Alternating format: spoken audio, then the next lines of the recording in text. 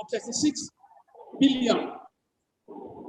Even the debt servicing at that time, you know, that affected the annual expenditure on education and also healthcare, it was argued by the president at the time that it was unsustainable. The journey to national development was not sustainable, given the past. But I'd like to note here, though they mentioned the issue of debt relief and debt forgiveness, it was nothing like debt forgiveness, and I can say that. I was in a training in Kenya in 2007 on debt audit. And that training brought to me, as a Nigerian, I did not know the fact sheet on Nigerian debts at the time. But I want to let you know that the debts that we are taking today has a huge implication for tomorrow. In that debt audit training, we were shown a fact sheet on Nigeria. There was a Jubilee South, which was a movement about forgiving the debts for countries that the debt we don't owe, we don't pay. There was a massive movement, and the African Union was led by the then president of Nigeria, really moving about debt forgiveness. It was also stated in that fact sheet about Nigeria that the Obasanjo administration, during the military rule in 1978, borrowed $4 billion. We still don't have a record of what the money was spent, what the money was spent to. So that was 1978. As in 2003, at the onset of the return of Obasanjo, Nigerian government paid back 16 billion on that debt because he goes on and on, he keeps accumulating. So as at that time, 16 billion had been paid. You borrowed how much? You borrowed 4 billion. And by 2006, how much it was standing at 36. But what they did, because Nigeria was leading the whole of Africa on debt forgiveness and debt relief, they hired Nigeria in 2005 to renegotiate its debts. At that time, of course, Nigeria has a great reserve, and they knew that Nigeria can actually pay. But I think the understanding is, what are we really paying for? So 2006, Nigeria paid back 12 billion and then bought bonds of 4 billion. This was the fact sheet that I was shown. And then we were forgiven because the debt was rising as well. At that 13, at the time we were paying the debt, it was now 32 billion because of some of the things that had been paid in the past. But what it comes out to is that Nigeria was forgiving the rest of the money. It was not forgiveness. If you remember the SDG offices, what they told Nigeria is that the rest of the money, you are going to use it for your own development. And so they came into Nigeria to supervise how much money was being used. So the remaining balance at that time was changed into Nigeria. It was not forgiveness, but that they asked Nigeria to use it for is forgiveness. I just want to bring that fact sheet back, the memory of that fact sheet back to all of us to see what 4 billion could do, and what is happening today is that the borrowing is not only at the federal level, at the state levels, they are borrowing, governments are now borrowing almost on daily basis or monthly basis, they are borrowing, and the national, it's a very difficult thing. I will see what the researcher has done. But you will be seeing that whatever they are borrowing today, the implication is very huge. How much did you pay for? So who is underdeveloping who? And why are our leaders not opening their eyes? And what are they doing with the money that they borrowed? So that's why the misgivings on the large amount paid and its implications for the country's resource base at the time. It was held at the moment that it will allow for a new approach to debt management and also development financing in a more sustainable way for the country. As of December 31st, 2020, the data from the Debt Management Office shows that our total debt stock stands at 32.9 trillion, and that is 86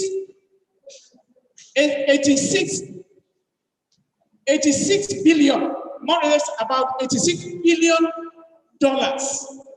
So if the analysis that I have given you now has anything to go by, where you were owing only 4 billion and you paid so much money and you are now owing 86 billion, the guess is as well.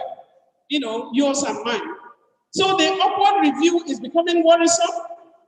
As debt keeps piling up, it closes the fiscal space for effective delivery of public goods and services, and especially gender-responsive public services. Those exacerbating poverty and also inequality.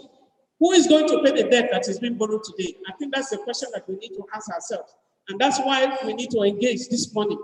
As reported by the World Poverty Club, Nigeria has overtaken India as the poverty capital of the world. It's not news to all of you. And the most vulnerable group, including women and children, and young people, are highly affected. However, the unsustainable level of borrowing have become a major concern for stakeholders.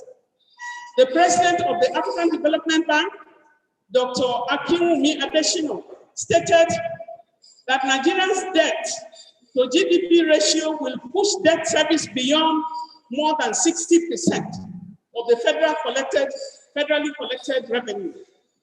With a shrinking oil space, the debt servicing payment posing the greatest risk to Nigeria.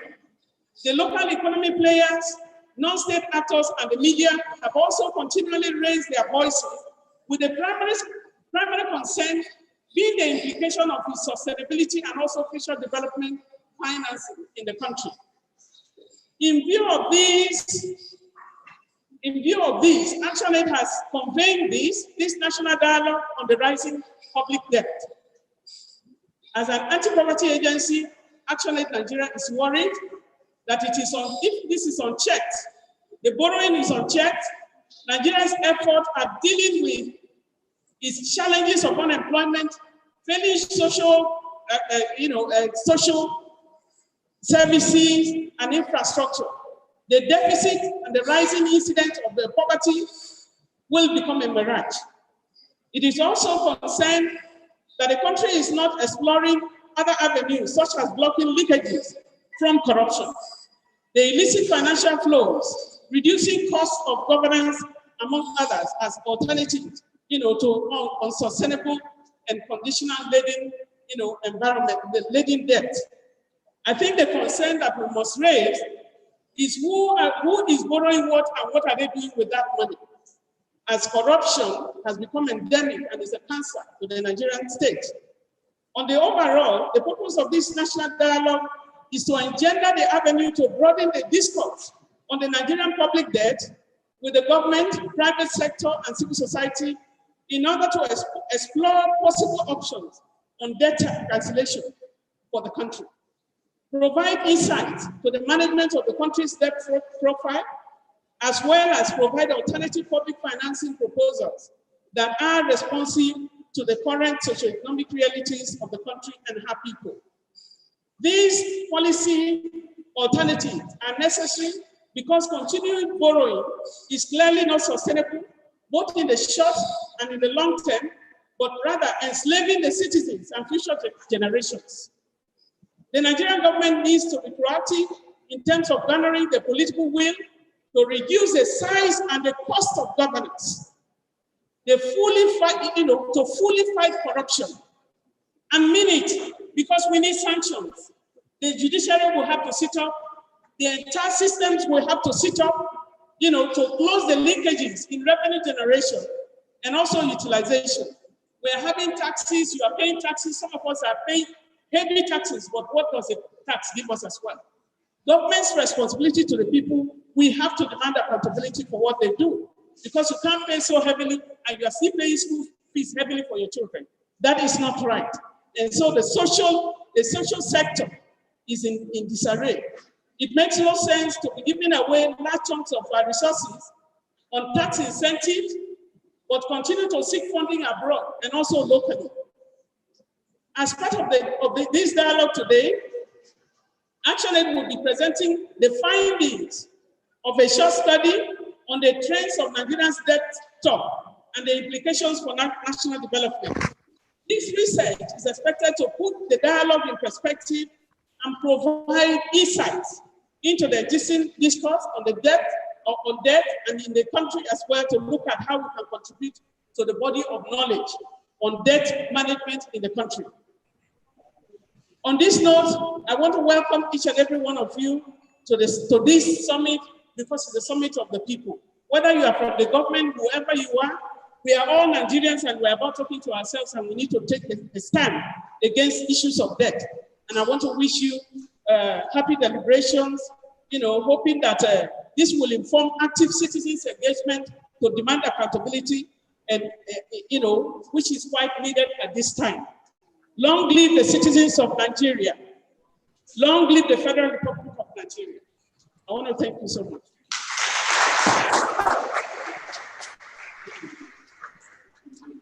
Thank you so much. Another big round of applause for the Country Director of ActionAid, who's always a passionate fighter for issues of social development. I've been told that the representative of the Minister of Finance, Budget and Planning is here in the room with us. We'd like to invite him, if our ushers could usher him to the high table. Mr. Monday Usaide, who's the head of marketing at the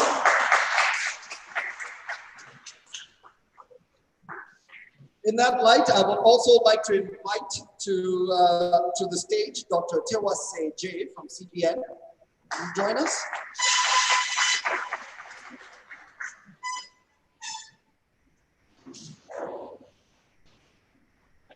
We would also like Mr. Simon Ogunim from the Bureau of Public Enterprises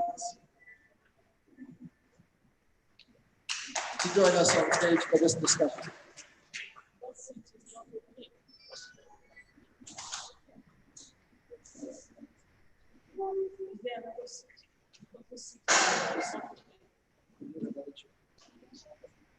Yes.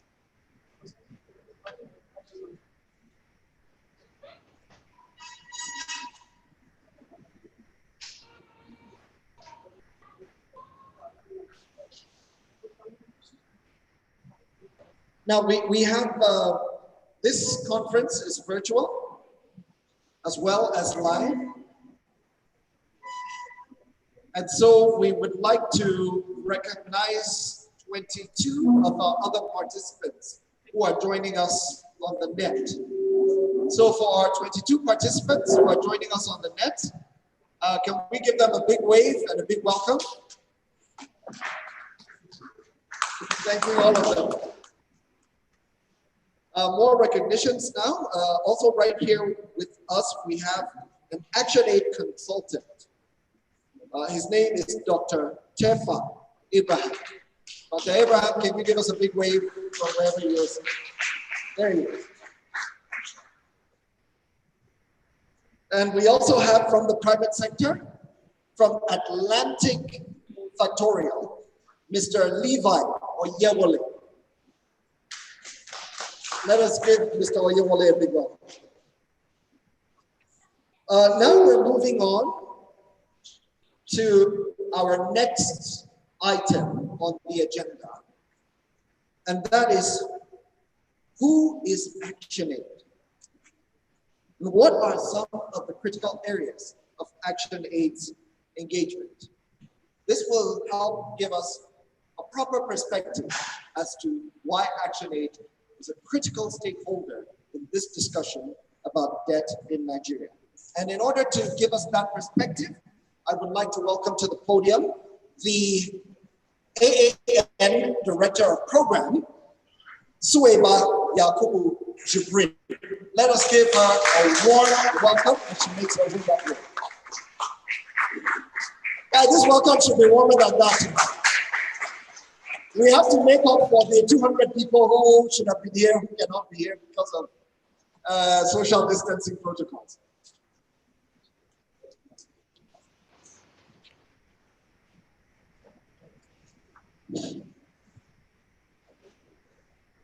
Distinguished ladies and gentlemen, may I stand by existing protocol? Good morning, and I welcome you to this August occasion. The country director had set the pace in terms of the facts and figures. I want to share with us information about what ActionAid is, and also to take us through some of the areas of our engagement. ActionAid is an international and local organization founded by Cecil Jackson Cole in 1972 as a child sponsorship charity. He found 88 UK supporters to support 88 children in India and Kenya. The focus then was on providing children with an education. So actually it started as an education-based organization.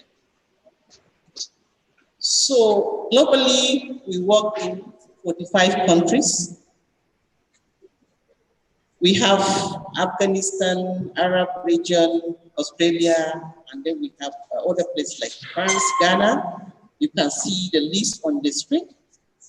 And then in Africa, we are in Kenya, Liberia, Malawi, Mozambique. But note that ActionAid is also registered locally as an independent organization, ActionAid Nigeria Foundation. We started operation in Nigeria in 1999 as a country program of ActionAid International. We have transformed into an autonomous national organization registered with the Nigerian Corporate Affairs Commission. Currently, we work in 30 states, including Edo, Lagos, FCT, Akwa Ibom, Delta, Nasarawa, etc. We are currently operating 17 projects, and I'm sure maybe by next tomorrow or in the next 2 weeks, we'll be signing new projects. So as soon as projects come, will be added. We have our headquarters here in FCT. We have a regional office in Lagos. We have another office in Borno, working with other CBOs and NGOs. Wherever we are, we work with credible non-governmental organizations to deliver the programs together. We have a very strong governance board at national level, and then we also have a general assembly. You can see the pictures of eminent and dynamic young women, including the Sweet 16, my country director here, seated with us. So we have the board of directors in person of Jumai Umar Achijola, and then we have Ene Udi as the secretary to the board and supported by country management team. So we have a mission of achieving social justice, gender equality, poverty eradication by working with people living in poverty and exclusion, their communities, people's organizations, activists, social movements, and supporters. This is our mission. You can see the vision: a just, equitable, sustainable world in which every person enjoys their rights to a life of dignity, freedom from poverty and all forms of oppression. We believe that poverty can be eradicated. We value mutual respect, equal equity and justice, integrity, solidarity with people living in poverty and exclusion. And we also value courage of conviction. We believe strongly in what we do, and then we are unapologetically biased towards women's rights and women in general.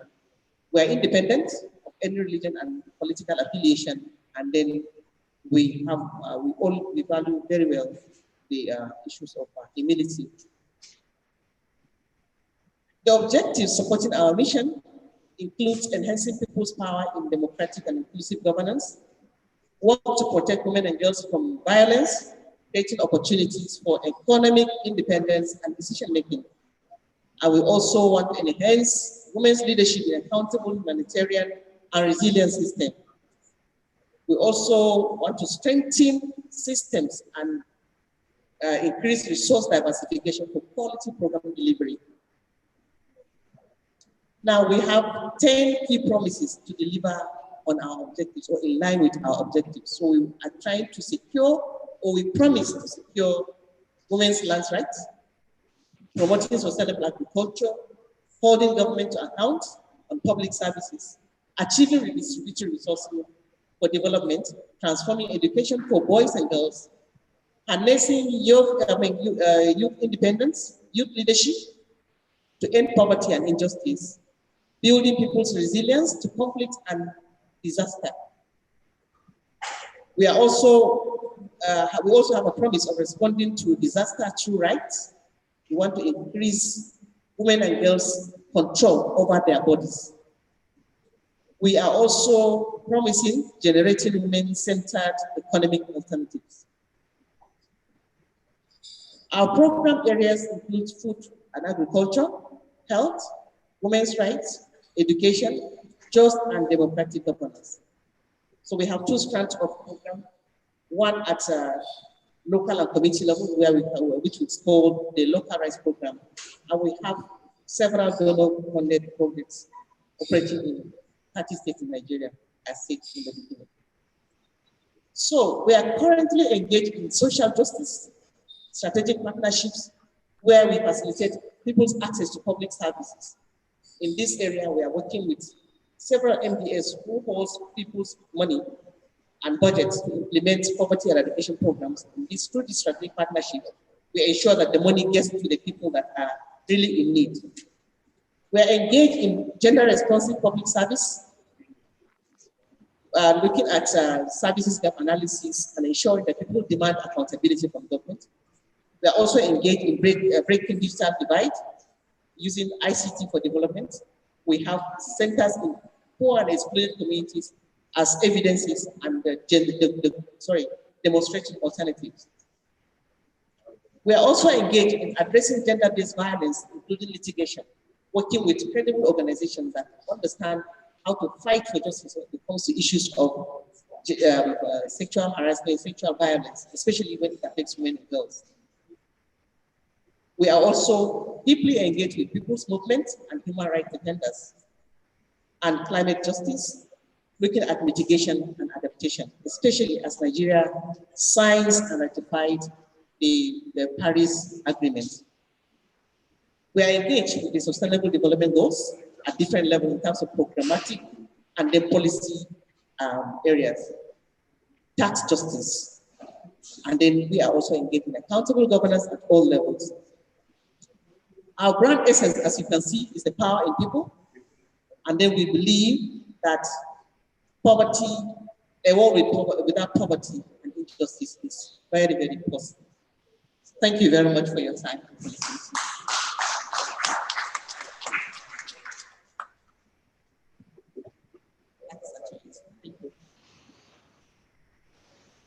Thank you very much. Let's give her another round of applause for that presentation. I realize some of you may be a little bit confused, but we tweaked the agenda a little bit. So don't be alarmed when what you have in front of you is a little bit different, but ultimately we are going to harmonize our positions. So what we had was the third item on our revised agenda, which was introduction of ActionAid, discussing the things that ActionAid is concerned about. Who is ActionAid? Right now, the next item that we have is our goodwill messages. And so for that, we will begin. We have several persons who will be coming here to speak with us for a few minutes to give us goodwill messages. But before that, I would just like to quickly announce that the presenter of the research that we will be studying today, upon which much of our discussions would be based, is here. He's the lead consultant from the Center for Social Justice, Barrister Eze Onyebere, just to recognize his presence.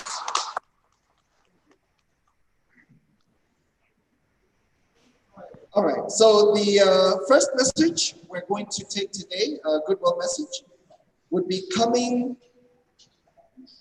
from the Executive Secretary of NITE, Dr. Obonaya Oji, who is ably represented here by Dr. Donald Tuwachinim. I hope I pronounced that correctly.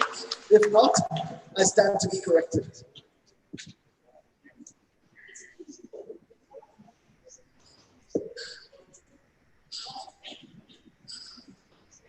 Good morning. Let me adapt the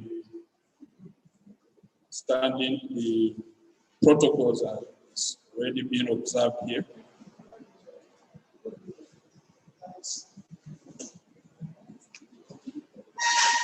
behalf of the Executive Secretary of the Nigerian Extractive Industries Transparency Initiative, Dr. Oji Ogbonaya Oji, I want to express a deep appreciation to be part of this dialogue on rising public debt in Nigeria and the challenges of national development. Permit me to say that this is a timely dialogue. Loans or public debt are important budgeting instruments that are used for financing of activities of government, be it organizations or even individuals. Successive governments in Nigeria, and indeed all governments, are involved in borrowing. And this arises from the need to readdress the infrastructure gap and the rising poverty and the rest, and particularly for development. While these are good reasons to borrow, there are also valid and divergent opinions from different stakeholders on issues of borrowing. And several questions are raised as to why do we need to borrow, how much should we borrow, what is the extent to which we can borrow, what is the interest, and all the rest. The Nigerian Extractive Industry as an agency of government, we exist to facilitate transparency and accountability in the extractive sector, in the sense that we maximize domestic revenue mobilization and minimize the borrowing of the government to finance development. To this extent, we at NAITI are committed to the economic diversification agenda of the government, and hence we take serious attention to invitations of this nature to be able to share our knowledge and understanding of issues related to revenue transparency in this country. And for these reasons, we are committed to work with Action Aid and other civil society organizations to be able to ensure transparency in the revenue, particularly in the extractive sector. It is our hope that at this occasion and in the course of these discussions, concrete policy decisions will emerge and will be taken forward for implementation by the government and particularly the civil society as the watchdog of the society. Thank you very much.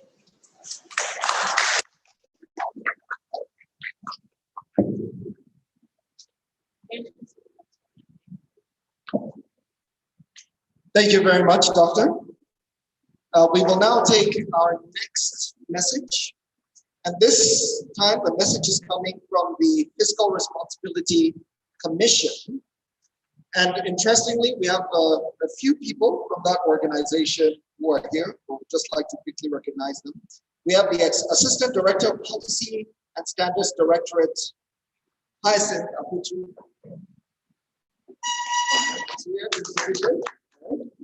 We also have the Chief Statistician, Policy and Standards Directorate, Ado Hassan.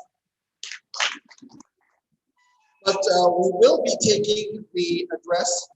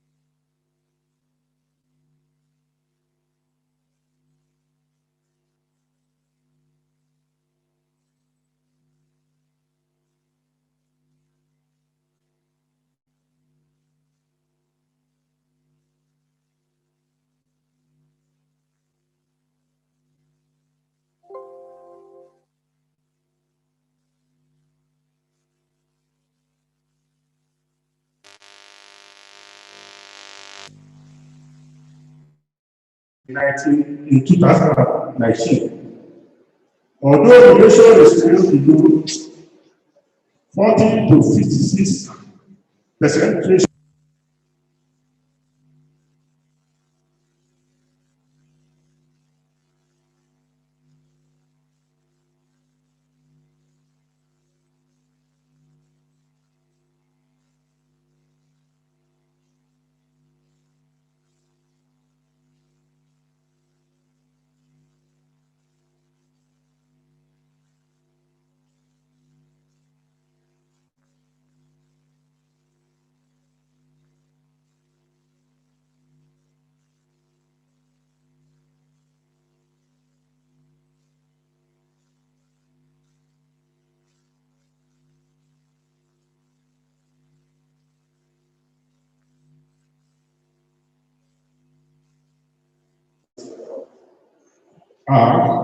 And the more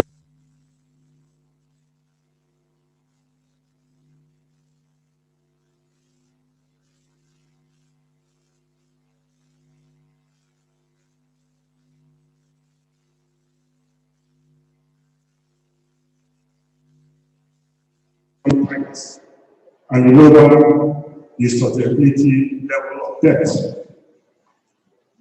I want to appreciate the organizers of today's event for bringing together critical stakeholders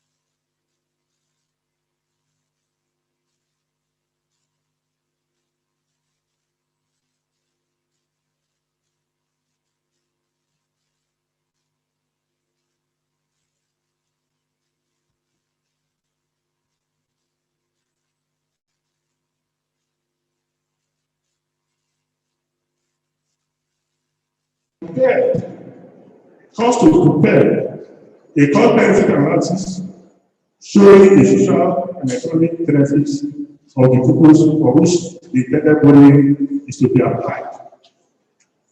All banks and financial institutions must seek and obtain proof of compliance with their rule conditions before lending to any government or its agency. Without the government in the federation observing the conditions for borrowing as spelled out in the fiscal resolution at 2007, there is greater risk of the country heading towards facing fiscal crisis in the future.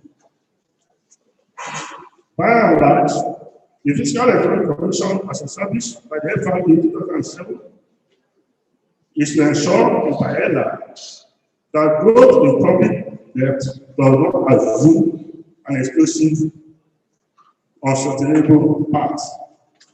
The challenge faced by the Fiscal Economic Commission is striving to make this a reality is lacuna in the FRA 2007.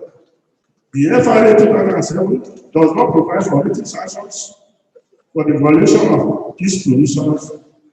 While some offenses are specified, no corresponding sanctions are provided for.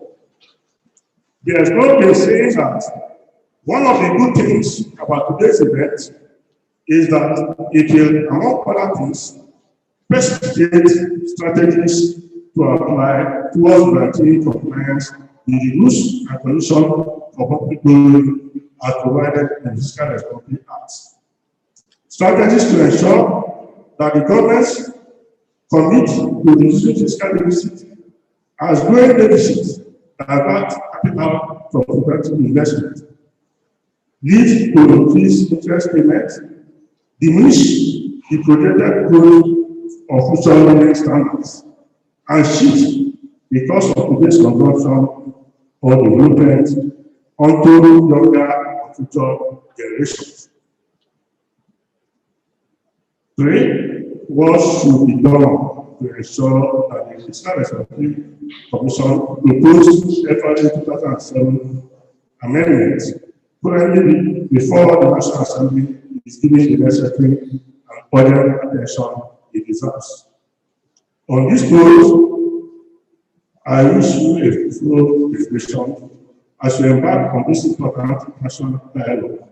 It is so that a communique will be issued at the end of the event, and the concerned authorities endeavor to give it a serious attention it deserves. Thank you.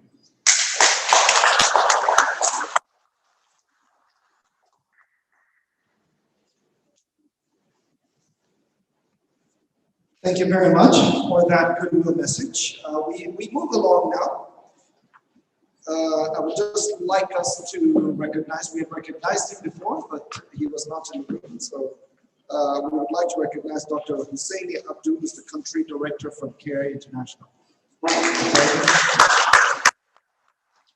We also have Hajia El Arab Kefi, who is a deputy director from the Central Bank of Nigeria.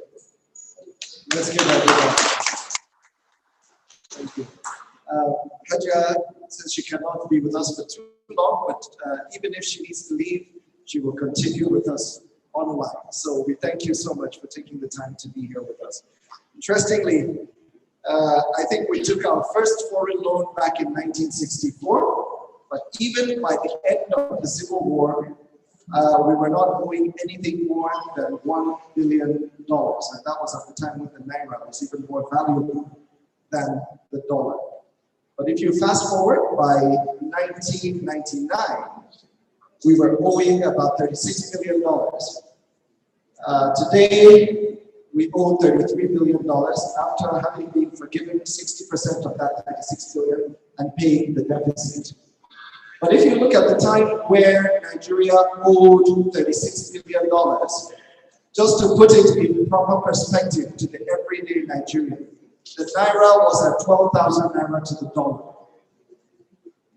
Today, the Naira is at 380 to the dollar. And we're owing 33 billion. And that is if you get it at the official rate. If you get it at the black market rate, we're getting it at 480 Naira to the dollar and owing $33 billion. Let's think about that. So more goodwill messages. This time I would like to invite the president of the Nigeria Labour Congress, Comrade Ayuba Wapa, who is represented here by Comrade Rita Koyeti. Let us give her a big round of applause.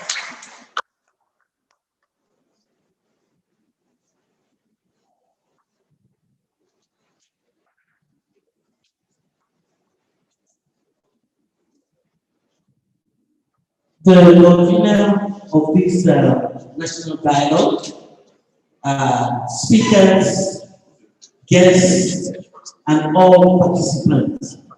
Before I give the goodwill address on behalf of the President of the Nigeria Labour Congress, I want to give his apology. Comrade Ayuba Wapa would have loved to be here himself. But due to other engagement, he's unable to be here, and he has asked me to present him. I hope the apology of the President is accepted. Believing that we have accepted his apology, I will now go ahead with the opening address. I bring you greetings from the leadership of the Nigerian Labour Congress. We are highly delighted to be part of this very important dialogue with the theme, the rising public debt in Nigeria and the challenges of national development. I want to commend Action Aid. Action Aid is one of our strategic partners, and we're almost proud of the work they do, especially in fighting poverty, promoting social justice, gender mainstreaming in all spheres of development. It is indeed worrisome and really cause for concern when we reflect on the rising debt profile in Nigeria. And for all, it is also very, very important that we as an organization that is defending the interests of the working class, we also think that this is something that we need to come together and discuss. And we are very happy that we can see that here we have representatives of government, the private sector, the civil society are here not just to discuss the rising debt profile, but also to make recommendations on its management and provide progressive alternative to public financing strategies in the interest of the people, especially the poor and the vulnerable. We have been hearing that debts are supposed to help development and help the people. But from experience and what we see, with the rising debt profile of Nigeria, there's also rising poverty, which calls for concern. And poverty, in the sense that if you look at the people who are very poor, we are also concerned because this affects men, women, girls, and the people who are also very vulnerable. So we are not meeting the development. Rather, we are seeing very, very negative implications, for this rising debt. Loans are being paid, and yet they are getting higher and higher. And one of the consequences also that we see in one of these negative consequences is also the problem of corruption, where there is poor management of debt, and this has negative implications on the socio-economic situation of the people in this country. There is also this rising and very poor infrastructure, roads, electricity, and all, which we thought that with these loans that life would be better for us in Nigeria. Well, in fact, the opposite is the case. So we think that this national dialogue is apt, and it will also help in trying to bring to mind some of these issues and how we will move forward to that, especially to lower poverty, which in fact is so worrisome. The poverty level has risen, the inequality gap has risen, and people are living in abject poverty, especially in the rural areas, with no access to education, decent nutrition, health care, social services, and of course, deficits to all that we talk about an issue of development. And we are also concerned, especially issues that affect workers. We all know that as far back as 2018, the national minimum wage was adopted. But as we speak, people are yet to enjoy the benefit of that. And that means people are really getting poor. And the working class who are supposed to help. And if money is in circulation, if the workers are better placed, and then there will be money in circulation, and then the economy of this country will work forward. But all these steps that we are hearing about, the government, especially in the states, are unable to pay what we call the minimum wage. Well, we are also looking for a living wage that will make people happy, make people rich, make people at least able to meet the basic needs of their own families, themselves and their family. So once more, I want to applaud Action Aid for this national dialogue, and we pray that at the end of it, we'll come out with beautiful outcome and a community that will be able to help us to move forward and also to come to the rescue of our country, because this country belongs to all of us. We have no other country but this Nigeria. We don't want our country to be mortgaged because of loan, because we are mortgaging not just us who are here, but also the future of Nigeria. But we shall drive and save this country from total collapse. Having said that, I wish all of us a happy celebration, and I pray that all will work out well. Long live the Federal Republic of Nigeria. Long live Nigeria Labour Congress, and long live the struggle for the emancipation of the people. Thank you very much.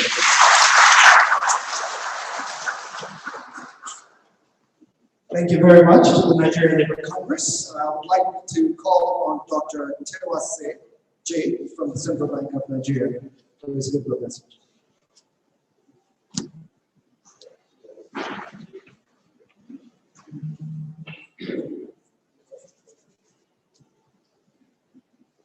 Good morning, ladies and gentlemen. If I'm permitted, I'm standing on the existing protocol in order to save our time.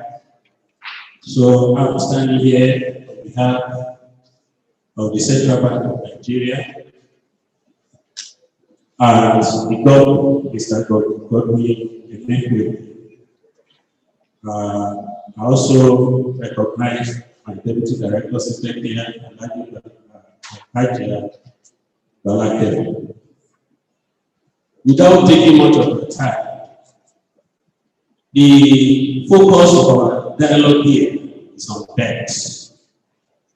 Debt is part of fiscal responsibility. Debt is never a crime, nor is it a sin.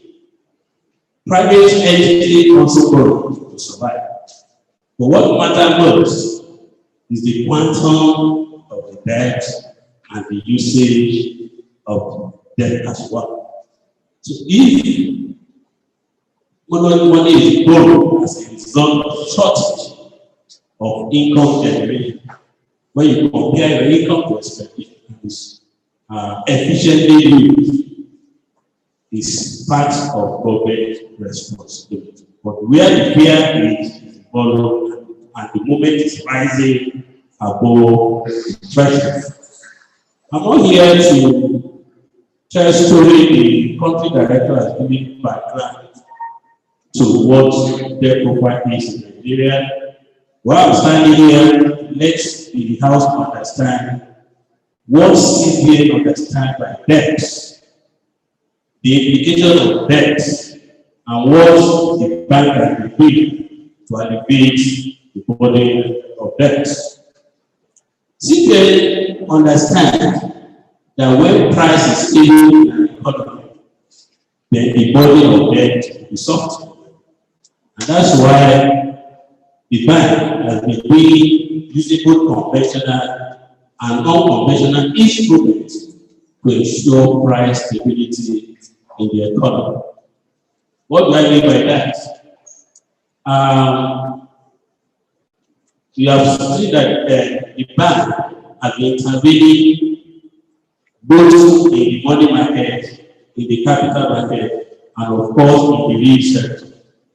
So the primary responsibility of the bank is to regulate money in circulation in order to ensure growth and in order to ensure price stability. The price stability we are talking about is not just to stabilize but to ensure that the price existence is conducive for economic growth.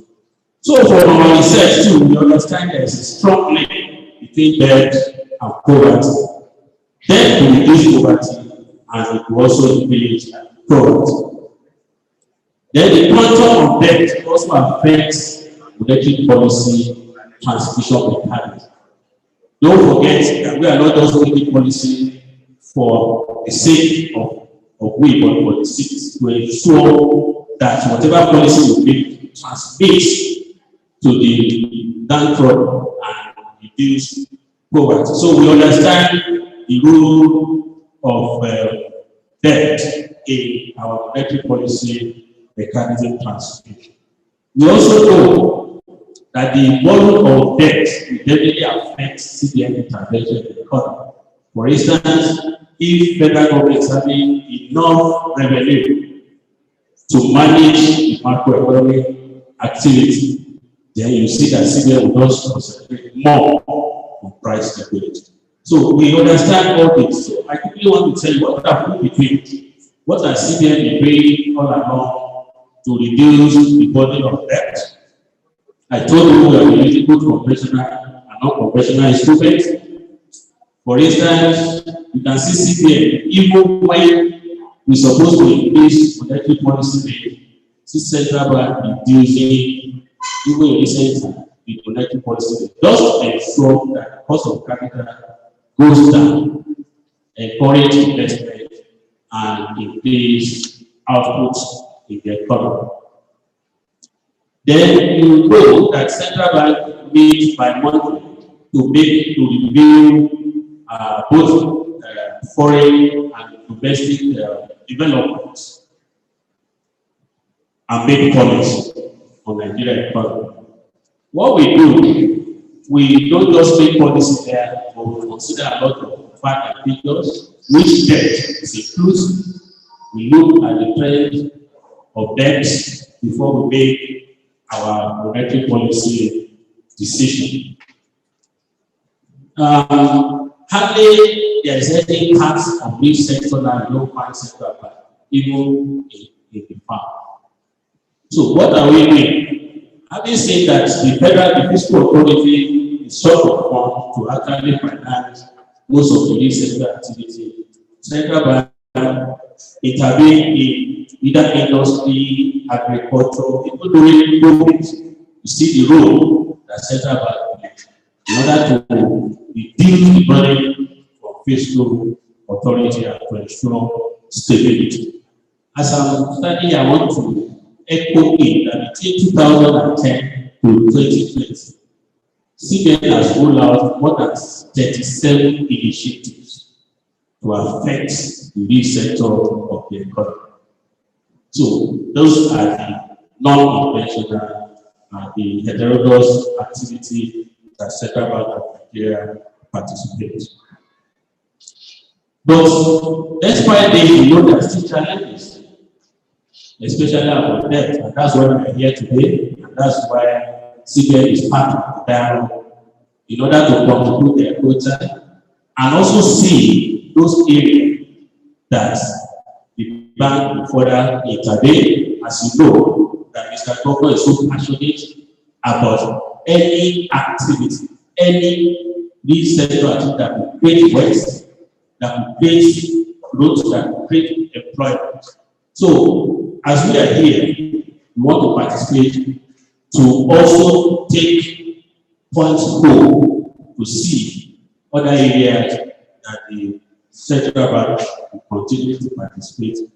I want to assure you that Mr. Governor is so committed to this. But I will not leave this podium without identifying some areas that either the fiscal or the monetary policy authority need to look at, which the director of the country director also mentioned. What are we doing more about the big things? What are we doing more? She mentioned the pot that we borrowed for $4 billion sometimes without knowing what the money was used. this is the crime embedded in them. I told you earlier that there's no crime in borrowing, but when it's come to that point, the crime has stopped. So we need to tie most of our debt to projects. The borrowing $1, tie that $1 to a project before borrowing, and then let there be monitoring and evaluation. And we're also encouraging those central banks, also advising the federal government, we need to still work on the issue of corruption and so on and so forth. So I want to appreciate you for listening. No, we don't talk too much, but we know what we are here for. We listening and we contributing. And we also wish you good deliberation and successful one as we go on. Thank you so much for participating. Big thank you to the Central Bank of Nigeria. Interesting thing that Dr. Tawase says, loans can increase poverty, but it can also decrease poverty. So it depends on what role that loan is playing in the life of the human beings that are part of the society of the country that is receiving those loans. So we'd like to hear very briefly from the representative of the Minister of Humanitarian Affairs, Dr. Mohammed Nasser Mahmoud, to present us.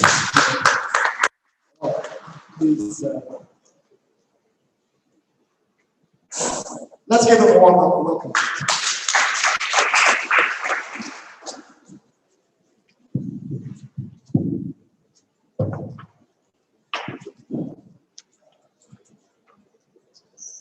Good morning. The representative of the Minister of Finance, the representative of the Central Bank of Nigeria, the representative of the Nigerian Labour Congress, the country director of election aids, Ms. Eni Obi, and other representatives of partner organizations in the federal government of Nigeria, distinguished participants in dialogue, all other protocols duly respectfully observed. I brought a good message from the Honorable Minister of Humanitarian Affairs, Justice and Social Development in the Federal Republic of Nigeria, Ajia Saidiya Baruch. Is unavoidably absent. Actually, she wanted to be in this meeting. I had a meeting with her yesterday evening where we discussed this program, which she directed the meeting from the presenter. We are very happy to be part of this national dialogue that is convened to discuss Nigeria's debt profile and how it will impact on Nigeria's socio-economic development. The Federal Minister of Humanitarian Affairs, which was created in 2019, to further strengthen the federal government efforts toward combating poverty, ensure social justice, and also to mitigate disaster. So the theme of this dialogue actually fits perfectly into the mandate of the ministry. Since the creation of the Federal Ministry of Humanitarian Affairs, actually we have been engaging with the action aids, because actually we share those key values of poverty, eradication, and social justice. So we are very happy to be partnering with the organization in those values. Let me quickly make an observation with due respect to the organizers. The Federal Minister of Humanitarian Affairs actually was formally invited to this meeting. This is the invitation letter, this is minutes. But I'm surprised that she has not been organized on the agenda of this meeting. I wonder if she had come, what will happen in the program? Because the Ministry of Humanitarian Affairs is directly responsible for coordination of poverty, eradication of the federal government of Nigeria, social justice, conflict resolution, and disaster mitigation. I think we're key stakeholders in this meeting. So please I think next time we should please. Actually, I might be checking call because there would have been some little issues which have come up. So probably next time I think please we should take some of these things into consideration.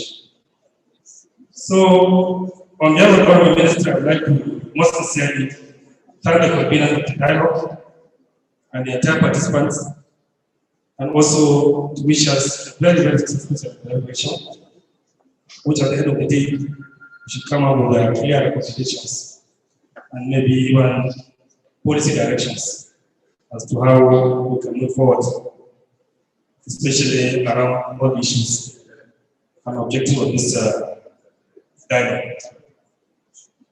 Quickly, I would like to say one or two things about some of the efforts the ministry is making towards poverty eradication, especially with regard to the National Social Investment Program for the federal government of Nigeria. The National Social Investment Program is clearly designed and focused towards mitigating poverty in Nigeria. We have 40 interventions under the program. The National Responsible Building Program, which targets feeding of primary school kids around public primary school across the country. Over 9 million children are fed under this program.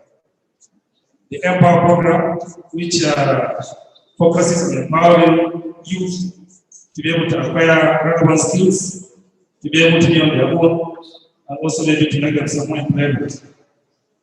The conditional cash transfer targets vulnerable households, to give them some stipends every month so they can be able to address some of their needs. And then also the government empowerment and enterprise program, which also targets Nigerians that are engaged in small-scale businesses that are not able to access credits and bank facilities, to be able to access some sub-loans and whatever, so they can be able to boost their various economic activities. So once again, I wish us a very, very successful celebration, and we are very, very happy to be part of this process. Loving the Federal Republic of Nigeria. Thank you very much.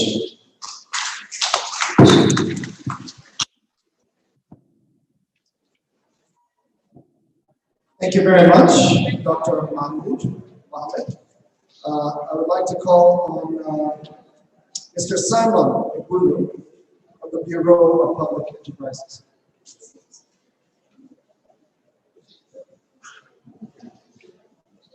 Let's welcome him, please.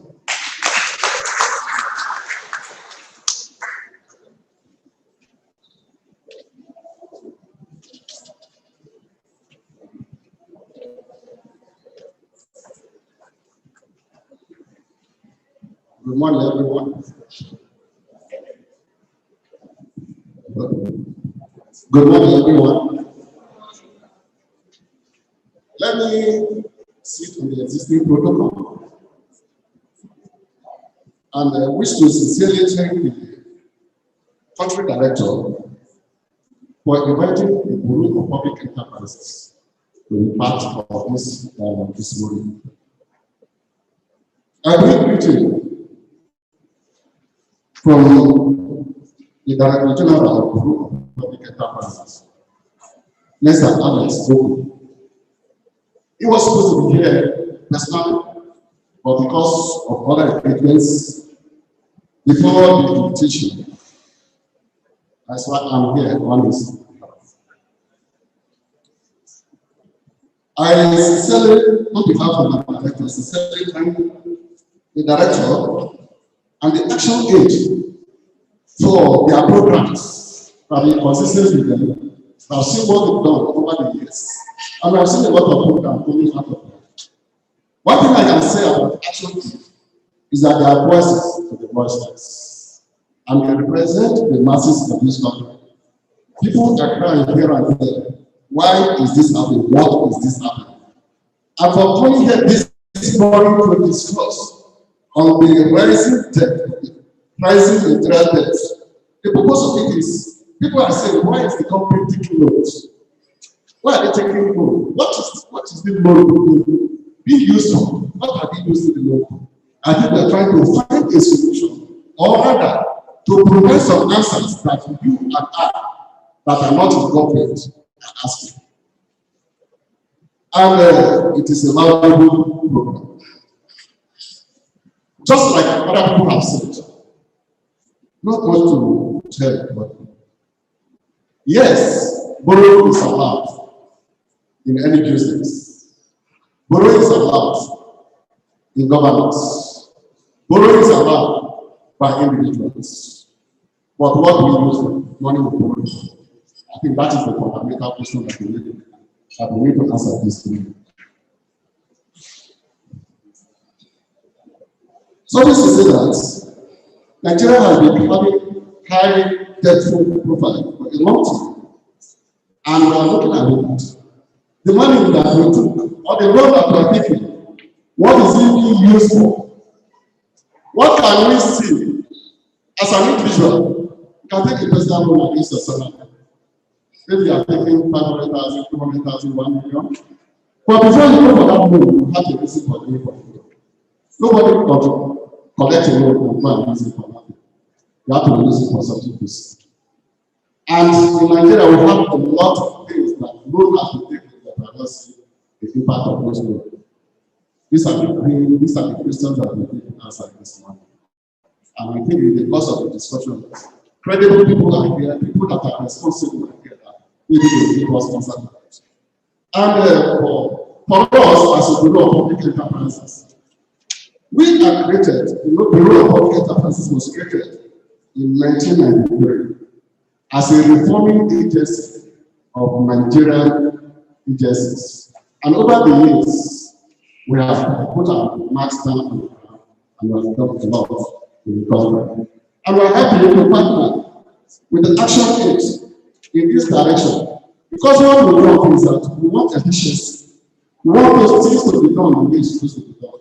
We want to do things that we can have the history to have the reference to. That is the purpose that we stand for.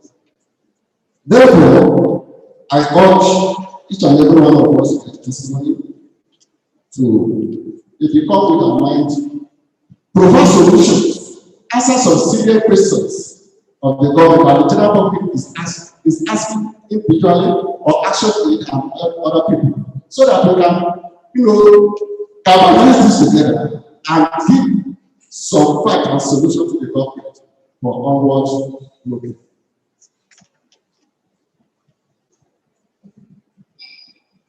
In recent time, we can see, just like last time, the federal government has come up with a circular that the Bureau need to partner with entities for infrastructural development. And this is what we stand for. And this, we partner to prepare through what we call public-private partnership, PPP. If you see some of the contracts that are taken away in this country, a lot of abandoned roads all over the country. Roads are being constructed. 1 month, 2 months, 3 years, the road is not. You cannot see it. Corruption is the order of it. Quality jobs are not being done, and nobody asks anybody. These are the things that we stand against, and it has to be corrected.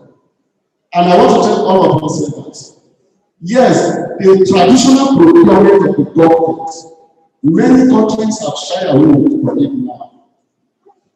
If you look at the UK and some other countries, Latin Americans, majority of them, the traditional procurement is no more the main thing of these things. They go for what we call public-private partnership.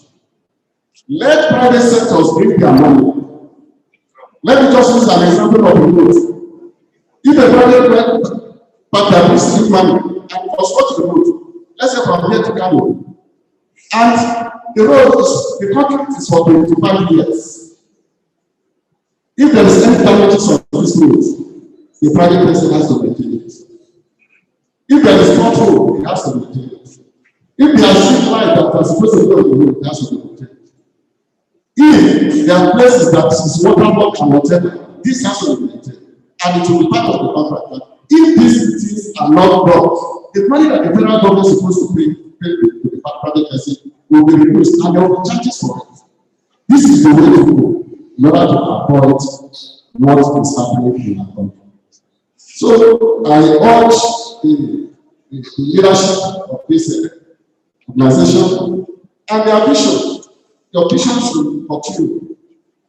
We should continue to go out of all strength and capacity, so that we see to the end. And many people, and majority of the people, are with us, and we'll find this cause together. God bless you.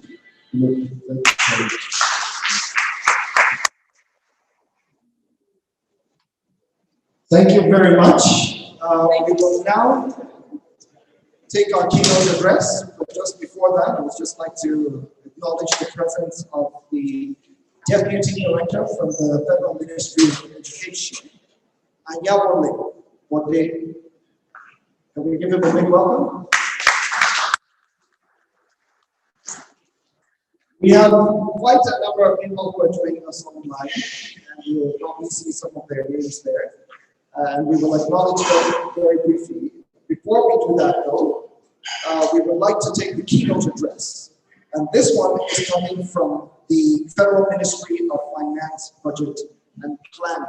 The presentation is done by the Minister of Finance, Budget, and Planning, Zainab Shamsuna Ahmed, represented by Mr. Monday Osiago, who's the head of the marketing department at the DMO. So let us give him a very big round of applause.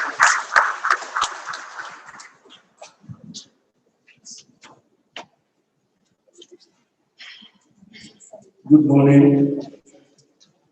On behalf of the Honorable Minister of Finance, on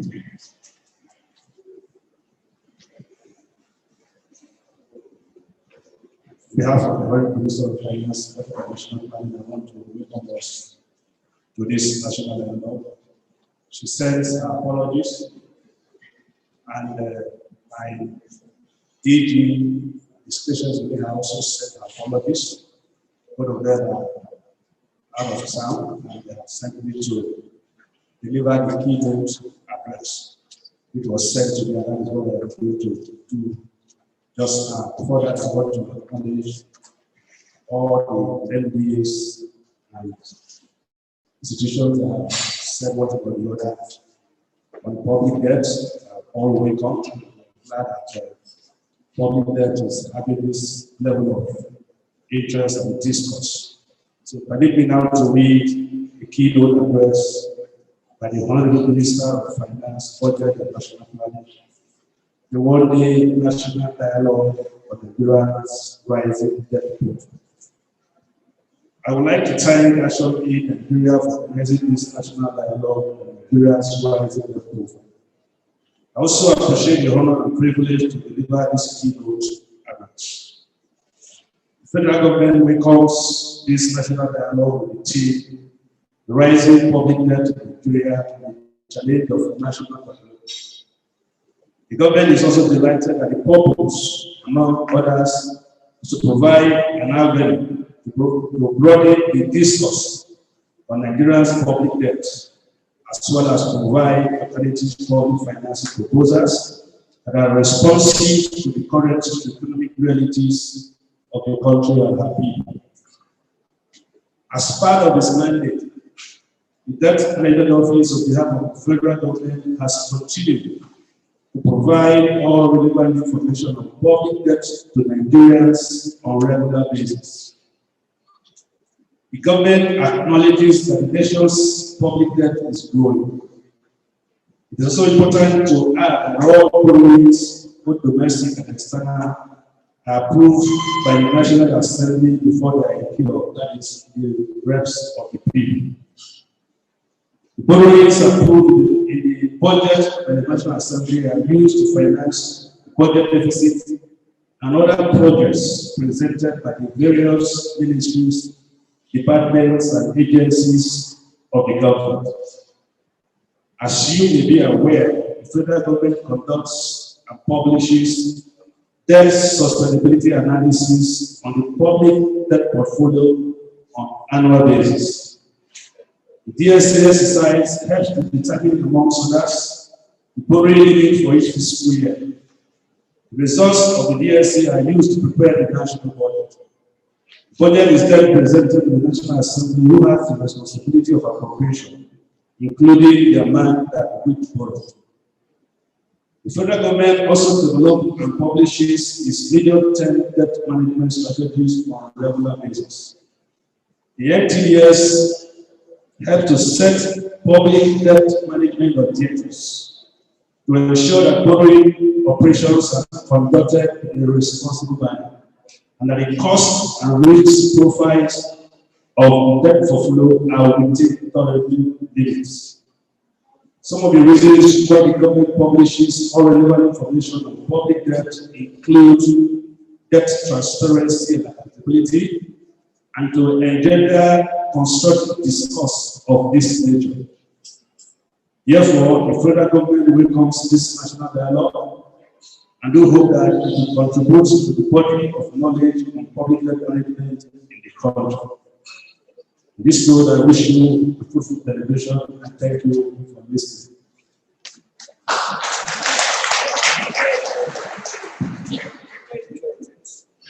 On behalf of the Honorable Minister of Finance, Budget and National Planning, I hereby declare this national dialogue open. Long live the Federal Republic of Nigeria. Long live all the citizens of Nigeria. Thank you.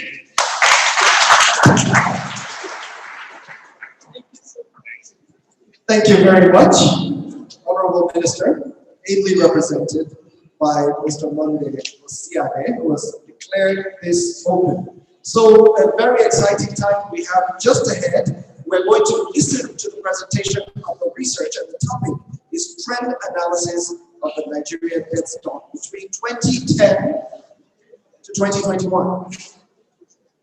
I think I gave a little bit of what I knew of what happened between 1964 to 2005. As at 2005, we thought we were almost home and dry, but something began to happen right from around 2010. So we're going to listen to that, but first and foremost, we're going to have a very short coffee break. We're also going to have a very, what we call a working coffee break. So we'll take just a little time for, just go to the nearest post close to you, get your refreshments. And within that time, because there will be a presentation up on the screen here, so we will have members of our high table to take a seat right at the front so that they can take the presentation. After the presentation, we will invite you back here to discuss and thrash out all of the issues and give us more details on that. So we'll take a very quick coffee break. We'll be led by members of the high table, and then we will follow the members of the high table as well as our core presenters.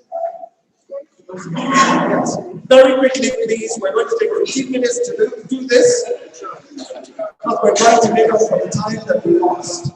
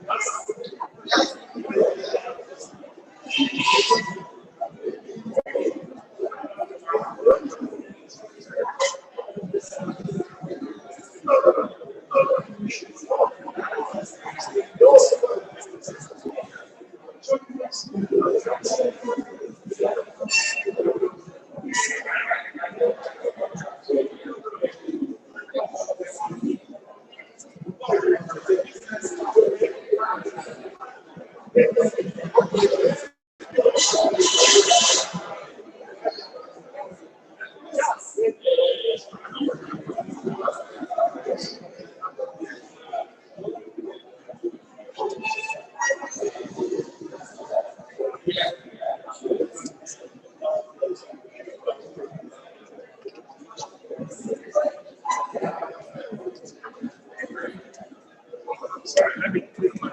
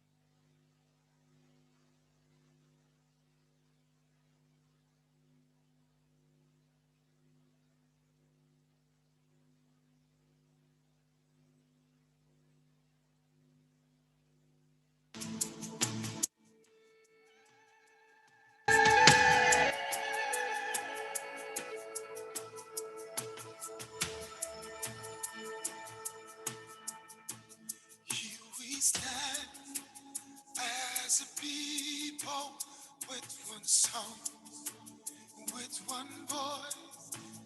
We're a nation undivided and voice. We will take a stand and build our land in faith to defend what is God. Here we are as a people with one heart for one cause. We're determined to rebuild and restore. Where freedom, rights, and truth prevails.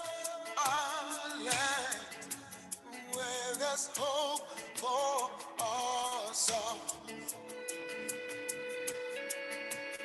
Our land, where there's hope for us all.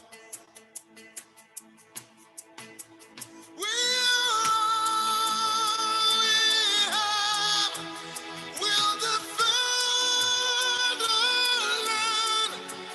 We believe in this nation, and we know we'll get there. We'll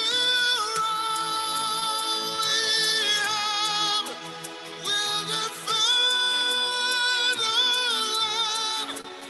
We believe in Nigeria and the promise she holds, and that one day we'll shine like the sun.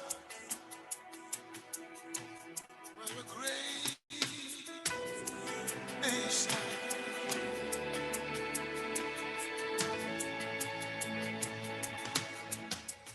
Though we are many people, different tribes, different tongues, we're united in our strength and resolve to uphold the honor of our land and for generations to come, and for generations to come. We'll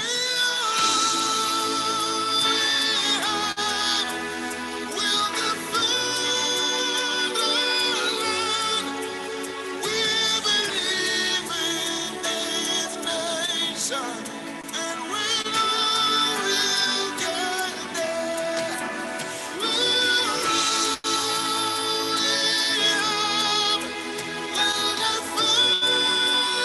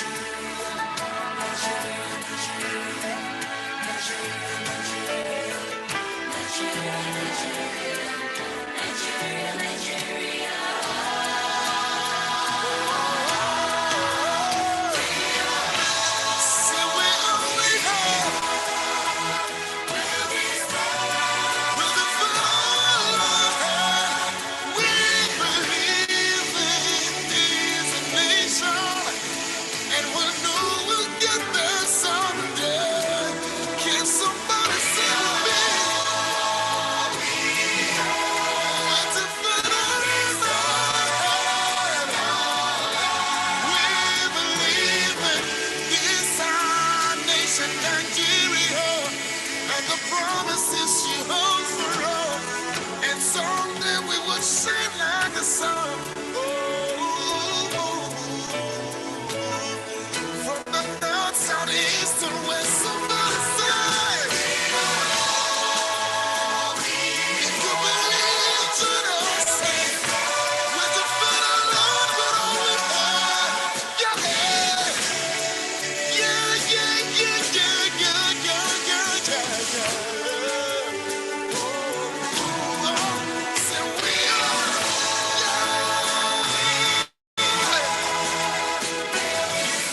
with the foot of Lord. I believe, and I know you do too. Yeah, yeah, yeah.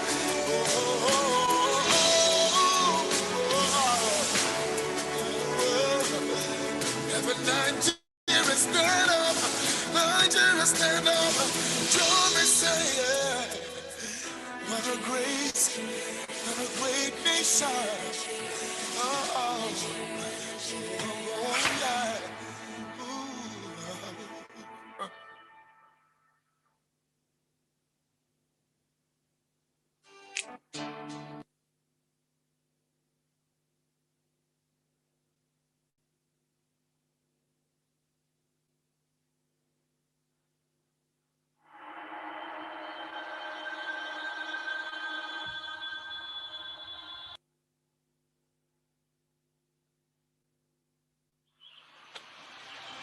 Daddy. So you insist on doing what you want to do. Ṣé ọ̀rọ̀ tinú ẹ̀ ló máa ṣe lọ láti wà? Daddy Monlo, Daddy, I'm going to the city. You children of nowadays, you are too much in a hurry. Be patient. Be patient. Daddy, I've heard what you have to say, but I have to do what is in my heart. Daddy Monlo. Let me tell you. Daddy, Sir. you are on your own.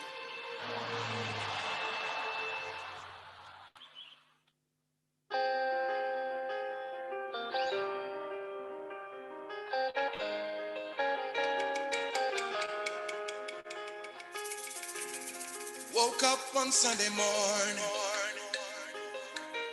told my daddy I'm leaving home. Going off to the city tomorrow, even though I don't know where to go. Daddy says, son, don't be a fool, 'cause life in the city is unbelievable. You could get broken, oh, you're just a little boy, and you may never find your way. And I said, I know I could get lost. I know I could get broken. Forgive me, Father, but I gotta take a chance. I'm already gone, so just pray for me. For me, pray I find my way. Glory by me, share. Oh, forgive me, Father, but I gotta take a chance. Oh, I'm already gone, so just pray for me. For me, pray I find my way. Glory by me, share. Oh, forgive me, Father, but I gotta take a chance. Oh, I'm already gone, so just pray for me.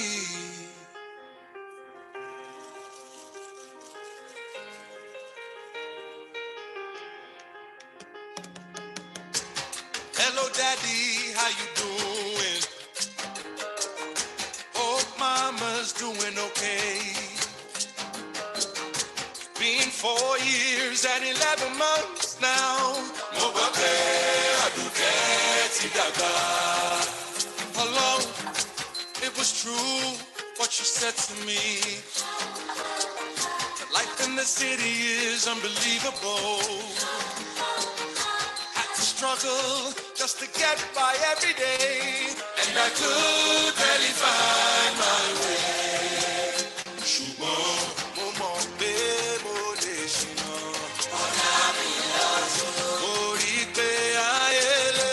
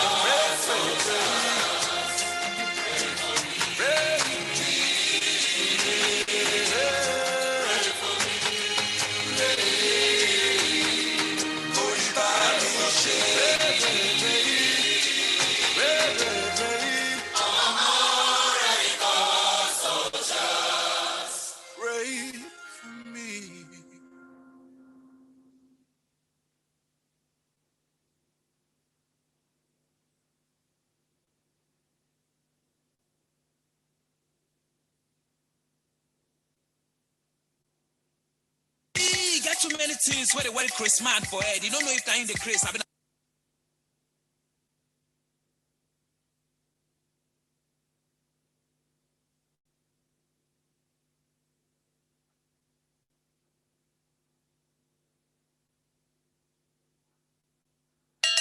So you've got your own business and you're doing everything you can to promote it. But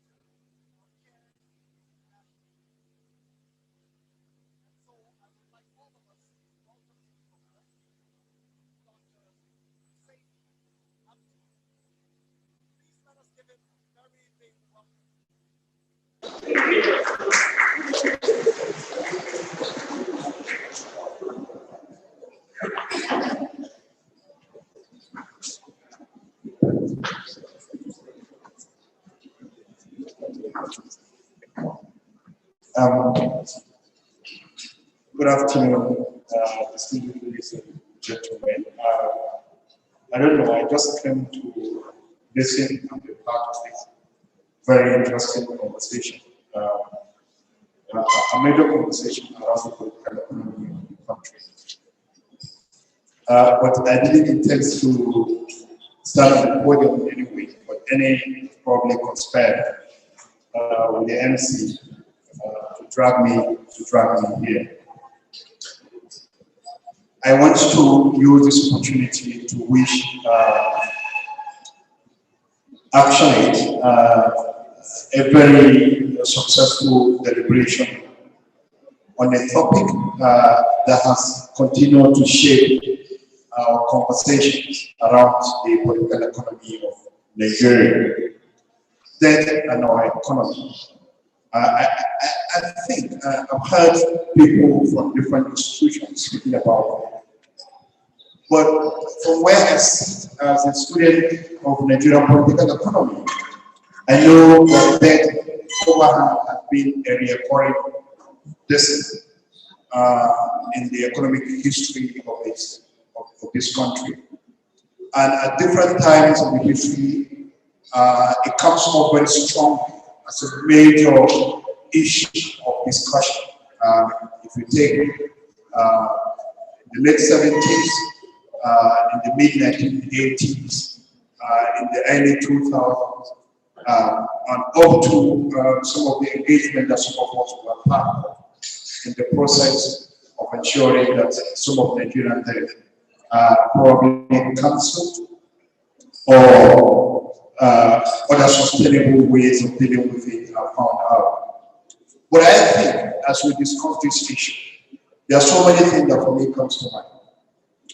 When we discuss debt and our economy, are we not discussing the symptom rather than actually discussing the substantive issues that shape the economy of the country? What kind of economic philosophy do we have as a country? What is driving our development as a country? Is it not the kind of development model that we pick that makes the whole need for debt very compelling? Is it not because of a certain perception of what development means to us that is compelling us in one way or the other to continue to accumulate debt? How about the question of corruption? I know a lot of issues have been raised around corruption. What about the structure of our public service? Is it sustainable for a state government to actually use over 80% of its resources in servicing its recurrent expenditure and also servicing debt, then borrowing to carry out capital projects? Is it sustainable for a government to consistently run on deficit budgeting for 6 years or for 10 years consecutively? So I think for me, as we discuss this issue, some of the questions we should ask are the model of development that we as a country has adopted, and whether we can continue to espouse that model and remain without that overhang. Thank you very much, and I wish you a successful dedication.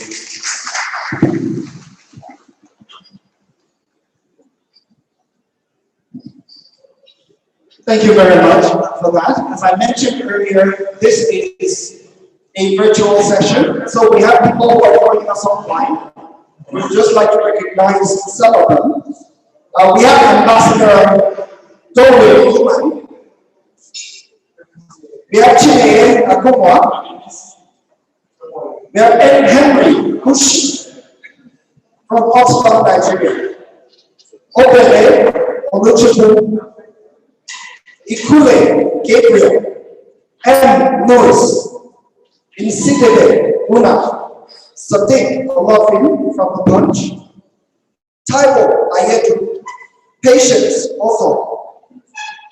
Shakiruddin Taiwo. Victor Arokoyo from Christian Aid. Olumide, we have Princess Victoria Uno, so development from Development Research in Akwa Ibom. We have Dr. Ukeoha, who is the president of the National Nigerian Traders Union. And we also have George Hill Anthony, Executive Director, Niger Delta Budget Monitoring Group. So all these are some of the key people who are joining us live online. So now it is time for our research presentation. But before we do that, one thing I've learned is that once we have good food in our stomachs, we can become heavy. So let's take the next few minutes to stand up. Can I have everyone stand up? Can we have the whole room stand up, please?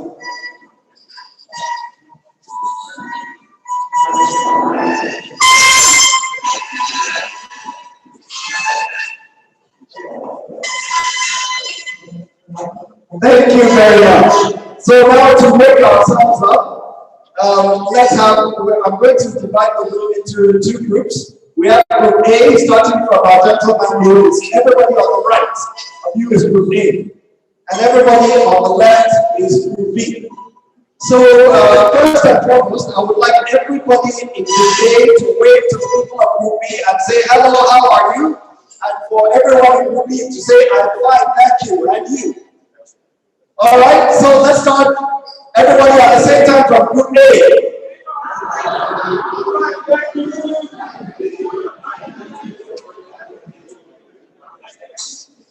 All right, are we already down? And we are ready. All right, let's all be seated.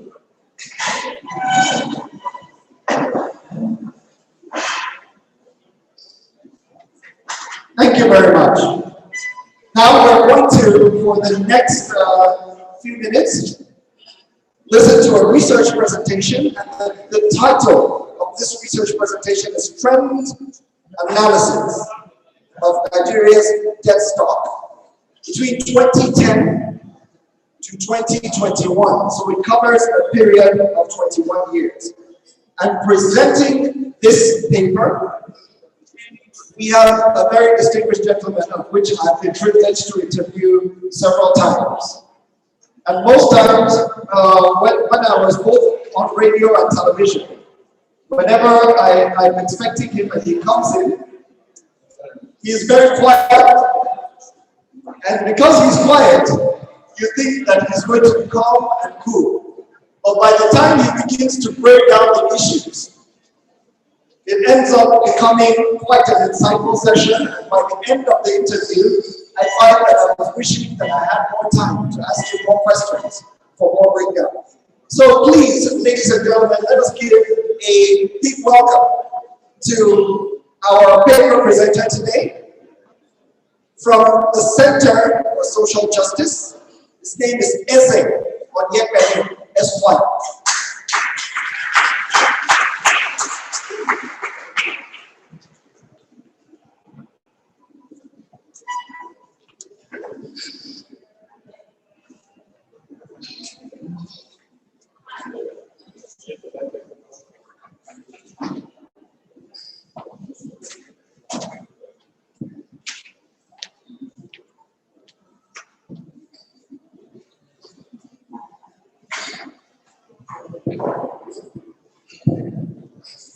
Well, a very good afternoon to you, ladies and gentlemen of goodwill. I assume you wish Nigeria well, and you want to see Nigeria, you want progress as well. My task is to look at the trends of Nigeria's debts between the years 2020, 2010, and the current period.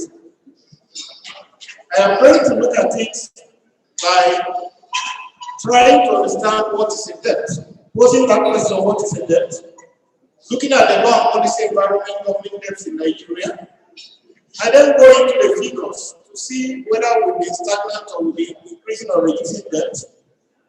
Then I will look at who and who have benefited, some form of a brief geographic analysis of the key sectors and areas where the money will borrow according to.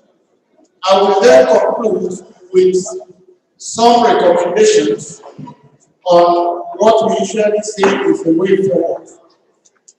To start with, the TOR for this study asked me to conduct a test review to make a detailed comparative and trend analysis of Nigeria's debt incidence over the period 2010 to 2020, to classify the sectors which specific contractual loans have been entered, to determine possibly the amount of material benefits in terms of infrastructure to the different geographies of Nigeria, if there are many inherent inequalities, and then practical alternatives to governments continuing borrowing through domestic resource mobilization and maybe cutting down on those things as well.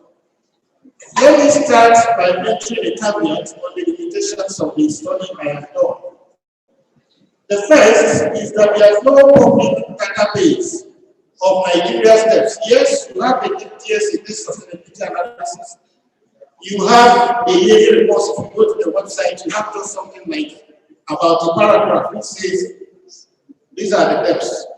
Okay, this is the bunch that is external, this is the bunch that is internal, this is what states are doing jointly, and this is what the federal government is doing.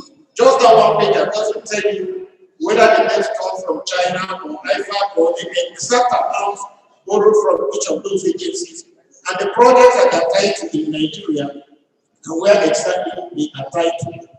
So we don't have that as of now. And even trying to put geography for these debts is like a very ambitious one, because it would not have been possible to go through all Nigeria's debts. We'll be talking of going through over 200 or 300 debt instruments, and then for you to be able to draw the conclusion on that. So what we did was more or less to take some trends, and some of them, not all of them. Now the methodology we used was more or less a test study. Virtually all the data you will get are information and data we took from the website of the Debt Management Office. Some of them, like the specific loans and where they were invested, we took it from the websites of the respective creditors, like the World Bank, the African Development Bank, and some of the implementation, documentation, and appraisal documents that you have there. That's why we got most of the literature from. Now, in looking at the debt, I took some definitions, one from what can be considered not an academic source, the Wikipedia, the Wikipedia, before I came down to the Black's Law Dictionary definition of the debt. And then went on also to look at what the Fiscal Responsibility Act has specifically said this and this qualified to be a debt. But the running line across all of this is that we have a situation where Mr. A or Mr. B, because you don't have the resources available now, but you want to embark on a project or service or construction, and you go ahead and ask Mr. or Mrs. B to give you the resources, whether it is money or money's worth, for you to be able to engage in that transaction, and then you have an arrangement of paying back in the future. So that's a trend that is running across all these definitions of debt. If you look at interpretative section 56 of the Fiscal Responsibility Act, it defines debt in very broad terms, including any loan, including principal, interest fee on such loan, deferred payment for property, goods, or services, bonds, ventures, notes, or similar instruments, letters of credit, and reimbursement obligations, trade of workers' acceptances, agreements providing for swap, ceiling rates, so very, very broad, not necessarily in what we conceive as, because by the time you look at what we conceive as debts and look at the website of the Debt Management Office, we may not be capturing the full picture. For instance, if you have contractual arrears where contractors have finished working, and under the Public Procurement Act, you are supposed to pay them within 60 days. And here you are, 3, 4, 5 months down the line, you've not paid. Under the law, that's supposed to attract interest. So more or less, you've gotten this service, but you've not been able to pay. You have somehow deferred it. And if you also consider it critically, like when you go to the website of the DMO, it will be talking about $86.something billion. But recently, we woke up to hear that the same DMO is trying to extend the tenure and term of the ways and means over $25 billion with the two from the central bank. And of course, under the CBN Act, you cannot hold ways and means for more than 1 single year. You must pay back within that year. And you must not take more than a certain percentage of your return revenue for the previous year. So by the time you add about $25.5 billion to 26 point something we have, you'll be talking about 113. But what you see on that website is the 26 point something billion, which is like money we went out to borrow from either bilateral or multilateral sources. But true, if you look at the budget, we, like the last time, we committed over 600 billion naira to paying back the ways and means we took from CBN. So, properly speaking, Nigeria's debts is not what you see on the website of the DME. The debts are much, much more. And I've just given you one source that added $25 billion upfront before you start talking about contractors, arrears, and others. So, let's look at the legal and policy environment.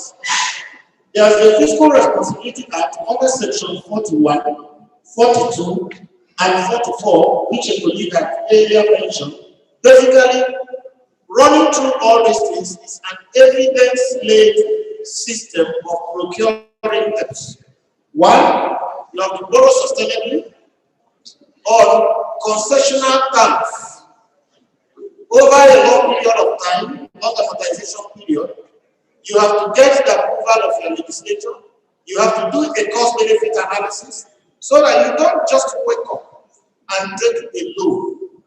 But then, if I look at particularly our internal debts, it is clear that we are borrowing internally in violation of the Fiscal Responsibility Act, because the Fiscal Responsibility Act in the same section 56 or 54 define concessional terms as any loan not more than 3% interest rate per annum.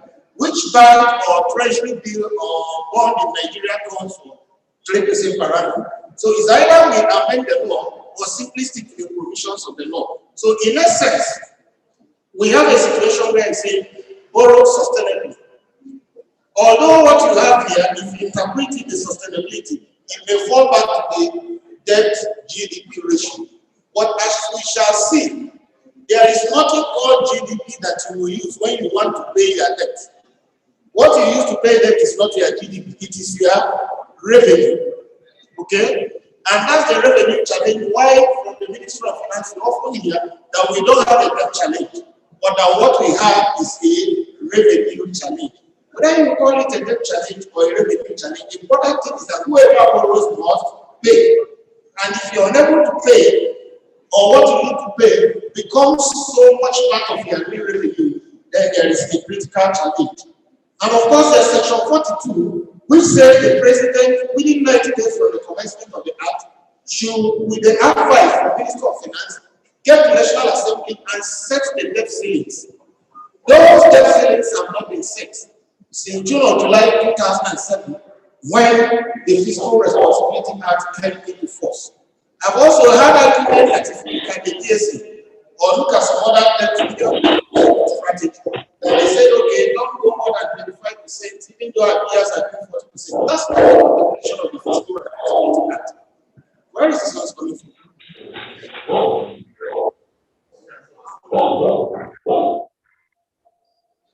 Okay, so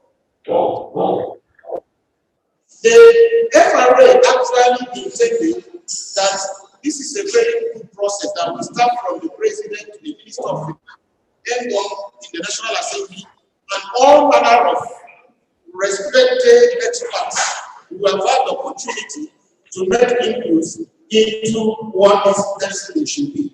Not only for the federal government, but the three tiers of government, because borrowing and debt are matters on the exclusive legislative list, which only the National Assembly can legislate on.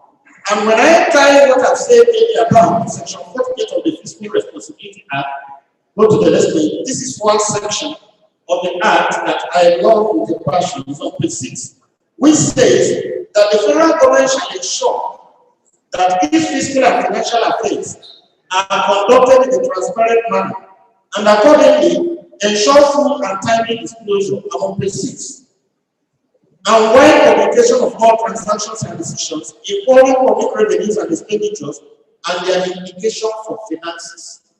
The key words are underlined: full and timely disclosure, wide publication of all transactions and decisions involving public revenues and expenditure, and not only that, and the implications for our finances.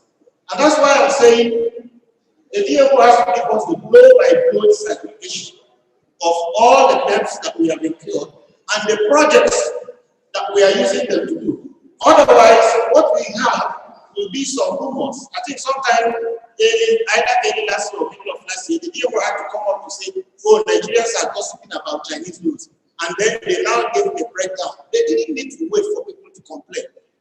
It was a statutory duty. Particularly if you look at this section, and also look at box 1, where you have the functions of the DFO, which is quite extensive. And the first function under the Act, section 6, says, maintain a reliable database of all loans taken or guaranteed by the federal or state governments or any of its agencies. Reliable database. Can anybody tell me what a reliable database is if you simply give us aggregates that are not just more than one small level? It is a blow-by-blow account because this thing was taken on behalf of the taxpayers. It is not private loan, so those people you took that loan on behalf of are entitled to know. They are the ultimate subjects. You are simply a servant of the people. So if you move from there, that justifies the need for us to be able to see these things and probably make recommendations and inputs, even at the level when these loans are being negotiated before they finalize. Because some of the things we hear today, nobody has been able to verify that if you default in Chinese loans, they tell about African countries, they come and take over railways, take over airways, even bring their police. If those stories are true, I pray not. But if it gets to that stage, where because you cannot pay, somebody now comes to take over, for instance, the Abuja International Airport. Somebody comes to take it over. How do you call yourself a sovereign country? What is your national security if somebody else has to run that place? And as I shall show you later, we are very critically getting to the point where this may likely happen. Let me still move on. Maybe towards the time, I will give you the statistics, not manufactured from me. I copied it ipsum verbal from the presentation by Her Excellency, the Minister of Finance, during the breakdown of the 2021 budget. I don't manufacture evidence. I use what has been provided publicly. Now, in the policy environment, we look at the National Debt Management Framework, 2008 to 2012. The major issue here was saying, okay, let's have the composition between the external and internal. External 40%, domestic debt 60%. And also, let's look at the borrowing mix for domestic debt. 75% at least should be for long-term, while 25% is for short-term debt. So that was the trend until we came to the medium-term debt strategy for 2012-2015. Of course, it more or less still retained that 40-60 ratio. But towards the end, we had the ratio of 13% external funding and 87% domestic borrowing. So towards that was at 2010. And then the projection was that by 2015, we had it at 33.67. So the whole projection was also that we will continue borrowing. But then let's make sure a good part of it was domestic borrowing. And then by the time we came to 2016 to 2019, we are now thinking about increasing the external component of the loan because we are thinking about concessional loans. And it appears that the ones they got from the World Bank and these international development associations will give you, they are cheaper in terms of interest is not so much. And they give you a long amortization period, give you a long period of time to invest and repay. Quite unlike most of the domestics, which are somehow short term with very long interest, with very high interest. But you know, when you are taking a decision about whether you are going to borrow from the domestic market or from the foreign market, It is like the difference between a rock and a very hard place. You borrow domestically, so you are paying 10%, 15% interest. You are crowding out the private sector, everybody complains. You go for external borrowing, you had a debt that we have procured in dollar at the time. The dollar was 200, 191, 199, 200 to 1 naira, right? And today it's 400 and something. So for everything you do, what you were required to pay, like in naira terms, almost doubled. And even your means of getting foreign exchange is more or less shrinking. So you put yourself under a lot of pressure. There is nothing that anybody has to be happy about borrowing, because at the end of the day, you must repay, and the resources to repay, instead of increasing, are shrinking. And that brings us to what we shall consider later. Okay? In some other economic theorization, they say that if you borrow to build up human capital, if you borrow to build roads, make ease of doing business, make it easier, that over time the economy will begin to grow. Companies will produce more goods and services, and as they are producing, they put more people in jobs. As they are putting more people in jobs, more people will pay a personal income tax. The corporate income tax expected from companies will increase, and so it's like an Eldorado. It's just like everybody is living happily hereafter. But how come we have been borrowing, and that Eldorado, we have not even seen any link going into there? Rather, the reverse is becoming the case. So there is a missing link, there is a disarticulation, which we need to ask ourselves, where is this missing link from? For instance, at $26 billion, can we, in truth and honesty, show ourselves $50 billion worth of infrastructure, $50 billion worth of railways, $50 billion worth of airports, $50 billion worth of seaports, $50 billion worth of hospitals, grade 1 hospitals that can compete, or $50 billion worth of water projects available, or even within the power sector? That's a challenge we will answer in due course. So there was this shift more towards the external. But the last development framework, which is 2020-2023, now is also suggesting that we go back to having more of domestic because of the rising debt profile and the depreciating nature of our currency, which is making it extremely difficult for us to pay. So let's get to part 2 of page 11, which is the debt trajectory 2010 to 2020. Page 11, the first table you have there.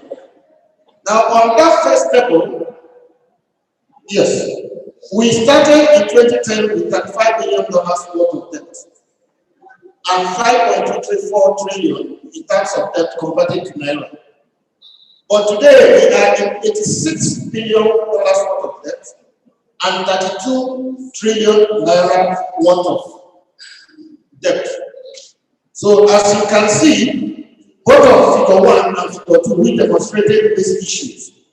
Between 2010 and 2020, the total public debt grew geometrically in naira and increased by 528.8%. 528.8%.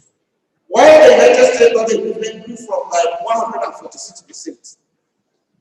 As you may see later, between 2025, between 2015 and now, our debt has not doubled. What has happened is that our currency has lost so much value that if it was something $10 billion you had, you could pay XYZ, it is now double. So in naira terms, our debt is ballooning, but in dollar terms, it's maintaining some expected even kill and growth. So if you look at it, from less than 200 to 1 USD, the dollar has changed from not less than 400 naira. The highest year-on-year percentage growth in the naira value was recorded in 2016 with 37.74% increase, followed by 32.96% increase in 2013 and 25.15% increase in 2017. Then in dollar terms, the highest year-on-year increase was recorded in 2013 with 33.02% change, followed by 23.71% in 2017 and 16.72% in 2012. If you look at, I've already made this point about the CBN ways and means that is not there. Now we sought to further disaggregate this between external and domestic debt stock between 2010 and 2020. If you go to table 2, on page 13, you have that differentiation, which table 2 and figure 3. You discover that we started external debt at $6.527 billion. All right, and we are now ending it at $33.3 billion between 2012 and 2020. And then the domestic component of it was 8 trillion, and we are now at 20 trillion. And you can see the year-on-year growth in between that 2012 to the present day.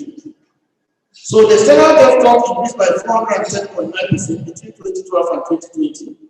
The highest year-on-year growth was recorded in 2017 at 65.82%, followed by 35.16% growth in 2013 and 33.63% growth in 2018. The domestic debt component grew by 209.1% within the study period, and the highest year-on-year increase was recorded in 2013 with 32.63%, followed by 32.30% in 2016 and 14.82% in 2017. So you can see that yes, towards the later part of the period, because we are tilting more towards borrowing externally, the growth in the external component of the debt moved by around 410% as against the little 209, what I consider fairly little 209% of domestic debts. We now get back to the last 4 years where we have more critical information, because not all years information that we needed were available on the DMO website. And you see the trend, that's figure 5 on page 14.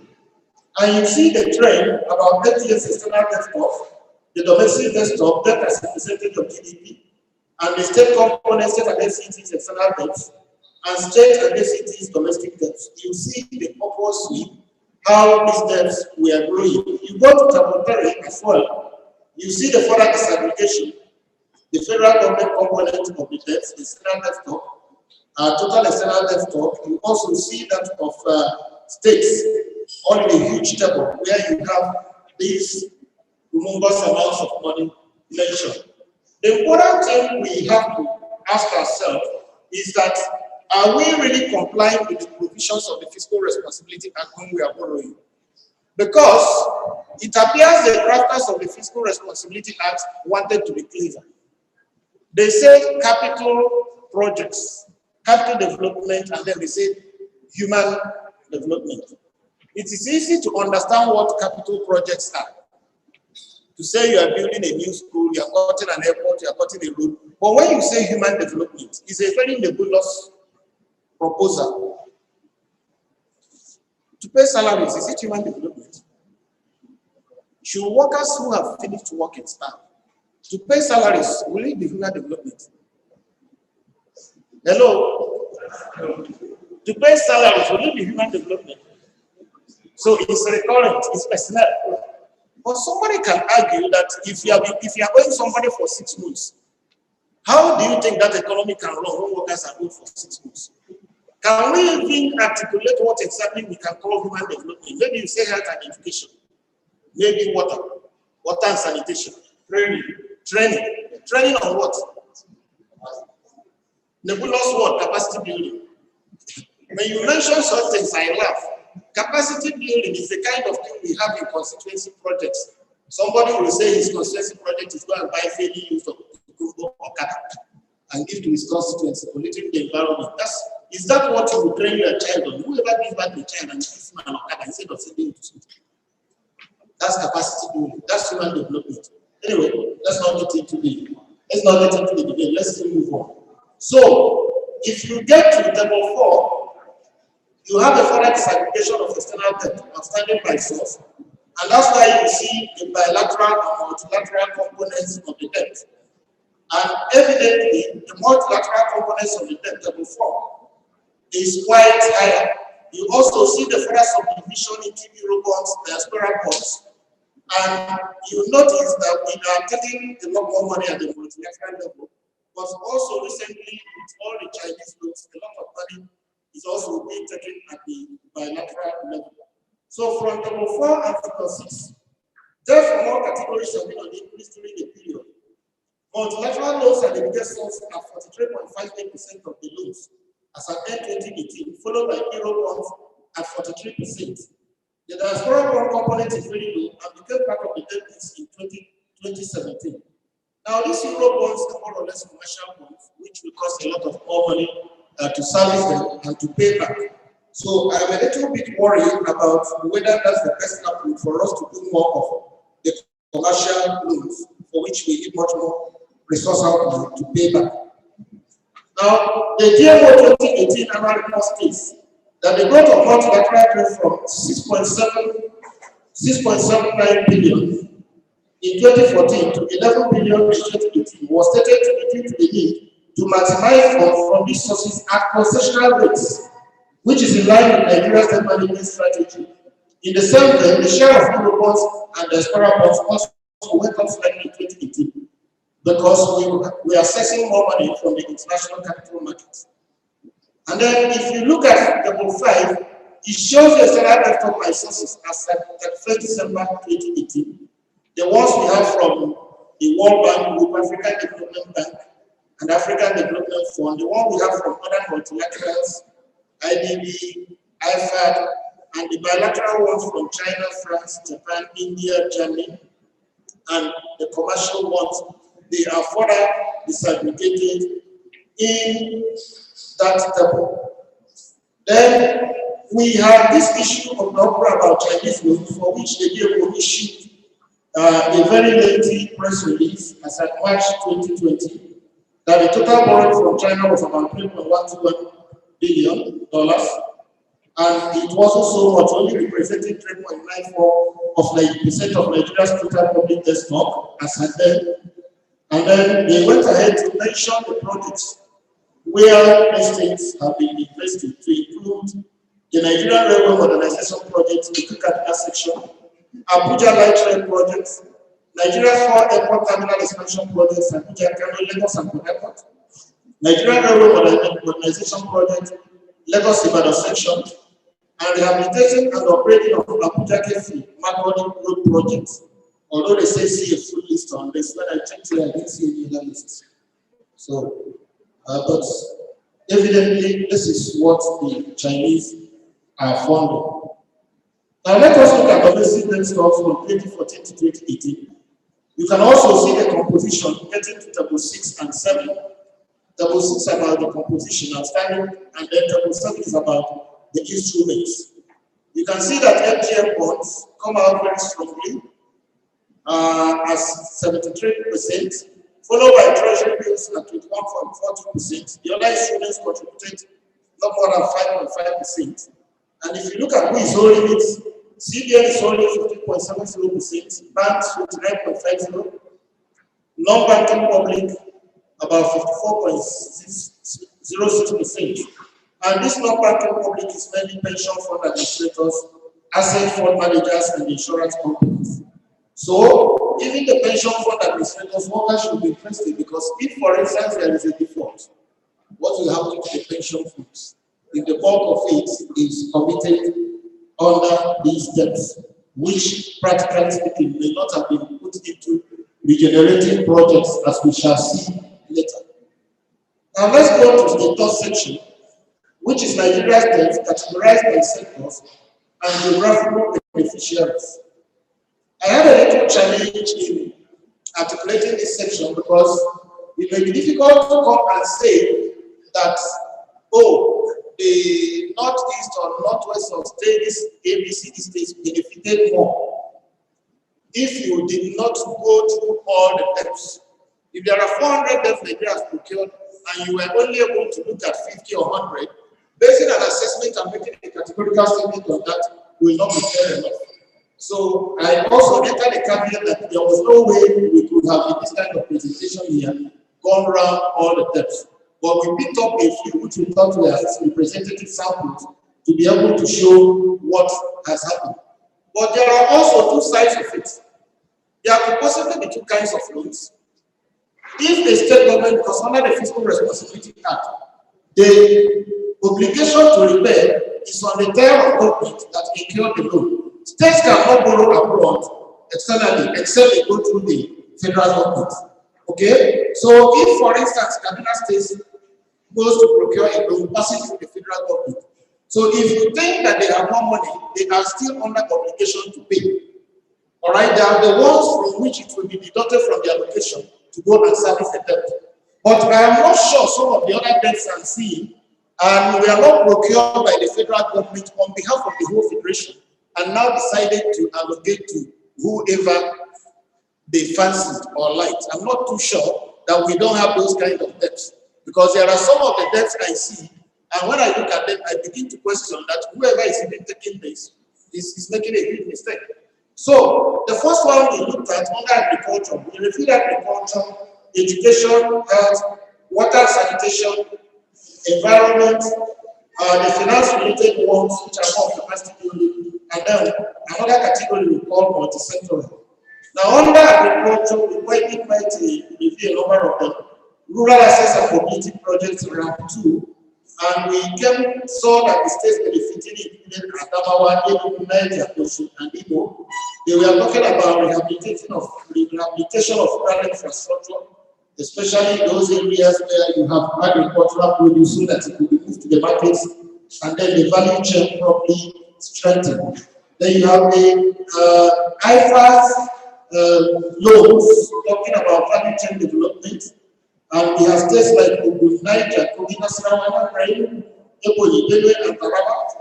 And then we have the livelihood improvement family enterprise, Life Indy, which is in the Niger Delta, the $130 million, and is for the 9 Niger Delta states of Abia, Akwa Ibom, Bayelsa, Cross River, Delta, Edo, Imo, Ondo, and Rivers. And then there's a youth program, they call it Level Youth Nigeria program. Also, this one is being implemented in Abuja, Kano, River State, and Borno State. Say no to famine, which concentrated on the northeast. There's one that has an acronym called Appeals, which is concentrating on Lagos, Kano, Kaduna, Kogi, and Cross River, and Edo states. So if you look at the table you find there, which they talk about other loans, you will see a disaggregation and the benefiting states of all these loans that we put on that table regarding agriculture. If you go to table 2, we have what we call the social sector, where you see a huge number of loans, and of course, the states are there. You have the serial number, ID, date of approval, total cost, location of project, and the source. You can also go through them to see the ones that we consider to be the social sector that we are incurred. If you go to health, quite a long list as well, where you have the same disaggregation of the loans, and many of them pass around particularly the major states of the federation. But the question is, as we are looking at this huge body of borrowing, can we really talk about any value for these monies? Do we really see the value in these monies? Because some of them, you really get to education where we are talking about borrowing $500 million. And the $500 million was more or less going to be invested in what was called educationally backward states. And these educationally backward states, I suspect there was a wrong diagnosis. Why the adolescent girls who they want to take by the bootstrap, are they not going to school because of lack of money? Or is it a cultural and religious challenge? I do some work around these GBs. I've done workshops around Sokoto, Adamawa, and the number of states where we are discussing the issue of girl child education. What should be the age of marriage? And you finish a 2-day workshop thinking you have imparted knowledge, and by the time you are concluding, you discover that you are back to square one. Virtually everybody there, including very brilliant senior lawyers, doctors, who should even be a senior in your profession, they take you back to square one. That once a girl can see her period, she get married. And you now go and borrow $500 million. How is that going to change? How is that going to change that country? So that's a wrong diagnosis to apply that kind of money. Because at the end of the day, you may finish using that money and you will not see a shift The proper thing will have been to convince the leaders of that society, the cultural leaders, the religious leaders, the political leaders, everybody come together and agree on what to do. That will solve that problem more than even going to get $500 million. You spend it at the end of the day, you will not see much improvement. So if you look at the education table, it has a lot of very interesting projects. And when I was even looking at the reports, some of the reports I saw on the World Bank website, you could see evidence that even the lender came to the conclusion that the monies were not properly utilized. You see it there. And yet somehow they still managed to give us more and more. Each time we come, they give us more and more. Then you see the finance sector works, finance and economic sector, where they talk about capacity building. I will talk about capacity building later. But I don't believe that capacity, that we lack capacity. I will elaborate on that. What we lack is integrity. Integrity is not taught in any classroom. Integrity is not taught anywhere. It is what you learn either from your parents or from your environment, and you grow up with it. No amount of capacity building can give a man without integrity. Let's move on. You see the ones we took on transport. Some of those ones we took on transport, rapid bus projects to Abuja for Lagos. You simply borrow hundreds of millions of transport service. And even as at the time that we are taking this money, some of the assembly plants locally were still available. But you quickly rush to Europe, America, or China and go and get the buses and put it that way. What have you done? You've literally transferred that money out of the country again. With all the spare parts, with all the jobs you created, and then you are thinking of how you will pay. I don't know how we're going to do that. So you have water and sanitation sector, environment sector, and the multi sector. These are quite a big list of topics. I'm not going to go through all of them. Now get to the end of it. Get to the end. Keep going. Keep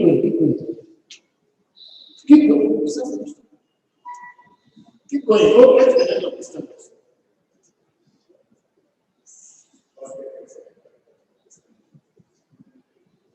From our analysis, we drew a chart that showed the state that came up top in terms of where most of these projects or most of the loans have been utilized. And I think Borno State came out tops, probably because of the insurgency. Yes. Look at it. You have Abia, Adamawa, look at the numbers of projects we were able to identify. I think we identified most important, and I think it's because of the challenges arising from the insurgency. Go down for that. So that's, but of course, this is not the whole list of all the United States. Right? Keep going on. And I think this is the chart. But what we didn't do is that just the fact that you are possibly benefited in 17 projects doesn't mean you have the highest value of debts, right? Because if you look at it, I think Lagos State is one of the highest indebted states. Okay, so they could have less projects, but one project is one. You could have something like $400–500 million, which eclipses all the $20, $30, $40 million. So this is just like how the study showed the beneficiaries. So let's go to policy alternatives. Get to the next page. Policy alternatives, and this is where I will take a little time. The first thing I want to talk about is the need for a statutory limitation. Move on. Okay. Now, in this policy alternatives, I think this is the beginning point. So that when somebody says we still have some elbow room to borrow, tell the person is, I'm sorry, the purpose right there. Don't mind my that. Tell the person it's fine. Tell the person it's like this works. We are taking Ipsima Baba word from evidence you take it into the downward. That the calculation. All the money that you get last year, all the money, not talking of money we borrow, what do we get from? corporate income tax and own share, sale of oil and gas, independent revenue was 3.94 trillion, which was 3% of our target. Out of the, on the expenditure side, we spent 9.97 was appropriated trillion, while we spent 10.08 trillion. See what we spent 10.08, while all the money we paid was 3.94. Okay, representing 101%. Of the expenditure, 3.27 was used for debt service. Hello, you pay 3.94 and use 3.27. Do plus minus and tell you how much is remaining. After we finished paying debt, what was remaining was about 650 billion.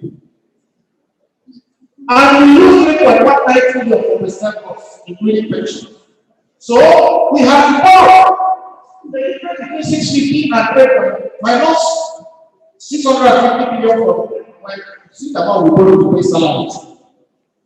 It's not my figure website budget office of the Federation taken from the Honorable Minister's public presentation. So debt service was 82.99. I didn't want to approximate it to 89 so that I wouldn't get accused of inflating figures. But those of you where they use statistics, 82.99, I don't know what it is. It's 89. So for every 1 naira we got, which is 100 come, we use a straight up to service them. We are not even using it. Service. Is that not the president of? So can anybody in good conscience tell you that we don't have a better government, we have a very good government? We have both debt and revenue problem. So let's make progress. At least this gives us a picture. Now there is what is called tax expenditure. All these incentives will raise the liability to companies. And the idea is that I cannot see from the getting good. Don't worry about it. Don't use your hand. So, this tax expenditure, all these companies that are enjoying rebates, tax holidays, all manners of compensation, go down and see the figures. Now, what it is. Now, hold on. Hold it there. I'm putting the honorable minister as well. CIT, we are doing another 1.1 trillion. VAT, we are giving away 3.1 trillion. Custom duty 307 billion. VAT and imports 4 billion. Bringing the total to 4.691 billion. With the huge deficit incurred by everything as the global billion, it's imperative that tax expenditure will be reviewed with the charity. Look at those plots in bullets. 1.15 trillion in 2019 and 1.49 trillion in 2018. These are things we are giving away. Incurring a tax expenditure of 1.18 trillion means returning only 56.2% and giving away for 8.3% of UCI in 2019. You are looking for money and you are returning only 52% of your due tax, giving away for the 8.8. Look at the facts. But hold on, okay? 1.141 trillion, okay, and 1.046 trillion, and then enjoying a tax expenditure of 3.19 trillion. You are even giving away more. You are giving away more than you are returning. Who are you giving this money? What has he contributed to the economy? You expect that his company will grow and pay more tax, and the tax is shrinking. His company will grow and employ more people. Jobs are getting scarce. More time than before. Go down. That's the step for custom duty. So my recommendation is that tax expenditure should become more than 20% of total estimated value of each category. If you make 100 naira from the tax, there should be other policy to say we can't give out more than 20%. We'll take a minimum of 8 and then use the other 20 to encourage companies and individuals. You cannot be borrowing money while you are giving away the cash. It doesn't make sense. Then come back. In terms of sectoral intervention, it's very important. We all talk about universal health coverage. And there is no way we can have universal health coverage without compulsory health insurance. Everybody must get health insurance. By the time we do it, if you imagine 100,000 million Nigerians having paid like 30,000 naira every year, you're going to make about 10 million in revenue, not to talk of adding it to budget. So this should be there, and then the government can now subsidize for those who are unemployed and who are funded due to no fault of them. So we must raise up the funds. Then still on the hand, which I'm very passionate about, because our president is always going out to take care of himself. We need what I call a health bank of Nigeria, which is the equivalent of all this money that the CBN is bringing out, the Bank of Kenya is bringing out under programs that are not properly structured. You have a health bank where CBN will bring out this money long term and we call on all these national development partners that have money put down and you give out loans, okay, at single digits. We know the real commercial value that is at the market, but sustainable enough not to allow the bank to collapse, to be able to generate the money, and then you invest it in high-notch health education, human capacity for health, rare competencies we don't have, all those top-notch equipment that people go to India, China, or America, or where you can find them here. You go across the world, and Nigerian doctors are living there. They have the knowledge, but the environment is very uncomfortable for them. Civil defense to run the health sector, rare competencies, so get into this. The next one is roads. We've been talking the idea of the road fund and road management authority for years. But I think it is time, because I even saw the minister, and I had the minister of Works and Housing talk the other day about concessioning some key routes. Why don't we have a proper framework under the law where they give you the road to run, okay, and give you the parameters of what you need to invest, even if you are going to do it, then it becomes a thing where everybody can work. Look at what we have at the second airport in Ikeja, Lagos. Since we have that in Babalaki Airport, how come we're not able to replicate it in the other part of the country? We told ourselves we didn't have money to build a second airport in Ikeja. But as soon as we allow Babalaki to finish the airport, the federal government will be like this. Make the other room even more beautiful than the one private sector. Okay? And now you begin to compete with the so-called private sector. You say you want to call it. And if you get levels, all the radio levels are using that government way. And maybe you have a 15-20 year concession, after which you're supposed to have it. If you have to pay this profit on this capital debt, you start a long process of litigation. Railway reforms, railway is not an exclusive legislative process. Federal government can invest, state government can invest, private sector can invest. But there is nothing that says that after being a red track, that it is the government that must buy the wagons. Just like you build a road, anybody can buy trains or bus and put on the road. Even I laugh sometimes. The Minister of Transport says that we are subsidizing the Abuja Kaduna Railway with about 40 million naira every month. You borrow money. You have not thought of where you will get the money to repay. You are putting to run that railway, you are putting in 40 million extra, not collected from state or any other revenue source. And you tell me that's sustainable. That's what's of that. National Housing Fund. Most of the people in this room or most of the workers will know that they've been deducting your money every month. It started in 1992 in the Babangida days, but this is the most unaccountable institution I've seen. It's a smart fund where politicians go during the election time. That's my word to the bank. How can you have a fund that is operating since the 90s and they can't tell you how many hundreds of thousands of people will be responsible for mortgages? Yet every month they dutifully collect the money. I even pay, but I think I'm starting a project where I will use myself as a case study. You either yes, you either get the house or get her before. Just look for it. Okay. The electricity sector reforms. You know, we are borrowing more now that we are privatized distribution and generation. We are borrowing more now for electricity reforms than we were when it was. Yes. So what is happening? If you call yourself a disco and you don't know how to dance, why are you a disco? This price, you are not giving. Look at it. When you are selling something, you are want to have a filling station. The first thing you buy is a meter. To be able to dispense and collect your money, you call yourself a discount. You cannot give people meters.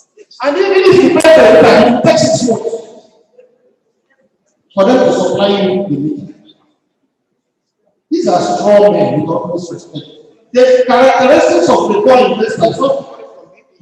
You must have financial capacity, technical capacity, and managerial capacity. Financial capacity is the resources to turn around any public enterprise because there's no money. Technical capacity is that you have done a similar thing before. You have the technical money. You know how to manage the management and managerial capacity. Tell me which of these schools your management qualified as people with capacity to take over billions. Now let's go to process. I say open up this sector, open it up more. Let more people, not just loan and assets, you cannot improve. Do a proper prospectus, come to the stock market or go wherever, let more investors come in. Don't be a dog in the manger. You need 10 million to improve the this area you are doing. You don't have more than 500 million. You are still holding it. Open it up, let others come in and invest. Create special purpose vehicles for infrastructure projects. Let us stop this idea of everything must be done through the budget. Let's create special purpose vehicles. Let people invest, not all the big investors do. Let even the small scale investors invest. And target it at key projects and build a portfolio and let it play for itself. Blood linkages in independent revenue. I think as a FIR is for I'm sure this will be not like this. There is too much money in places like customs and FIR, the 4% and 7% cost of collection. Because they have more money after they have done all things that are necessary. Okay? They should be made to pay operating surplus. It's not just this is my money, this is my money, this is your money. Their bodies are supported along with the federal budget for approval of the National Assembly. Their bodies are passing the federal budget. They speak it in the National Assembly members for the boss. Approve it for the boss. Because if you are a security committee legislature, everybody oversighting the fireworks and customs is in a very juicy inside country. Let's go. Right? We need to be very flexible. Spending the sanctions and reward of everything. This is where the issue of capacity building I was like. When I was in 2005, I led the seat benchmarking team. State economic empowerment and development strategy benchmark on passenger work. I led the team that went to KDC. We looked upon everything, tell them to do fiscal responsibility, you do public procurement, you do this one, TSA, you do. We are still discussing in 2021 those little basic things. And you want to go and borrow money for capacity building, that is like teaching people what to do. It is a lie, they know what to do, they know it more than you do. And some of us are even in a position to say, if the state I come from and the government is honest enough to say, I am ready to work, I can go into that state and say, for 2 weeks at my own expense. If it is any reform related to PF which I know, if it's not responsible, I can stay there and plan it and say, don't pay me any company. On the ground that if and only if you will utilize whatever we give you. So going to borrow, to say you are teaching a state how to do fiscal responsibility is an integrity problem. And the man don't take it, you don't take it. There's nothing you can do to put integrity into a basket that is sorted. So let's go down. Not when people steal money, they should be prosecuted. They should be prosecuted and sent to jail. And let's not play games. Improving taxation. This is one critical area. I have an experience in the state I live in Yakusa. In that estate, those are called houses. You see a lot of houses. Some of them are in estates. In those estates, the occupants extended the electricity to the estates. They drew the wires, they built the roads. We paid 1 million naira infrastructure. We dug a borehole. We did everything. One day, Some people come from the local government and are not giving the story that they want to come and collect elementaries in our estates where we pay 1 million. They took them to our chairman. Our chairman behaves maybe he's also he's an old man, but he's very that. The chairman told them, what did you say is he told them that what have you done in this estate? We drew the electricity for about 1 kilometer down there. We put the roads, we put the water. The local governments in the rural areas still pretend to do something. During December, Christmas time in my own part of the world, they break the roads. They go and hire them and pretend to be doing something so that when we come back, we think that can work. But what local governments have done? Have you ever seen a project ruled by any local government? Hello? Have you seen any project done by any local government? So the man told them that they should come back here. That is not in a good mood, particularly good mood. They threatened that they were going to bring area boys and police. Told them we have enough young men who are idle and who are going to jump here. That they should be ready to kill all of us. And never, that they should never say food from this estate. And when I heard it from the chairman, it's my chairman. It's my chairman. How can you come to collect money? But the truth is that in all those places they collect element and property taxes. We will be willing to pay if you are working for me. Well, how will I do all these things and you come and you expect me to pay? Let's go on, let's go on. And then we have all kinds of databases, population, need, everything, and you are still looking for data to how to collect taxes. Those data can be made accessible to the government. Of course, we will first reducing the cost of governance. So, ladies and gentlemen, attracting investors and deal with giving us a public database of text. My conclusion is already done. That at 83% of your money going to debt repayment or debt servicing, I don't know how else anybody good conscience can say that we don't have a debt challenge. Whether you call it a revenue challenge or debt challenge, it's just a nomenclature stuff. The important thing is that we don't have the money to pay. And since we don't have the money to pay, we must think of where else to get the money. And if you're already in the hole, you want to get out, don't continue digging.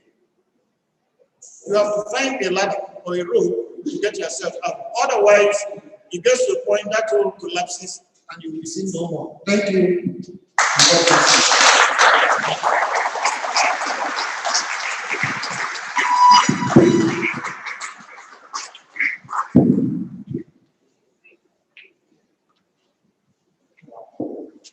Thank you. I think that presentation deserves another big round of applause. I promised that once we got into the topic, it was going to become very vibrant. At this point, we want to start our plenary session, and I would like to invite members of our high table to return to their seats. On the high table. And we're going to do it this way. While we do that, we're also going to have a question and answer session.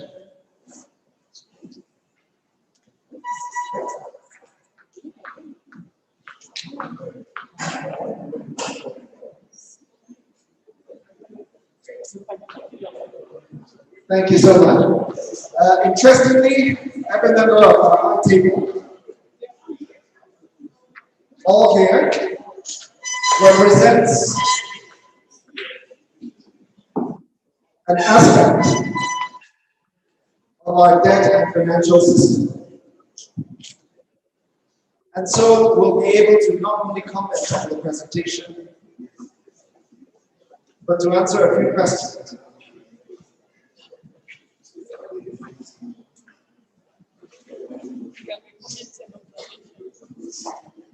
Comments and observations.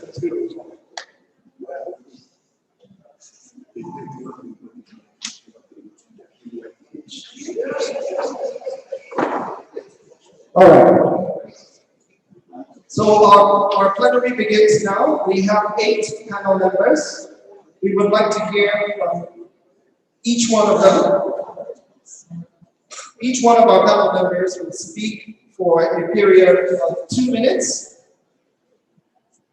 in response to the presentation that was made. And in the course of that, maybe also answer a question or two that I may have and the audience may have. So we will start with the Ministry of Finance, Budget, and Planning. And that is with Mr. Monday Osiaka. And yes, I'll bring the microphone over.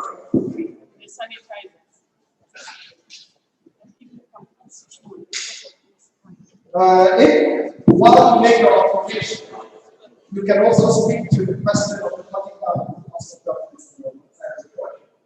Why in case of rising debt, we still have an optimum production. The question of our debt. I want to commend the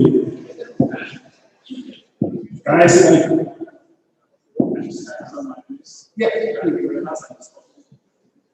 I want to a friend has said, everybody won, and the passion was great, and the presentation was hit the point of thank you very much for the well-done research and for the analysis that you put forward. It has opened a lot of strands of discussions for Nigerians to continue to engage on the issue of debt and all the other aspects of it. Having said that, I just want to speak as the deputy manager, and I wish I have the opportunity to go to the DFO's website to open all the information that is presented to all, and even more than that. For instance, for each external loan that we take, the purpose is published in our website, the amount, the place is located, for Nigerians to see this information and to also work on them and clarify them. So I want to say that the DFO's website, because part of the conclusion remarks, say the DFO needs to do more in terms of availability of data on the material report.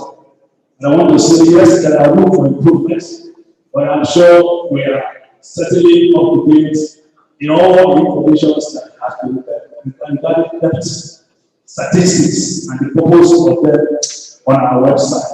And that's having said, I also want to say that the very important is the issue of revenue or the issue of debt.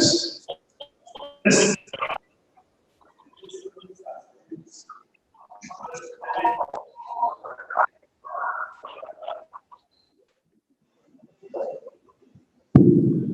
The Honorable has always very engagement with the public on is it an issue of debt or issue of revenue? But let me say that debt cannot arise even in the household except there is a revenue gap, there's an income gap. So there's a denominator, there's a denominator. Which one are we going to take attention to? That should be the question that should engage us. And I think that an example. A very good example of the government does not provide road, not provide water, somebody comes to collect you, and you send them back. And you don't want you to follow to do some other things. There are issues. Both in terms of our attitude and response to the government, and we don't us first. You don't pay, I don't provide. I don't provide, you don't pay. Where do we start from? So I think it's a complex structural problem, and we are to engage one another in it, and that's why the government welcomes this national dialogue to broaden the discourse, to let Nigerians know that we ourselves are ultimately responsible for where we are in all dimensions of it. And except when we tell ourselves in the face, this is what it should be, this is the way it should be done, I'm not sure we're going to go too far. That is our hope. Thank you. Okay, then our next commentator will be from the FRC. My question on fiscal responsibility. We have borrowed for a lot of projects, but one of the biggest problems is that some of the projects maybe a number of mistakes was not taking consideration of how we're going to pay back on these projects that can actually fund themselves. And the other is that either the projects are not delivered at all, or are delivered but of so poor quality that they cannot make meaningful project, meaningful benefit to the society. So, what about monitoring and evaluation? Thank you. The Fiscal Responsibility Commission was established first vision of the Fiscal Responsibility Act 2007. The Commission, as a way of monitoring and enforcement of the Act, in relation to the projects executed with government rules. We go across most the federal government projects in each zone. We have a monitoring to ascertain whether the process of road, whether they are being applied for the purpose for which the loan was taken. We find out through our monitoring process the projects being executed in some cases, the quality is nothing to write about. And again, we notice that consultants in some of the projects are not even engaged when designing, executing the projects. Even in the case of consultancy projects, we find out, like road construction, for instance, they don't have engineering design for some of the projects. So where there is no engineering design for road construction projects, the quality of the construction will not be anything to write about. Now, taking loan, there is no problem with taking loan utilization of the loan. If loans are taken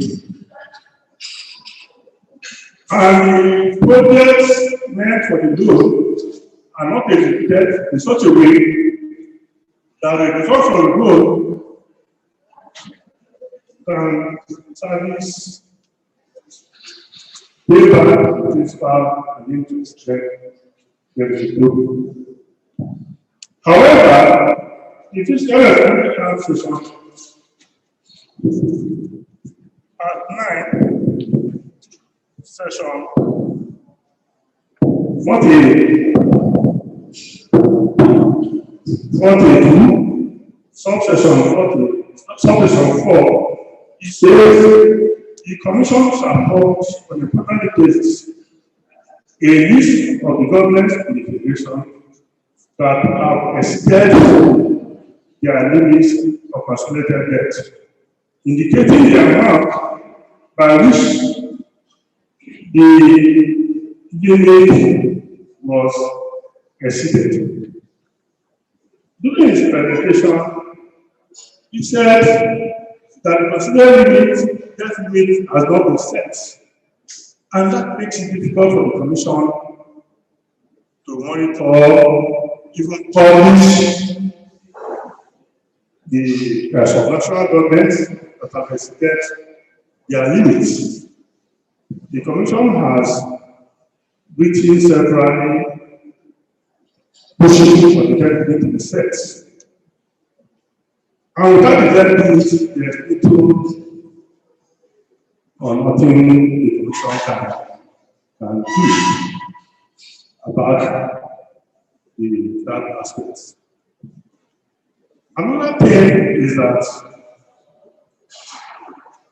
during his presentation, he said a lot about the Fiscal Responsibility Act. He said about Fiscal Responsibility Act. That there is a Local Act, as I said, during the goodwill message. The Commission has proposed amendment to the Fiscal Responsibility Act and is before the National Assembly. What we in the Commission are urging the relevant authorities, participants here, the organizers of this occasion, to help and push for the amendment of the Act. If the Act is amended, then the Fiscal Responsibility Commission will be in position to monitor and enforce the provisions of the Act. Thank you. Thank you very much. I'm sure we'll have more questions concerning that, but we do have to move on. We would like to discuss or get the response from the Ministry of Humanitarian Affairs. There's a lot of debt that Nigeria has been incurring in recent times. What sort of effect would this have? Is there a direct link? Can you link the debt that the government is taking and the life of its everyday Nigerians in the streets? Thank you very much. I would like to also commend the presenter, Mr. Eze, very enlightening. I would want to say radical presentation. Very, very good. We have learned a lot. And I think one of my key observations, maybe before I try to respond to the question, is the information that's in the presentation. And I don't know, all this information is available, but many of the key stakeholders are not even aware of it. So I think one of the most important things to do, I think, is to find a way of making this kind of information available to people. I think it's extremely important. Many of us here, I don't know, are not aware of this kind of information. I have some bits of information, but this very big information that is available. I think we try to make effort to make it work for ourselves with this kind of information. So it's going to help us out. The representative of the Ministry of Finance, I think that's an information. We try to maybe going to the website of BI and help ourselves with this kind of information. Again,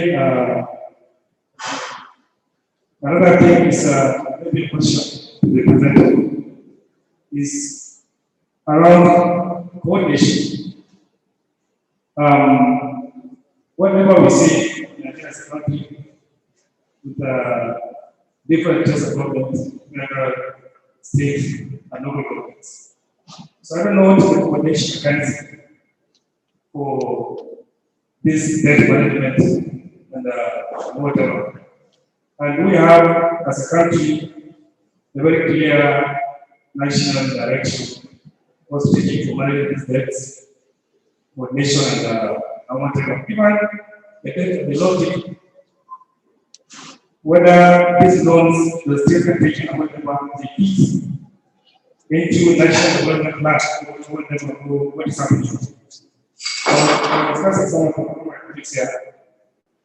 Why some states, for example, might take a lot of 10 million.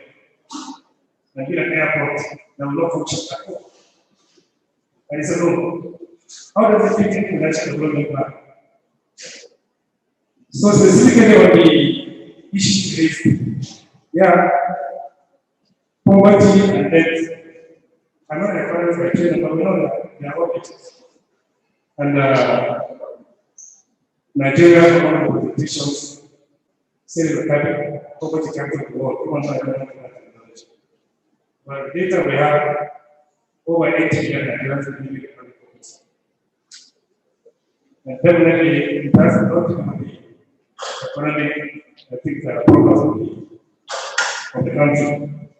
And unfortunately, the figure is rising due to all the problems that are COVID-19, the insecurity, and all the other issues that are making it very difficult to address some of the problems that are having. So yes,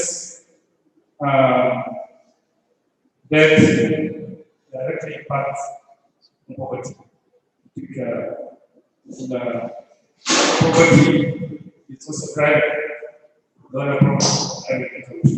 Poverty causes insecurity, causes all the other problems that are having as a society. So once again, it's very really continue to participate and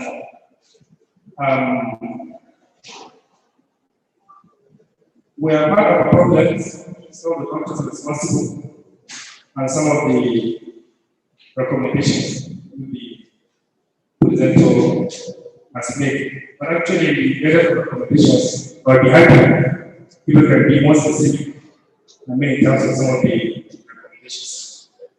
You get some of them very broad, but I think we can maybe make them more specific in terms of maybe accredited level, state level, stakeholders, and that I think specifically maybe say. Once again, thank you very much. It's very fascinating. Thank you very much. Next, we'll hear from 90. And from 90, in those responses, you could also speak to one of the major concerns that Nigerians have. Most of our foreign income comes from oil. I think about 90 to 90-something% of it. And we've had this extended problem. Number one, not knowing exactly how much oil we put out because according to NNPC, our taps for some reason are not working. And secondly, this arrangement that we have where funds coming in, payment from oil is paid to NNPC, which remits to the federal government. Is this a very good system to operate, especially when we are debating the question of whether we have a revenue problem or a debt problem? Thank you very much. During the I made a point as to position of Haiti as a reform agency and the kind of negatives that exist between Haiti and the civil society, because we are a multi-stakeholder agency that provides information for citizens to demand accountability of the government. And this is where we work with the civil society to be able to carry forward their roles and responsibilities.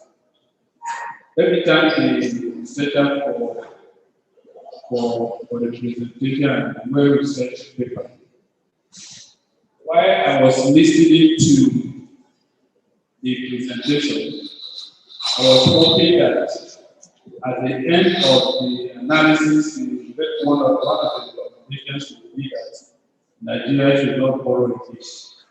Unfortunately, I didn't see that recommendation.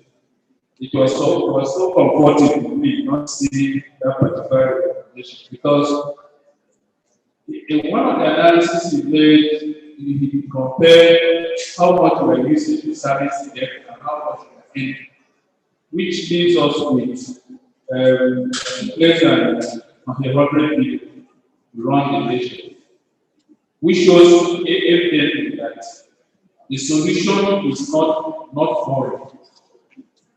The solution is not foreign, but the solution is how do you work?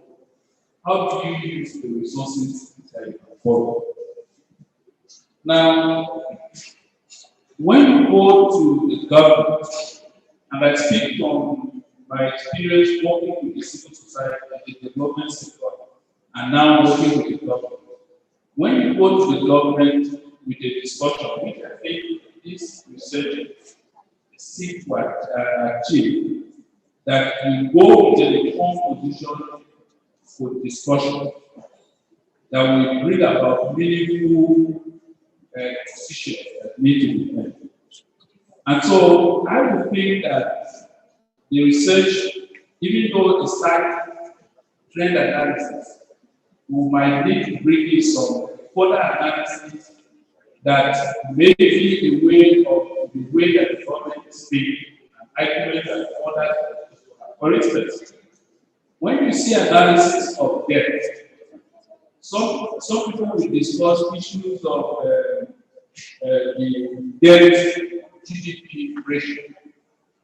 And when you begin to make an analysis of debt GDP ratio, you will be left with an opinion that Nigeria is not yet where you start talking about its debt. But because you look at the economy of Nigeria, there are various data as at 2020, the debt GDP ratio of Nigeria was 34%. Compared to a country like Ghana, which is about 62%. The US is 106%. Why Canada is about 300%. So when you go and when you go and discuss and somebody coming from that perspective, you will not understand why you should be talking about it. Of course, I've made a lot of analysis that show why this should be a concern. And the fact that the government cannot stop worrying that certain things are not right in the position where we are. And I'm happy that you are made some of those recommendations in your presentation. At native, and look at the issues that you're talking about. What we see as the right way for the government to do, particularly looking at the practices, because this is where we are concerned. We hope that most of the challenges we have in the management of natural resources in this country will be corrected by the time we have passed the petroleum industry today. That's one way to do it. That lays the structure for the management of the sector and the transparency of the sector.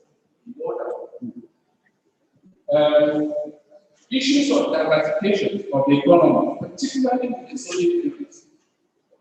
Nigeria already has a solid minerals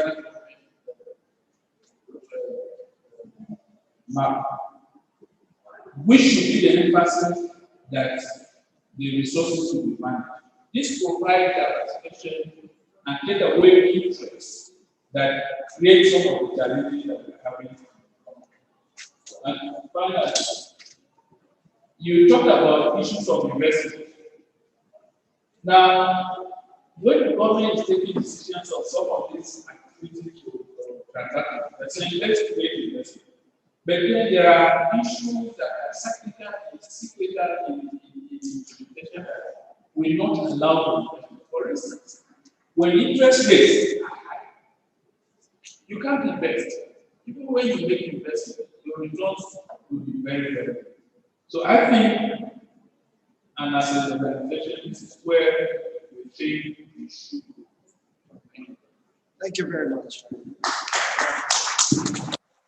We have our lunch hour, which is coming up very soon, so I will have to be rather strict with the allocation of time to the speakers. Having noted that, we want to move on to the Central Bank of Nigeria. And in the course of your response, can you touch on the value of the Naira and how that affects Nigeria's debt? Thank you very much, the moderator. I join my colleagues to appreciate and congratulate Mr. Eze for the well-presented paper. It's a topic issue and it's respected. I will go back to why the debts. Debts emerge as a result of disequilibrium between the income and the expenditure. The paper dwells so much on expenditure. If you are to balance, you need to talk, if you address the two issues. The paper dwells so much on expenditure, but in order to give the paper more value, I will encourage you to also look at the purpose. Although you mentioned the issue of tax, and I'm a little bit having different dimension of the way you tax, because you don't raise tax when you are in recession. You don't raise tax when the economy is suffering. So I think the Finance Act of 2020 just brought some of the environment for micro, medium, and small enterprises to survive. So as I today, as the condition we find ourselves, I'm a little bit different for that. I think government is right to do that. You can see, I don't know whether people know what TSA is all about, treasury accounts. The essence of CPN introducing things is to actually manage the revenue side of government accounts. When as an individual, you have about 20-40 accounts, and you have money in two accounts, you don't even know why you are still borrowing. So it's another way to actually reduce rate of no. Then the revenue I was talking about, just as the moderator mentioned, that the high proportion is coming from oil. I think we need to look at other products which CPN is actually working on, looking, even restricting access to forex. I'm also addressing your question. There are a lot of strategies that the CPN is going to address the issue of forex. We know that when exchange rate is rising, it has significant impact on especially foreign. And you can see what CPN is doing in the area of diaspora accounts, in the area of restricting some product we can produce locally for having access to official. You can see how CPN has taken over even buying gold produced in Nigeria so as to create a pressure to itself and has ability to manage exchange rate. Don't forget that we don't manufacture dollars. The only thing we can do is to intervene in the market. And central bank is intervening either the BTC, the official market, or investors and exporters. We look at the market of the foreign exchange market. So we know and we are aware of the impact of exchange rate on debt, and that's why CPN is doing more. You can see recently CPN said, okay, if you are bringing Nigeria and you are bringing dollars to Nigeria, we are able to give you the limits so that to encourage dollar flowing in, creating liquidity in foreign stock market, and this will empower CPN to manage the market and create stability in foreign exchange market. CPN is doing a lot of financial inclusion so that we can have full control of money in circulation, because when there's too much money in circulation, that's no impact on foreign exchange, as you said. So we monitor and we do a lot of by expanding and increasing financial inclusion so as to have full control on monetary base and be able to manage the exchange rates. The issue, presenter also mentioned the issue of giving loans at single-digit rates.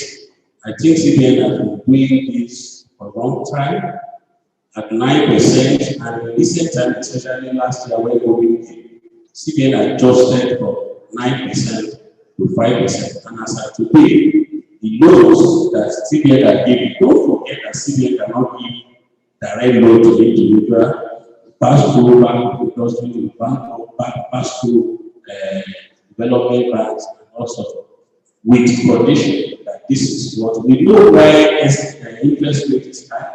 They are structural, and because there's structural in the market, that's why you see CBN now intervene to ensure that credits are given. Even all these development loans, they are unconventional policy that is not solely a primary mandate of CBN. But you can see that CBN is going as far as even introducing almost 37 initiatives between 2010, between 2010 and now.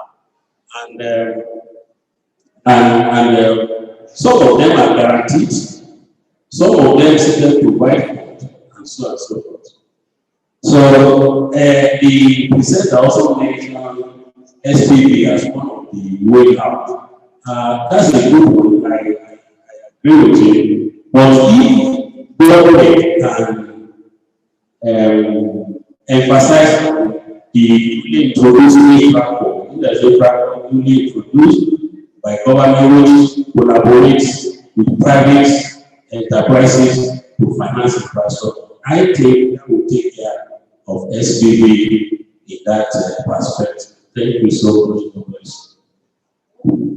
Thank you very much. Now we take comments from the NLC.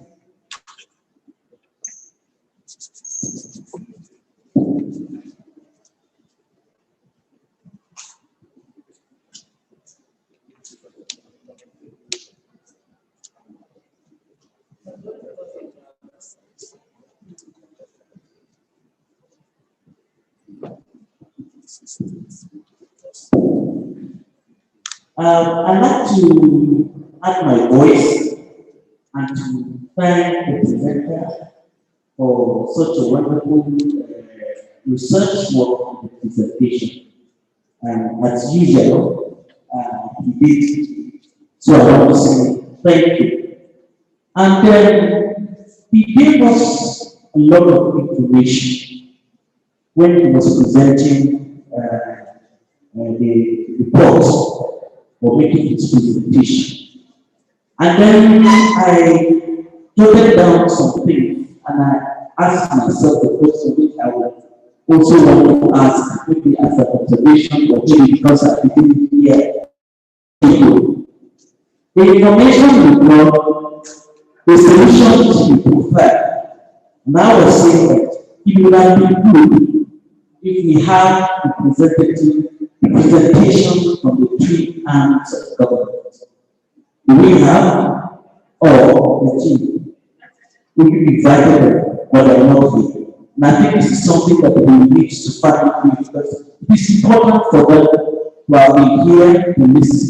The three arms of government and also the three tiers of government, because this information that we got, very good information, it's good for us because, like I said when I was ending the address by the president of the NLC, it is also who will rescue our country, and there are different aspects, different sectors addressed with different people, which is very important. So maybe next week we should find a creative way of getting them to here.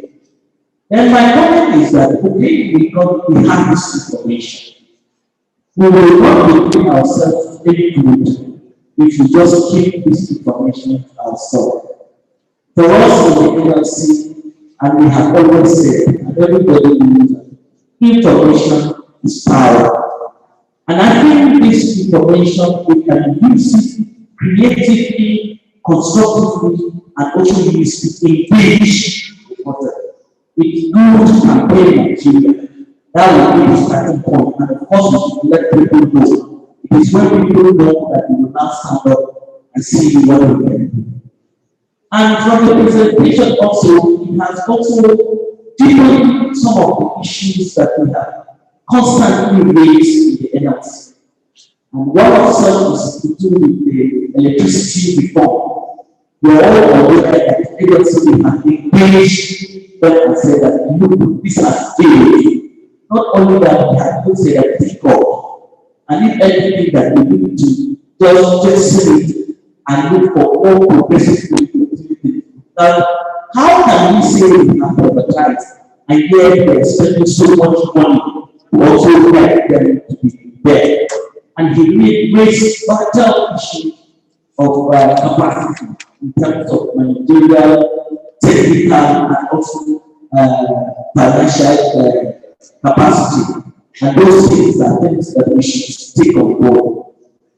One of the areas that was interested is so much that I put down here and then we further discuss the issue of the national housing fund. And it said that it is very, very crucial issue. That is one of the areas that is most unaccounted for. And that is people's money. Not people's money, it's workers' money. Because we know the workers are the ones that have been contributing to this fund. And it's not just meant to be an exercise of utility, but at the end of the day, we want to benefit from it, to see that we have houses and to see that the people of Nigeria have their houses. But we all understood that the housing deficit in this country is huge, and we need to, that's why I think we should engage this campaign and to make sure that we are also able to consistently add our voice and speak for the voices. The people who cannot stand up and speak and be heard, we are here who can speak and be heard. And in the NLC, we will continue to do that. The issue of transparency, accountability for me is key. And that was why I put there and said, where are the legislators? Where are the government functionaries? Where are they? Because issues of accountability and the issue of also governance, reducing the cost of governance. I raised it earlier that look, we have a policy that has been agreed upon, 30,000 naira minimum wage has not been paid. Yet we know that the cost of governance in this country is huge, and we know how much the people in the National Assembly and other people receive. Our motto in the NLC is labor creates wealth. We create the wealth. We are no more anywhere close to even partaking in the wealth itself. We partake by time of producing it, but at the end of the day, what have we to show that we have created this wealth? So, and some of the things that I also ask that is going forward, I know this is not supposed to be a once-off dialogue. So, going forward, what are the other things that we need to do to make sure that we do justice to this issue? And what are some of the strategies that we will use to make sure that our government and people that represent us in different houses of assembly or house of bread, the Senate, and all of that, how do we make them accountable? So that at the end of the day, we know that yes, these people are representing us, and if they are not representing us well, how do we get them to represent us? These are some of the questions that I also want to raise, that we can get responses here, or will help us in going forward, or as a follow-up to this dialogue that we are having. Thank you.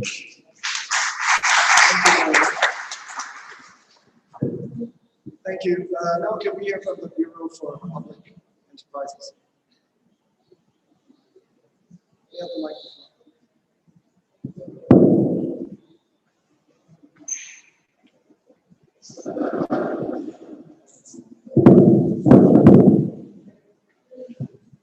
you very much.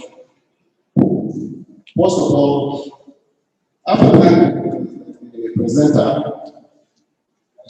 for an elaborate job, effective and efficient, putting everything together. Despite the fact that you told us that it's the best work that he has done, that he manufactured any job, but he got across all the same of this information that he got out.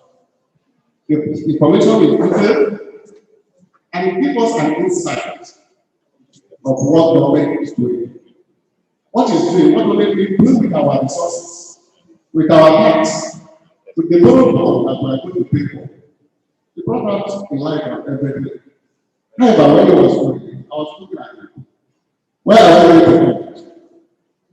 Then, towards the end of his presentation, he started giving some solutions, providing solutions. And that is the area that I was looking at. Yes, it is okay.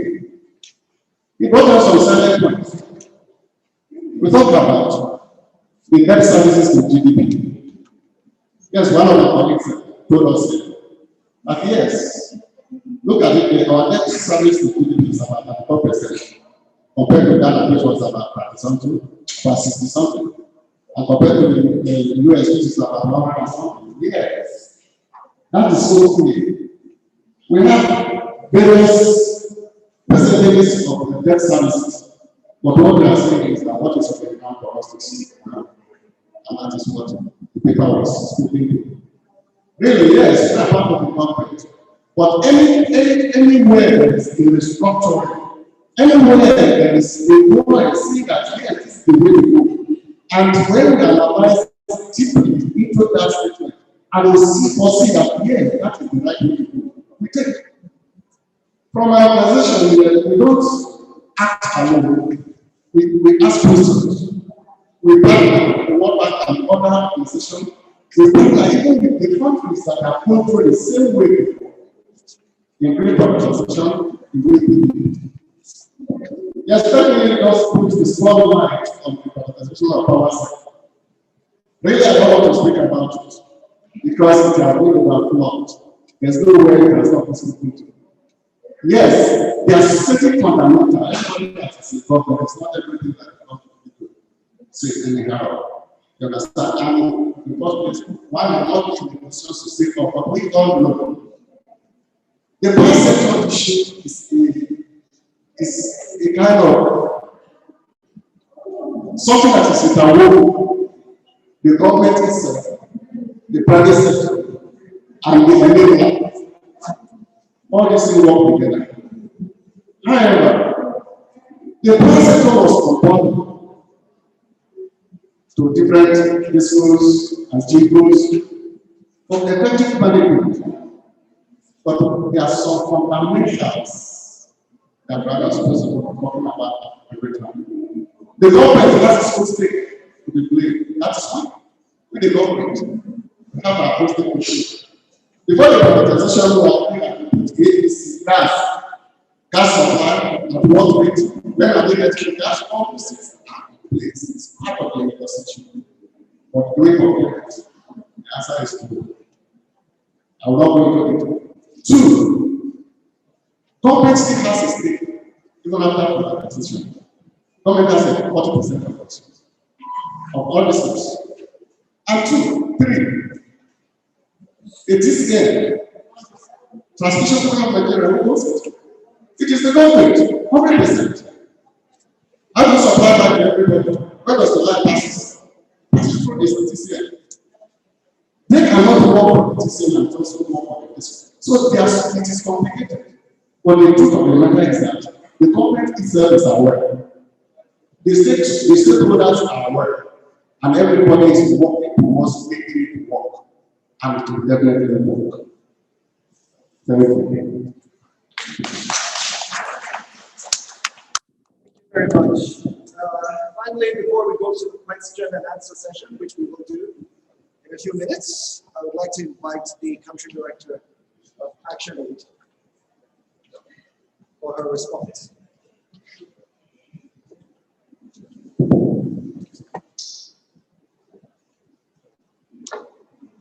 Thank you very much, and thank you for the opportunity.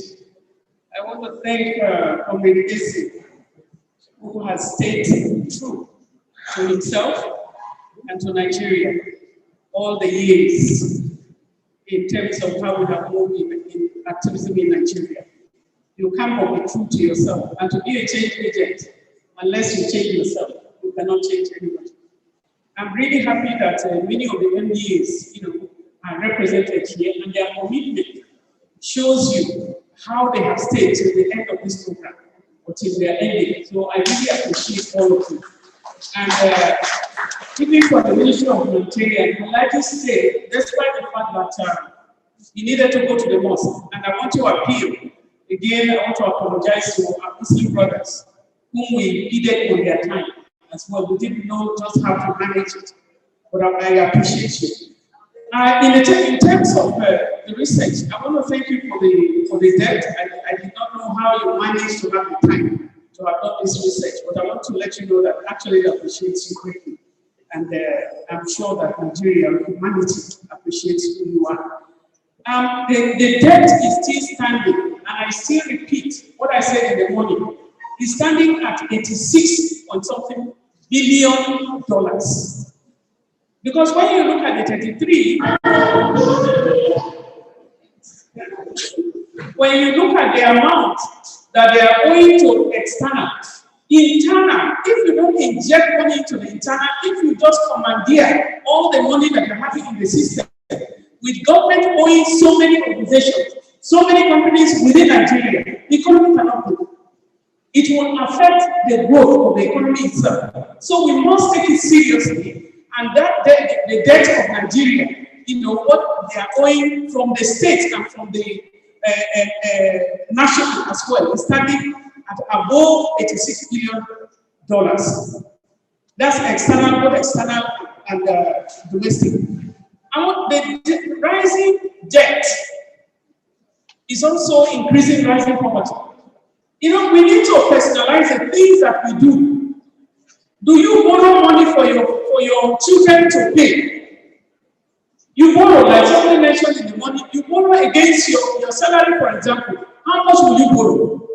And the law has it that you cannot borrow more than 2/3 of your salary, because they know that you will be a problem to yourself and a problem to others. Should you borrow 100%? If you have the authority, the permission, you may even borrow 100% because you have your needs. But at the end of the month, what are you going to make up? So if you are borrowing, we need to look at as if it's our personal money. It's for the common good of the people. So the government that are borrowing, on DMO website, I refer each and every one of you to look at dmo.gov.ng. dmo.gov.ng. You go into debt profiles, you will look at what your state is owing. Each state is analyzed there. They are looking at what they borrow money for, and so you'll be able to challenge it. And I'm happy that we have about 7 states, because preceding this particular meeting today, we have journalists from about 7 states that we have, built their capacity on public finance, analysis. And so I'm happy that you are here. So track your states down and look at their debt. I know that some of you are tracking already and seeing some result that is here. No matter how much is being investment no matter how much is being invested into poverty reduction or poverty, trying to catch up the wins in terms of social transfer and so on. When you are continuing the borrowing, and the worst thing about most of these loans is that it has moratorium. The World Bank or the IMF and all these bodies will attract you to come and borrow and say in the next 10 years, you don't have to pay, but after 10 years, you start paying. Will there be a governance? According to our governance system, you can only be a president for 4 years and then another 4 years, and that's it. 8 years, isn't it? So when you borrow now, who is going to pay back? So if you don't borrow for your children, how do you deal with that? And so, the issue of coordination, we are looking at unemployment. You see, ActionAid is working on poverty eradication. Poverty is staring us at the face. When you go to communities, you see poverty. You see women and children. You see young people who have graduated, millions of them graduated for years, and there are no jobs, and there is no clue where job is coming. And so when you are taking these loans, are you connecting it with unemployment as well? Nigeria is a time bomb, and if we are thinking what we are thinking, if the government is not listening, what happened like, the NSAS protest or the kind of reaction that the young people have, it will be a small thing because both women and men and everybody will join. Diversification of the economy. There are answers if you are borrowing this money. The current budget allocation is 1.73% to agriculture. And we are thinking of diversification of the economy. Actually, Nigeria holds the Secretariat for Small-Scale Holder Women Farmers. So when we are challenging based on some of the interventions that we have also carried out. And we had a meeting with the Central Bank, not too long ago, late last year, when we were told that there was so much money for women, so we wanted to engage with the Central Bank to expose our people, also to it so that they can go and borrow. But one of the things that we found out is that many of those who that should be rich, the women that should be benefiting are not educated. They are not educated. And you are having less investment in public education. And so the concession that it also mentioned that they are not going to come in Zambia. You have the police. You have Chinese as police people. Now wearing their uniforms. Because of this concession issue, if you cannot manage some areas, you concede it to them because if you are owing too much, they will also take hold of some of your areas. And so it's very, very important that we look at that. And those who are giving tax holidays, it's not working out. You need to tax people. But in taxing people, you need to look at a lot of things. Electricity reforms. You increase the tariff. As you are moving the tariff, even at the lockdown period, you increase not only electricity, you increase also oil, when people are being pressed down. And we challenge even the government, the present government, we need to look at things. 8,000 was a bag of rice. I'm a woman, and so I will analyze it from that. A bag of rice was 8,000 when the present government came on board. Now a bag of rice is about 35,000. How do you judge yourself? And it's not only the president, the whole political class need to be brought on board. And so the refineries is a failure of government. Refinery failure is a failure of government. Ajakuta steel industry that should have accommodated so many youth is a failure of government. And also, we need to ask ourselves, we need to stand upright for Nigeria. COVID-19 doubled the issues of poverty in Nigeria. And so we need to, and I appeal to Nigerians, I appeal to ATA and colleagues, all civil society organizations, that we need to rise and stand upright for Nigeria and demand for accountability when we need to provide accountability. Thank you so much. Thank you very much for that very passionate presentation. We need to stand up for Nigeria. We need to do things differently. We'd just like to quickly recognize the presence of Femi Oyerinde from the Federal Inland Revenue Service. Thank you very much for coming. Now we'll move on to our question and answer session. So you have questions, you have comments, observations. What we'll do is we'll probably take about 3 or 4 of them at any given time. Okay? We'll take numbers. Okay.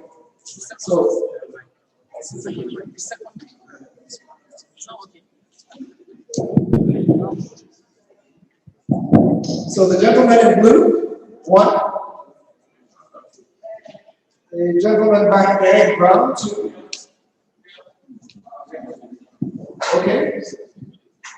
3 and 4.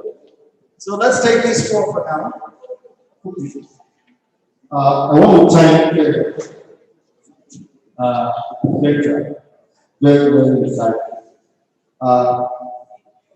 And for the representative of the Minister of Finance, it's also good that you're the clear vote.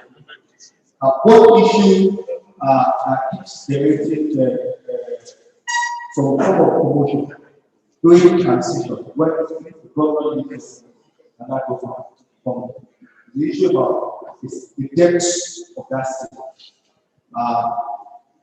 The living governor says, oh, I let $100 million. The incoming governor will say, no, the state is growing 20 billion and all that. And I tracked some with those arguments in the past about Gombe, Bauchi, Imo, and I used the data from DMO's side. And when I put those data across to the spokesperson will tell you the data from DMO's side. So all that the state is growing. And as the agency of government, you are supposed to be at the full detail about the depth of the states and that very good. So why that question? The data from there seems not reliable for the depth of the states. Thank you. So there are questions for the Ministry of Finance. Let's take another one. I'd like to take this opportunity to announce, for those of you joining us online, please get your questions ready too, because we would love to get your participation. And I think our tech people will facilitate that.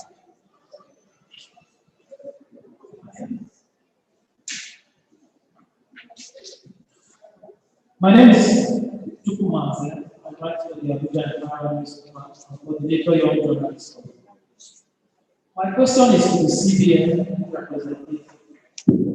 There's this allegation that the interventions by the CBN in the agricultural sector is being hijacked by the political farmers. So I want you to give us a clear picture of how the CBN consciously attempts to mitigate this, even in the planning process, so that it trickles down to those who actually need to benefit from it.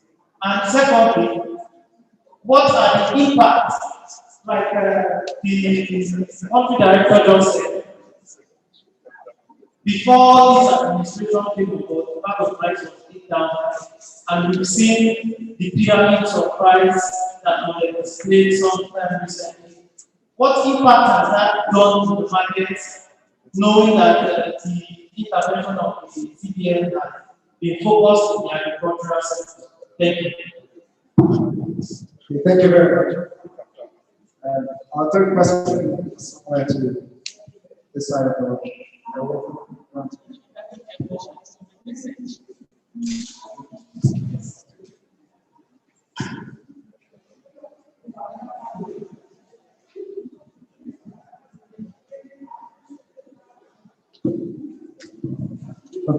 Good afternoon.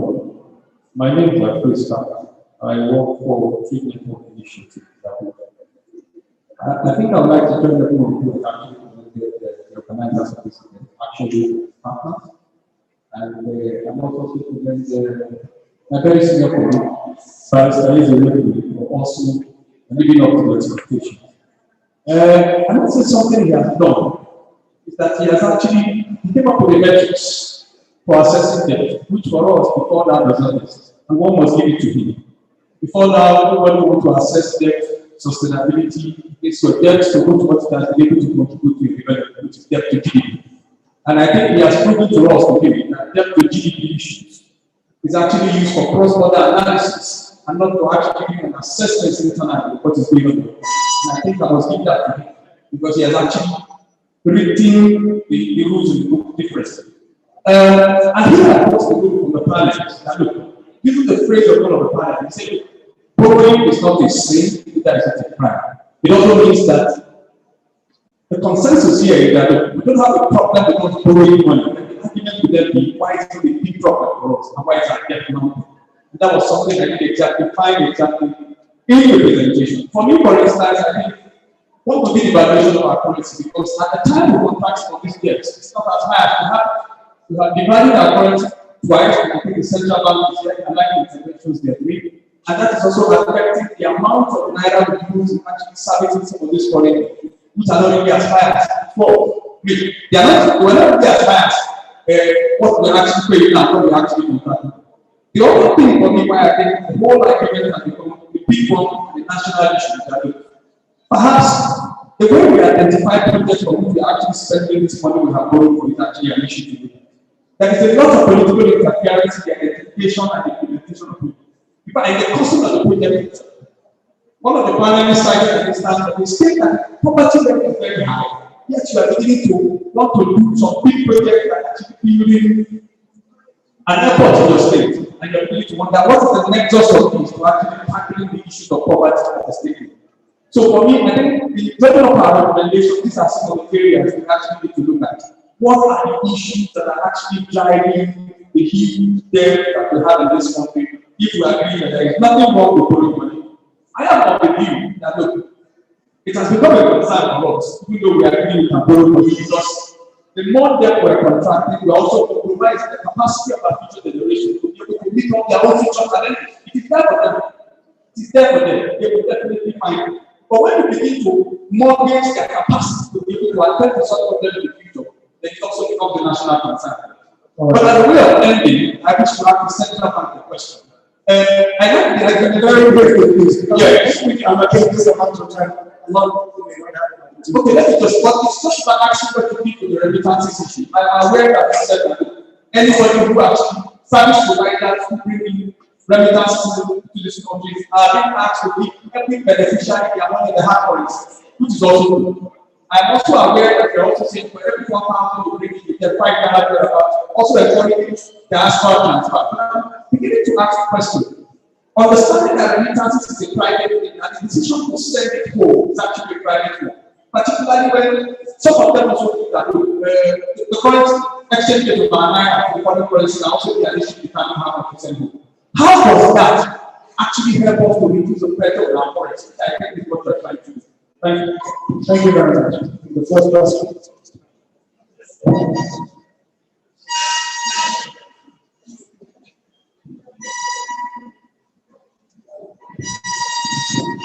Good afternoon. My name is Isaac Abuku for Fiscal Responsibility. I want to observe that my senior colleagues and the presenter stated there are enough rules and conditions in the Fiscal Responsibility Act regarding public borrowing and indebtedness. The problem, however, is the observance or compliance with those rules. Several times in the course of our duty, we review the debt profile of the states as received from the debt management office.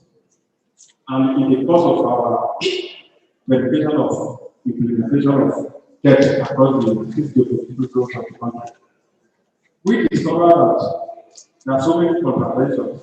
For instance, the debt will be taken for a very short period of time, as against the provision of the practices which should be for a long amortization period. And you will also discover that debt is taken to pay salary, which is in foreign method as the economy. So how do we now match all that with the provisions of the act? And you discover that there is little or nothing you can do because there are no penalties for the contravention. The best we can do now is send a list of those who are contraventing the rules to the Attorney General Regulation of Political Prosecution as provided in Section 2 in the FRA. We also discovered that the banks give out the loans how to major corporates. Section 45 of the Fiscal Responsibility Act says that all banks and financial institutions must apply and obtain proof of compliance with the conditions before lending to any government institution. But in the recent, we discovered that these banks, as long as they give a guarantee from the Minister of Finance that the money for the loan deducted from the source. That is from the allocation of those state governments. You don't give out the loans without taking any proof of compliance from the Commission, as said by the Act. And yes, as I said, there's nothing you can do. So the only appeal we are making now is that, thank God, the representative of the minister is here. Before the minister issues any guarantee based on the IFQ that will be provided by any state government, they should contact the Federal Accountability Commission to confirm that those states have met the conditions that are in the Act. And we have to confirm the writing before the guarantee can be issued. Okay. Especially the foreign loans. Oh, thank you very much. Sorry. I think the major reform that can be used in controlling this reckless borrow is the setting of the concentrated, the limit of the concentrated of the states. If that one is well, at every point in time, we will ensure that no state borrows above appropriate. Okay. So, thank you very much. Well, we have to move on. So the first question is coming to the Ministry of Finance, having to do with debts of the states. Let's get that response.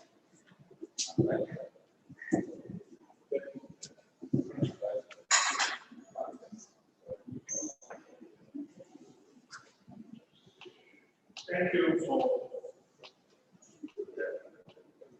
the thank you for the comment.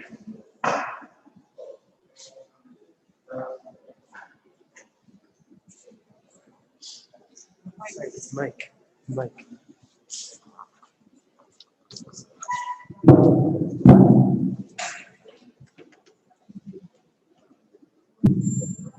Thank you for the question. The gentleman who asked the question on the disparity between the debts that the state claim they are owing and what you find on our website. I want to start by saying that we should understand the structure of governance in Nigeria. We have the federal, the state, and the local governments. That's what we call fiscal federalism. Each state has fiscal autonomy.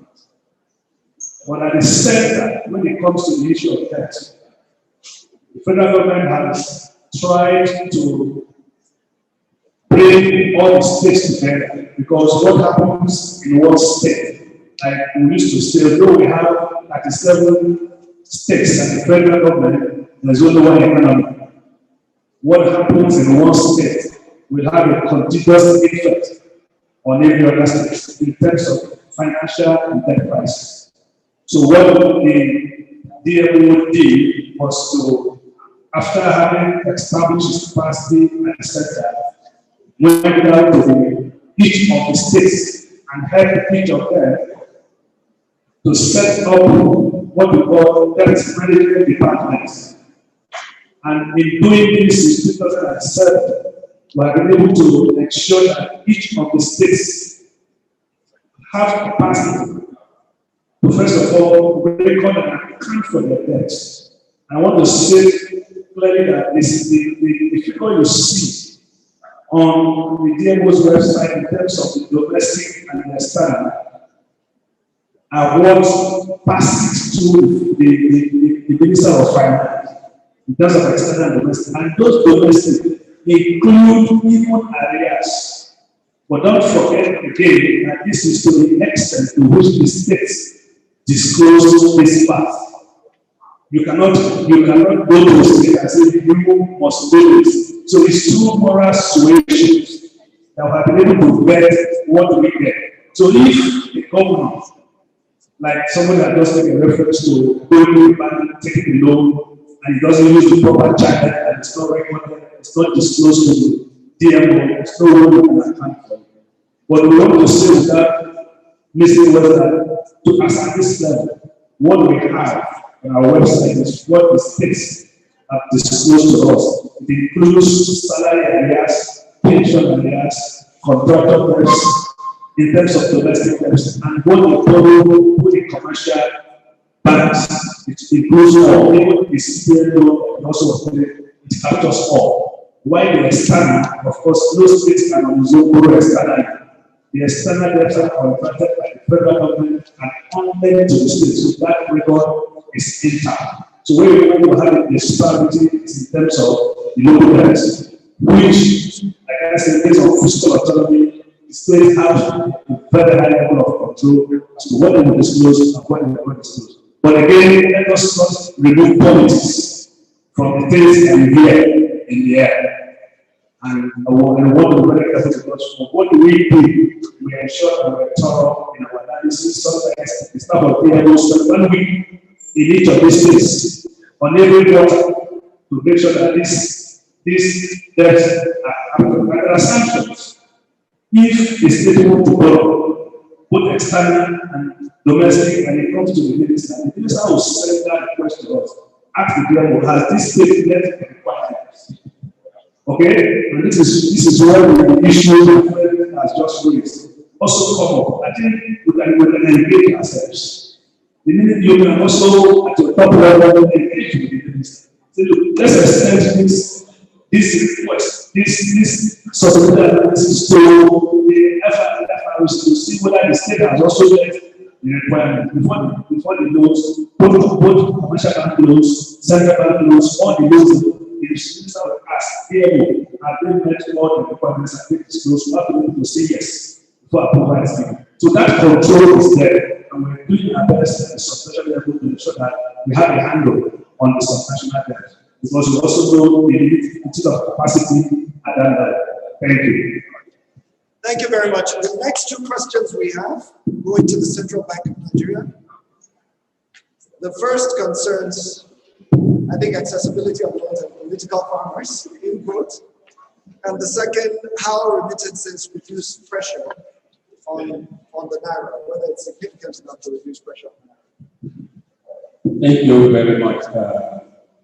These questions are expected, considering the role of Central Bank of Nigeria.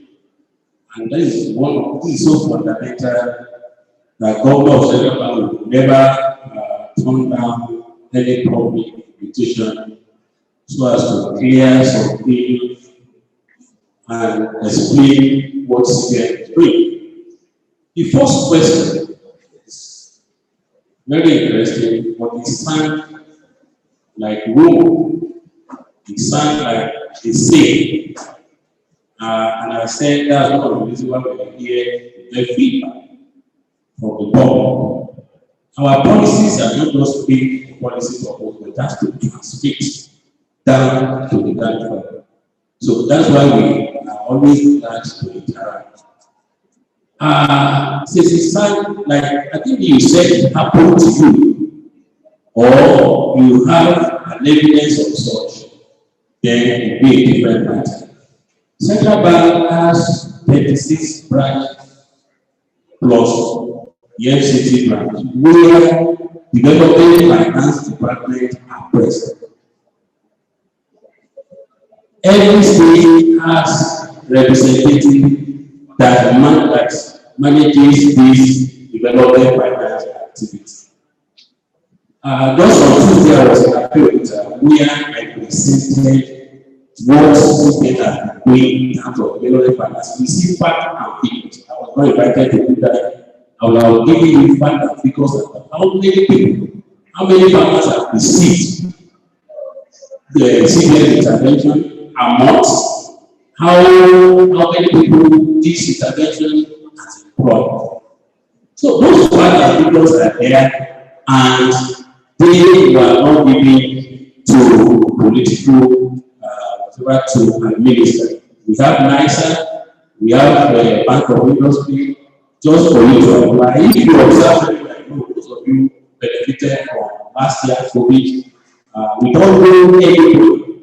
You apply, you have met several people that have gotten this without knowing anybody. So I want to believe it's a rumor, or if you need more information about your state, go to branch office.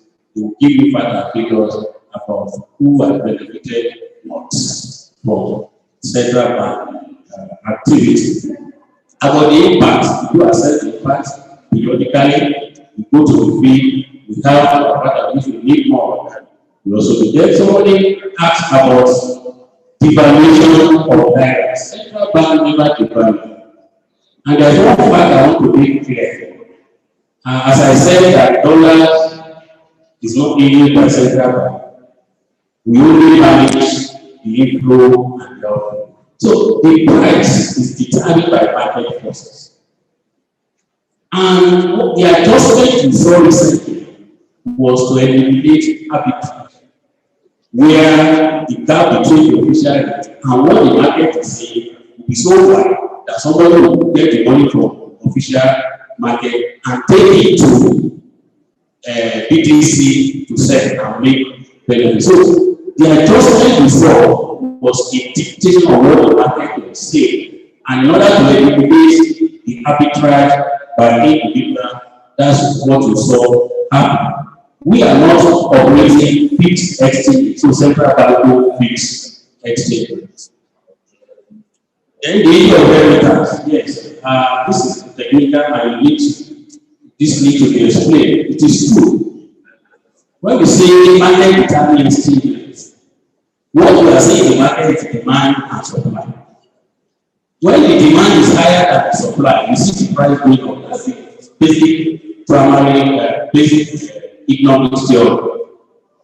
The rate is determined by demand and supply. And if I ask my brother that question, for what you are wearing from head to toe are important. And many of us say, these are the things that make demand pressure on the students. And what we are not doing is that we have some policies addressing the demand side of it. That's why you see for the items say, well, these fertility items we are producing them in Nigeria, the central bank will not finance you to buy imports. And all those policies you see, demand side. Now the supply, we are not trying to address the supply side as well.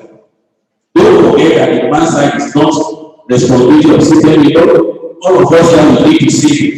Use Nigeria product, the demand pressure will relax. The supply side is that we want to make liquidity in that market. The moment you employ policies that bring in dollars into that market, then the demand side will also go. Then you see the price coming.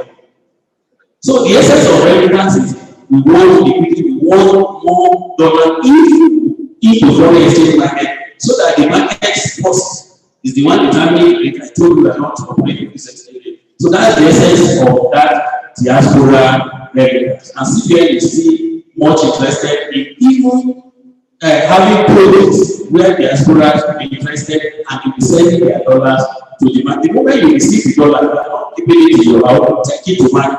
And the moment it's in the market, the supplier and that actually adjusted the rate. Thank you so much. I think about it. Thank you very much. We'll take the next set of 4 questions. I think there was a lady who was. Mike. So that's one. Yeah, we have a question coming from Zoom. I think they said you were going to read it out. Okay. So we'll take that as well.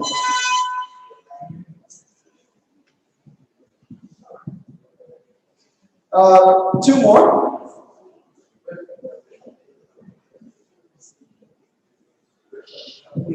We have space for 2 more.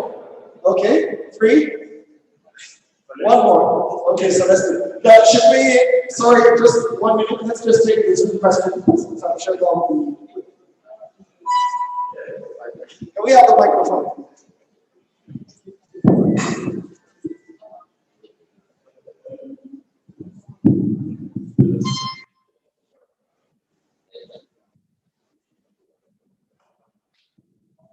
The question is to the CBN representative, and he says, one of the alternative strategies in the Nigerian debt management strategy 2020-2023 is to lengthen domestic maturity by issuing 5 to 7 year bonds by 7% and increase 30-year FGM bonds by 15%. This is, however, dependent on investors' appetite for long tenor bonds and a stable monetary policy. How do we strengthen our monetary policy to encourage long-term investment confidence? This is to the CBN representative. Thank you. Thank you very much. Okay. Thank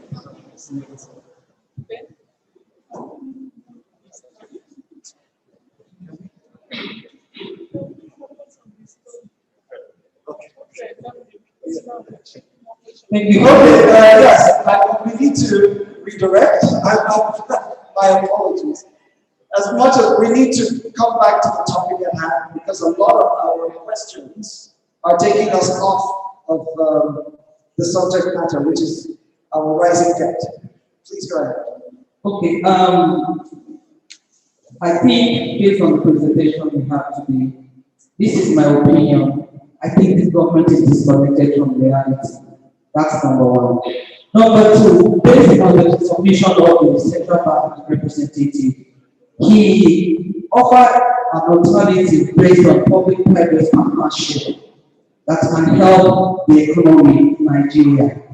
And my question is, don't you think public services should be delivered by government for purposes of equity, given the experience of what we have in the public-private sector presently? They don't deliver 100%. And then what are those mechanisms being put in place to try to ensure 100% compliance? Thank you. Thank you very much for that question. That's also for the city. We had 2 more. I think there was one here, and then in the front.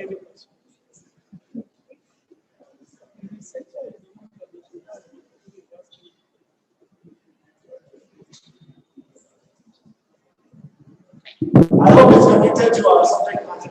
Yes. Thank you very much, sir. Yeah. My question is directed to the executive of the National Board.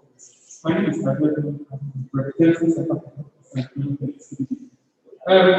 my question is now, how to that discussion? What is the NLC in terms of getting state interest and taking the lead and charging the people to fight this cause, this right? Because for us, the only time we get NLC when there is outside that, NLC is not willing to do. So what are you trying to do as we did this meeting? What exactly follow the discussion? What should we do regarding this rising tension? Thank you very much for that question. Now in the front here, so let's see.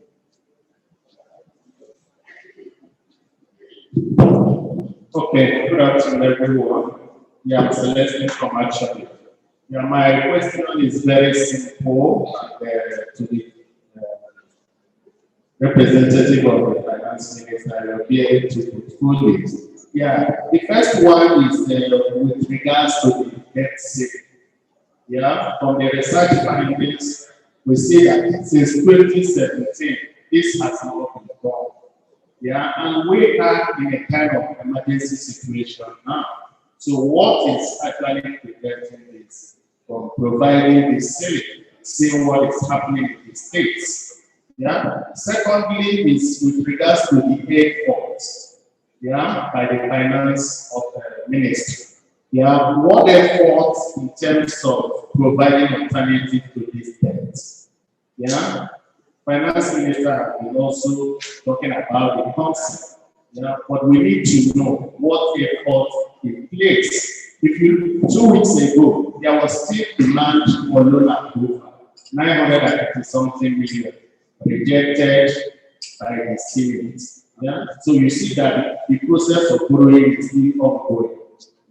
Thank you very much. Thank you very much. We'll take the first 2 questions to the CBN.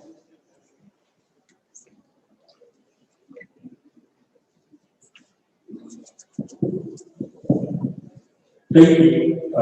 once again, let me start from the last question, which talk about private and public enterprise. I will want you to do your research. For every successful economy is driven by private enterprise. Go to UK, go to America, because we find efficiency and effectiveness more in private sector. The issue of equity is just as long as there is no monopoly, as long as there is competition, definitely the price will moderate, go down, and be stable. So every economy is tending towards private economy, and I think Nigeria should not isolated from that. Then the second question I talked about how to strengthen the equity policy to encourage long-term credits. If you observe recently, last year, right, June, Central Bank of Nigeria mandated every bank in Nigeria to increase their credit to debt ratio to 60%. After a quarter, it was reviewed, and they mandated to increase it to 65%.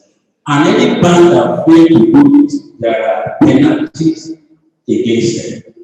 That is one. If you look at CBN intervention, they are in form of low credit, as you know. Some of them are 10 years, 15 years. So these are ways we adopt to actually encourage long-term credit. Thank you very much. Thank you. The next question is for the NLC concerning the leverage that it has and why it's only using it for minimum wage as opposed to other things like debt reduction, other policy measures.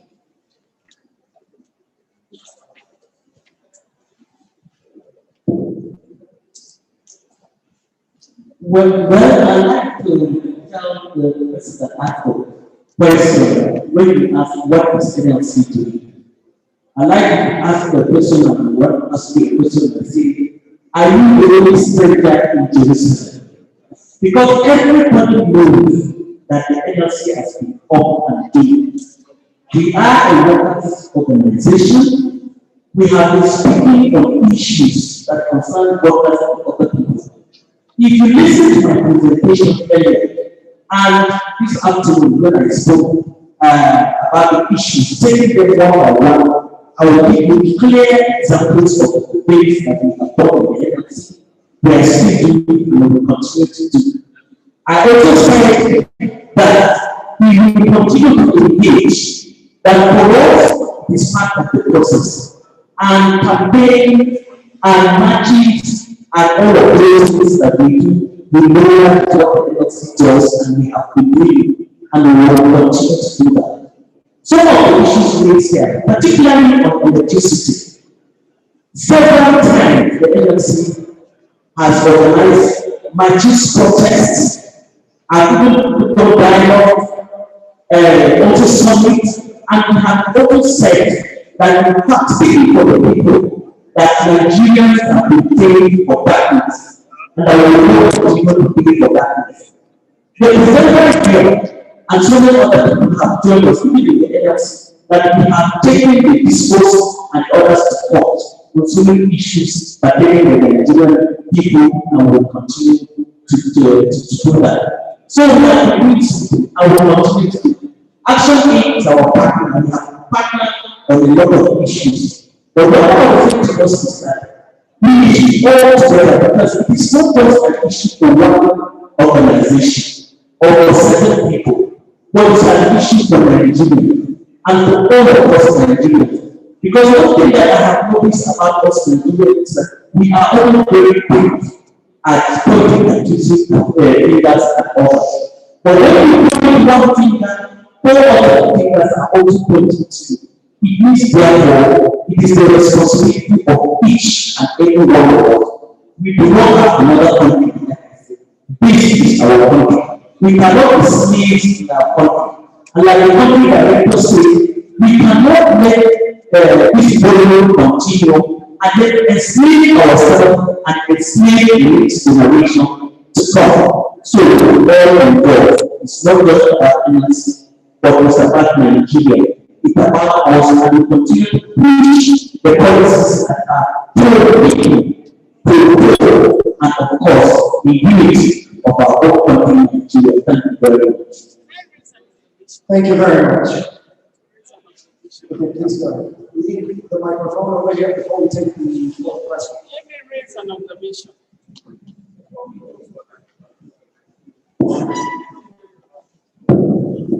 I just want to raise an observation. You know, the paper that has been delivered, the study is on the rising debt profile of Nigeria and the challenges to national development.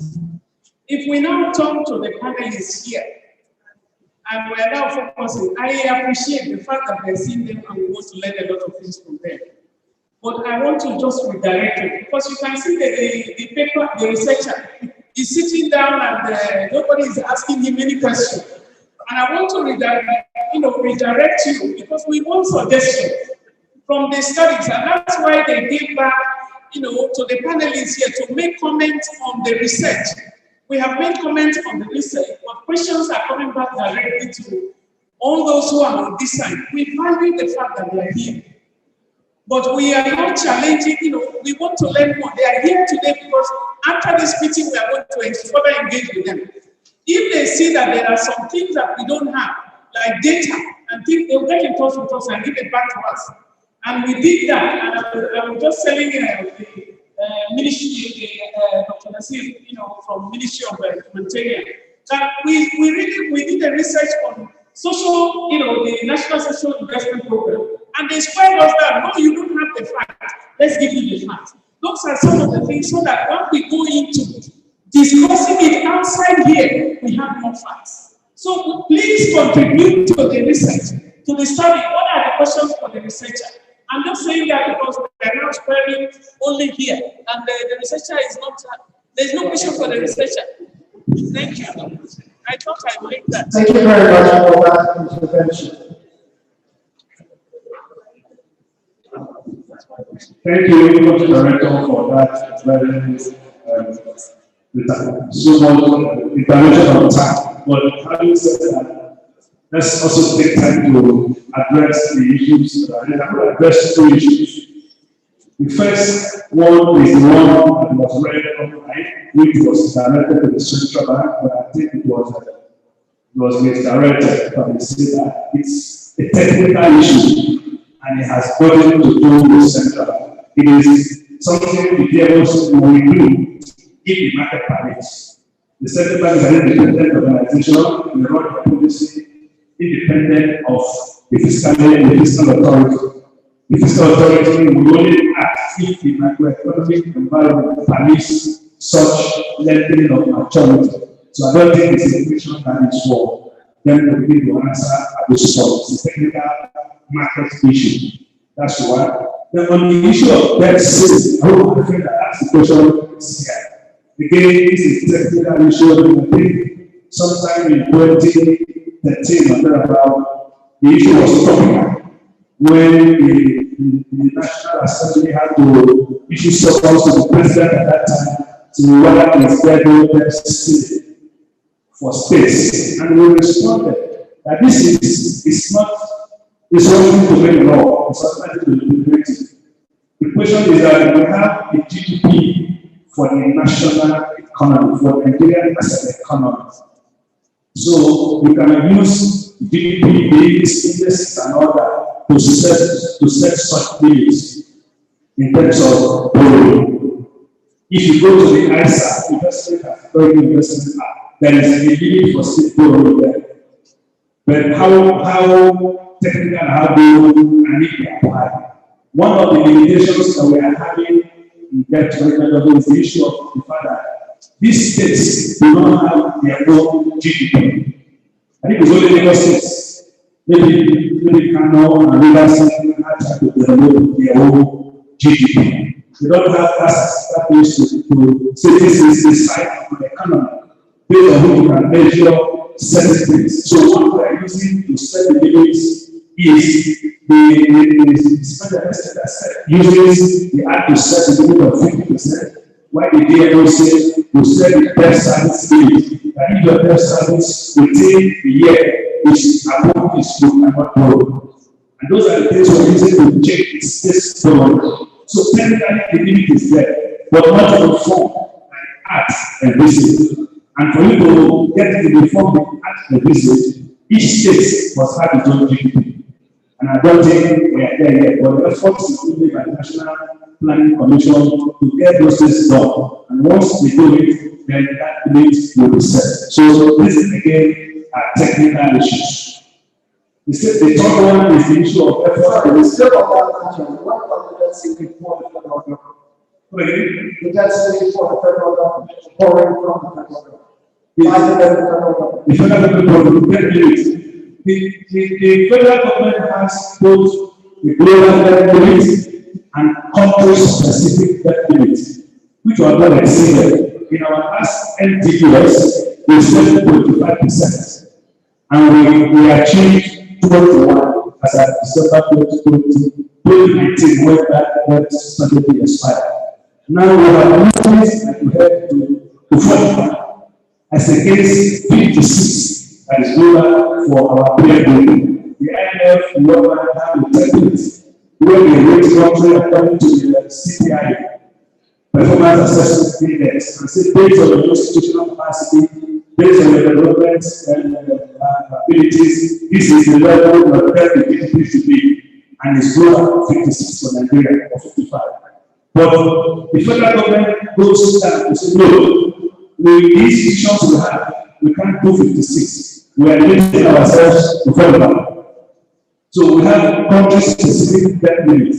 We also have budget deficit limit in the FRA, which is 3%, which only be exceeded under emergency and we have it in 2020, which have been adhered to. The National Assembly law, you see, they do have not violated that rule, because in their own law, they have kept to it. So if you look at our debt, new borrowings every year deficit, not the 60%. Except, I'm sure it was part of his activity it could be global. That's not exceeded 3% in any year for some time now, except in the emergency or in a recession where the government has to spend out of recession. So I'm not exceeded that limit. So the government has to pay it. Now, in the case of efforts to reduce borrowing, I think, again, I want us as Nigerians now speaking as Nigeria, take a look at the issue of representing Minister of Finance or DA. Let's speak as Nigeria. The question is, you borrow because you need to spend, you don't have money. You don't have income. You must eat. What do? You either serve or you go and look for food extra. That is the arithmetic of debt. Whether you want to build a children of it, or you want to make a mountain out of it, that is the argument. You borrow because the gap between your income and expenditure, there is a deficit. You need to fill it. What I have time to ask my brother who talks about borrowing. Say, when asked, did you pay tax? What is your attitude towards tax? If you don't pay tax and you want loans, like I said earlier, those will not be built. It is a simple acknowledgement. We can ask questions if I pay what do you do with the money. The reason why Nigerians are little bit what I call really asking questions because the money is not there. I'm speaking as a Nigerian, not as a person, because the money is not there. If you as a citizen pay tax, you will demand accountability of your money. And that is why the government welcomes this dialogue. I said earlier, we welcome the dialogue. What is the reason for the borrowing? It's because we need to repair our roads, to pay new schools, to build hospitals, and the revenue cannot support it. We need to borrow. Again, I want to lend my voice to the CPN. The way to go, if you want again to reduce borrowing is to adopt all and shift funding of projects. If we say we want to pay a road, we do respect NLC, of course. But you use the roads, you don't want to pay for it. Who will pay for it? These are questions that the leaders need to answer. You use roads, you use airports, you go to the airport, you don't want to pay for using the airport. In other countries, those things are taxed. If you want to generate revenue tax pay, make sure that the things you use, you put the premium on it. You make sure that everything is paid for. There's no freedom. So one way to go is to pay people. And the government is making every effort to ensure that projects that can pay themselves are financed through people to reduce borrowing. Second one, I just want you to speak to a few things. I'm not sure how competent you are to speak to that, but some of the concerns Nigerians are having, yes, we accept that the reason for borrowing is that there is a gap. But why is there a gap? And some of the issues that were raised from this presentation, there's a gap perhaps because of cost of governance, the high cost of governance, perhaps because productivity is low and our only source of income is from oil, perhaps because there is so much corruption and the money we do borrow does not go into those products, and perhaps because of political actors, as the country director pointed out before. Politicians are more obsessed with cutting tape and putting their things on projects than actually analyzing the implications of that. So, for instance, the government building this airport is more interested in people saying he's the one who brought an airport to that state than who is actually going to pay for that project 10 years from now. So, aren't these things the things that are creating that gap? I agree with you. My first response after the presentation, I made that point. I said there are structural issues, clear structural issues, which we need to deal with. And those are the things we have not spoken down. These structural issues are governance. Yes, you have total money, or you don't have money. The question is, what is the quality of your expenditure? Those are the engagements that we need to have as leaders and hold our leaders accountable for those things. To hold them accountable. How many of us, I was asking somebody, particularly to say this, he was talking about, he came to my office and he was talking about why did you have to go and all that and all that. And I asked him, I said, please should your voter card back at the time. He doesn't have. I said, since you don't have a voter card, I can't engage you. You are not a qualified person to engage to discuss. I said, if the quality of expenditure of those in power is low, you never exercise your right to change the leadership of the government. That is what we should do as Nigerians. We must continue this engagement, this dialogue, and continue to sensitize people on the need to demand for accountability to ensure that people who elect the positions are accountable for their actions. It is not the president alone that I tend to say. Every level of leadership has to give account for what he is doing. In our own individual and private offices, we must hold ourselves accountable. So, again, you are right on those issues of structural issues. And ultimately, the policy the government has come to the finance as trying to find ways to make tax administration really friendly. We have come, the current finance minister have come with strategies to grow the revenue. But if the people want to implement it, do not buy into the government, it's just paperwork. So we need this continuous engagement, this control dialogue, this effort to regulate debate and to hold our leaders accountable. And that is what we need to do. Thank you very much. Thank you very much. Our presenter would like to respond to some of the comments and questions that have been made.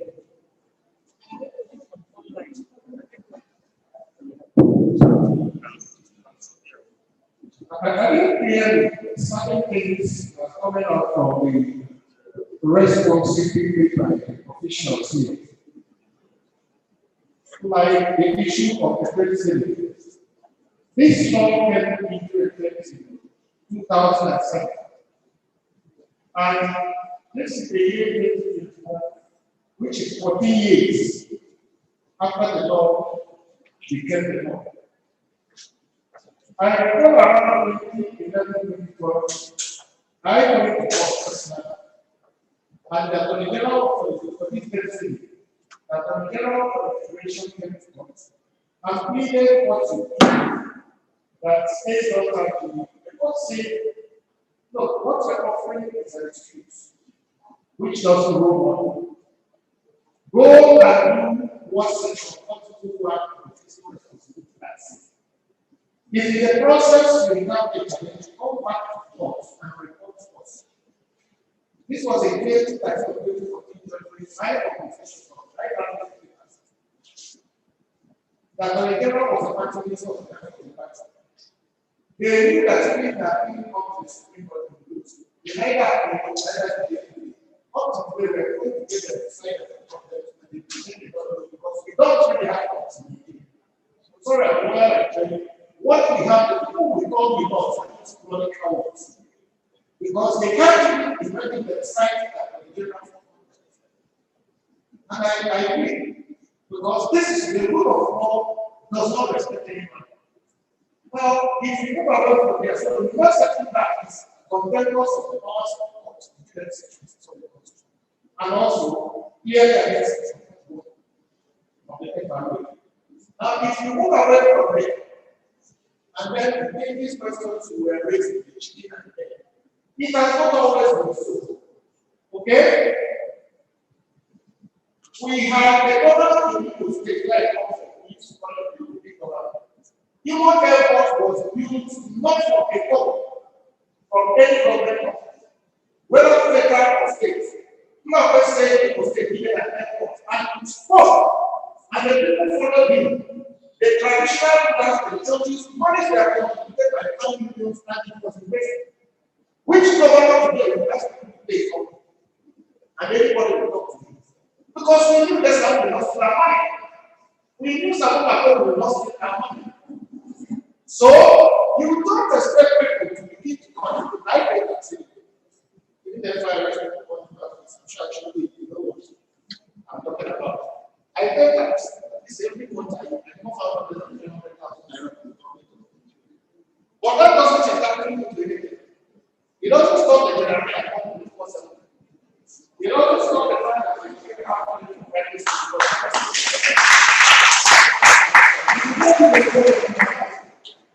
And like I told you, I cannot work in favor. Even the office and my society will ask me what I like. Alright? So knowing that fact that the thing entrusted to you from not just experts now, from the crude oil revenue, that you are not accounted for it, and you are claiming a right to be not accounted to anybody. Even as we speak today, we don't know exactly how many barrels of crude oil are stolen on a daily basis. So don't just place it as chicken and egg.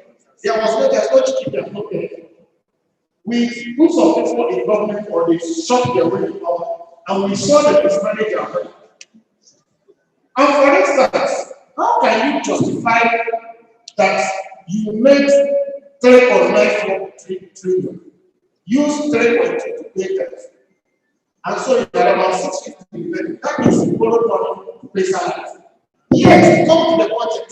Every day puts a direct reference to a private jet.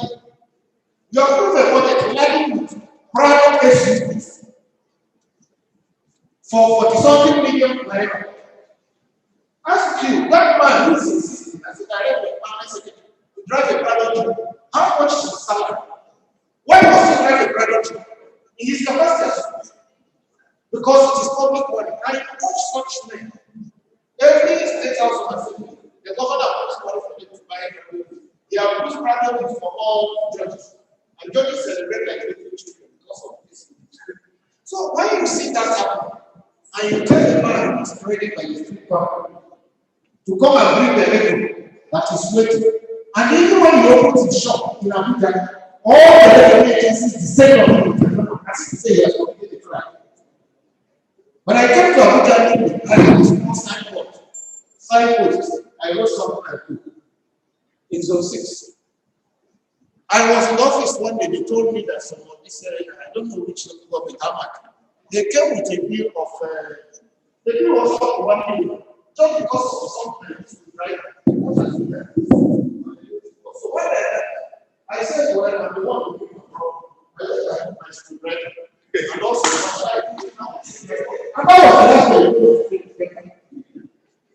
So why do you want to pretend you don't know what is happening? So as far as I'm concerned, leadership must lead. Leadership must lead. When the president was going to assume office, he realized the fact was frankly that everyone will take 9 months. Okay? And today is the world championing. How do you convince let me stop here. I don't want to go into the negative more. And we did a study for Suffolk, 6 states. All we saw were political farmers. I'm sorry to tell you, all we saw were political farmers. We know what they did.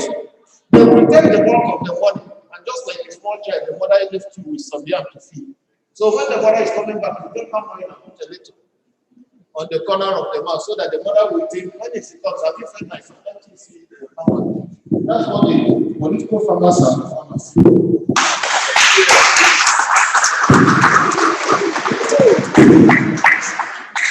Thank you so much for that introduction. I think we will take our time's question. This is the last round of questions.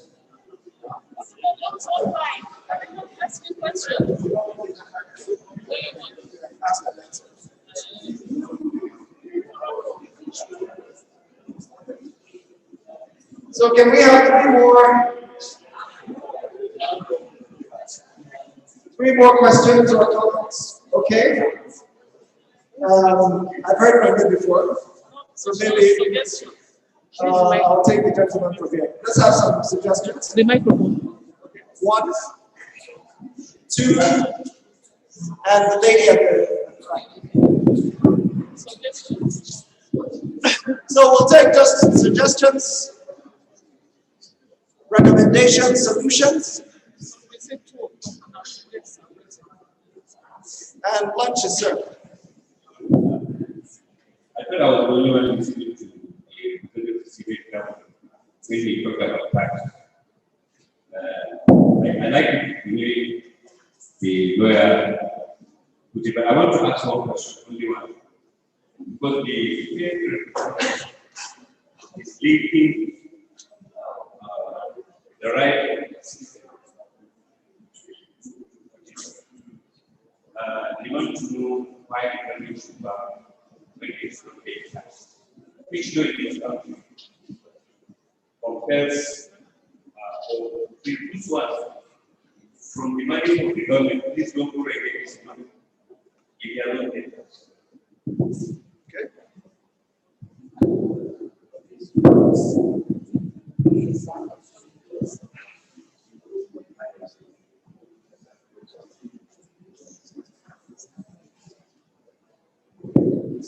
My first question goes to. We were asking for comments, recommendations, and suggestions. Yeah. I think one issue we need to look at, because the presenter talked about increasing our revenue.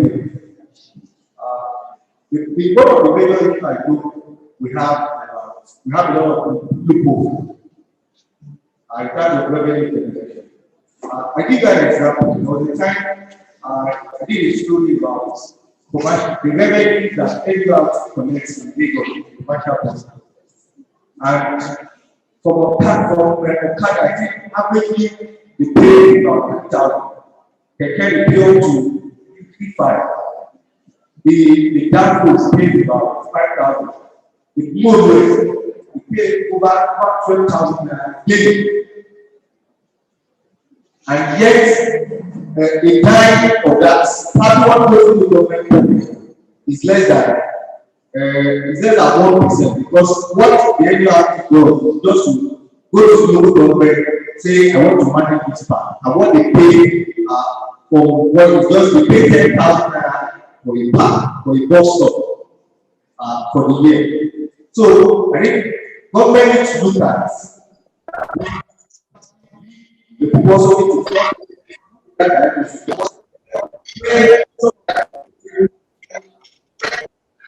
that should come into government, and it comes to government because we also find. And two, the funny thing is that those who collect that money puts a lot of money in us.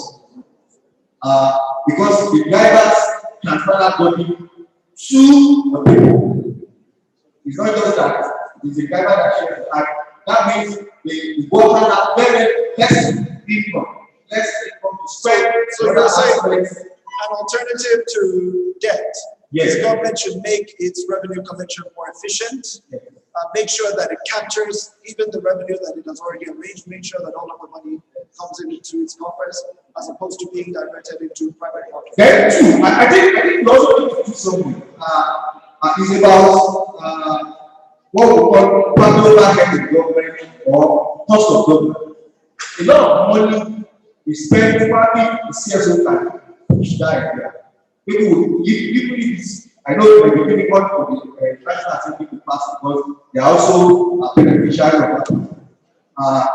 Some government, I don't want to mention, but I know a state where the government of deputy about 1.3 billion was spent to renovate the residents of the government. Just one of the residents of the government and one of the residents. So reduce the cost of governance by spending less on lifestyle. Let's take the last comment here.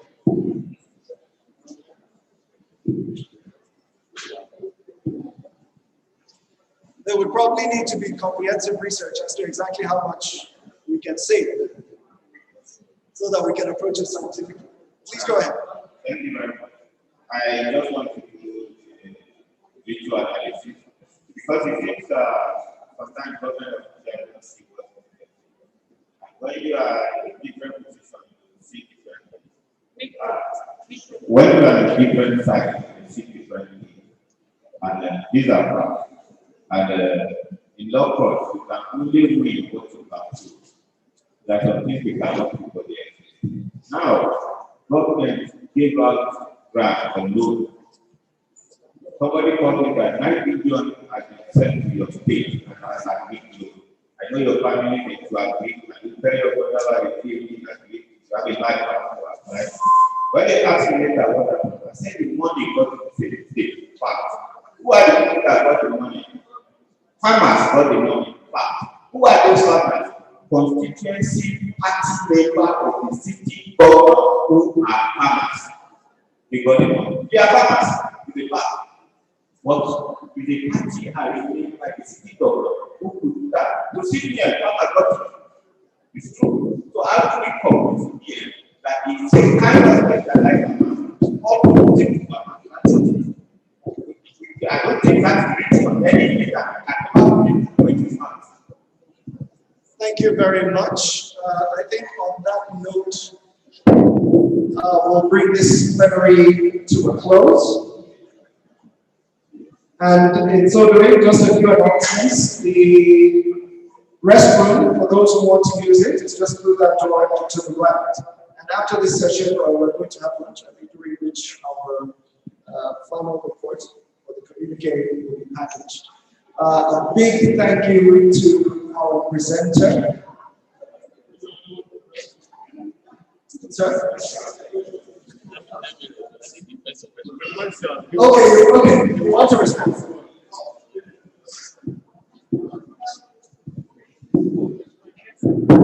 Again, thank you for the opportunity.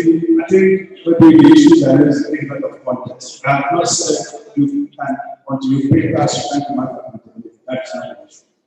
I'm saying government has found it difficult to implement its tax reforms, mainly because of the general attitude of Nigerians that because you are not accounted for what they are paid, I am not going to visit, which is last 2 years. I can hold that view. But there are challenges both in terms of we Nigerians. That's the attitude problem I'm trying to deal with. Not that you cannot hold government accountable for the money they have received. You should. And that is why we are here for this dialogue, to have this discussion, to see ways we can go about fusing our ideas together to make sure that our economies get better. That's what it is. I hope that point is clear. Thank you very much for that clarification. To our Sorry, just for clarification purposes, for my brother here. I told you that Spain has so many initiatives. I think one is anchored by the states. Are you getting what I'm saying? The states, probably the one we are talking about, is the one anchored. That is the states that pay, that guarantee stuff. Not all citizens. If individually you apply, and you get it. Probably the one you are talking about is the one anchored by, guaranteed by the few states, which that just that one. The issue of tax evasion is a criminal offense anywhere. Nobody is saying people do not pay tax. It's because the paper recommended that tax will increase now because the Finance Act of 2020 gave the bill. And you are now trying to say that due to COVID effect, in order to put in effect, must have been considered for now. And because we are just exiting from recession and growth still fragile, that is CID, that policy is CID, but like UK for tax, we know that. So tax evasion is a criminal offense. Thank you very much. Thank you very much. Our panel members, as just after we finish this session, we would like to crave your indulgence to stay for a photograph. I'd like to take a photograph of the entire panel.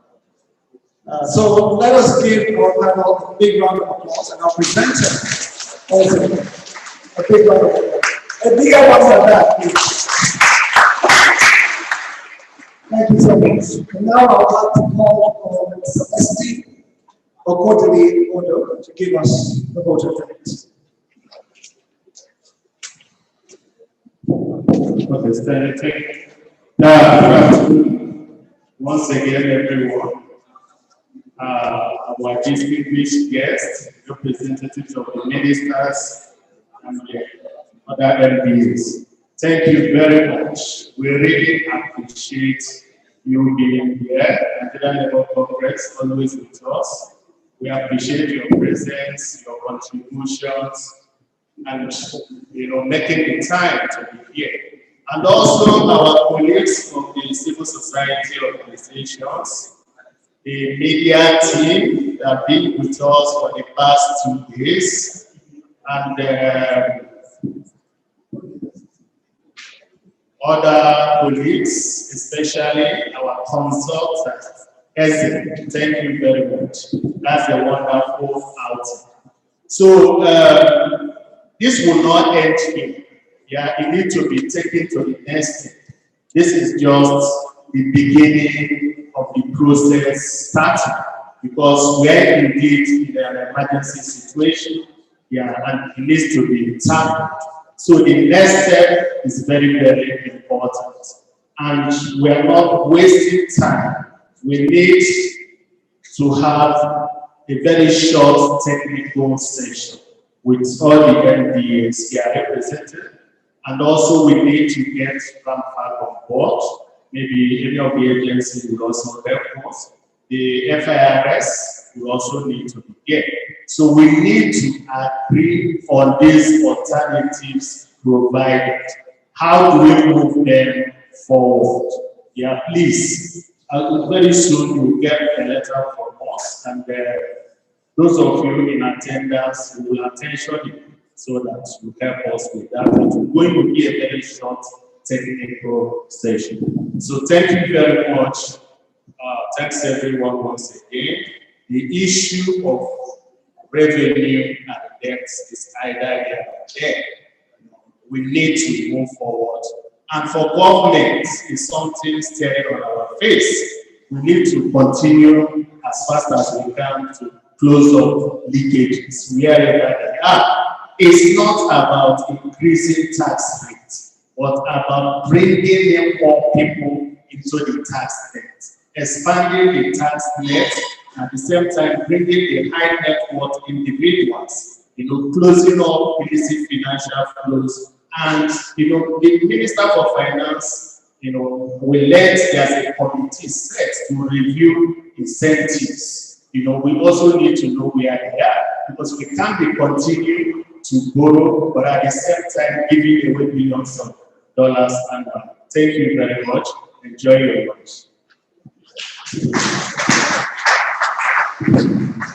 So lunch is served. Once again, we will start with our panelists and then the rest of our guests. Thank you very much. Enjoy your lunch.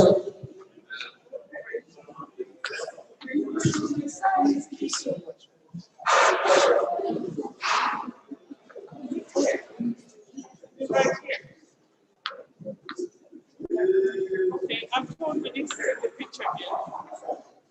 I have to join this distinguished panel.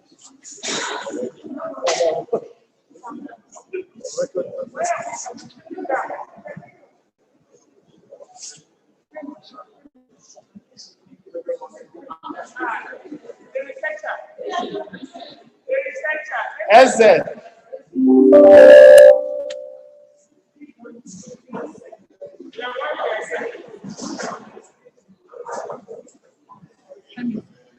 FIRS. They said it's not on official. Sorry? It's not on official capacity.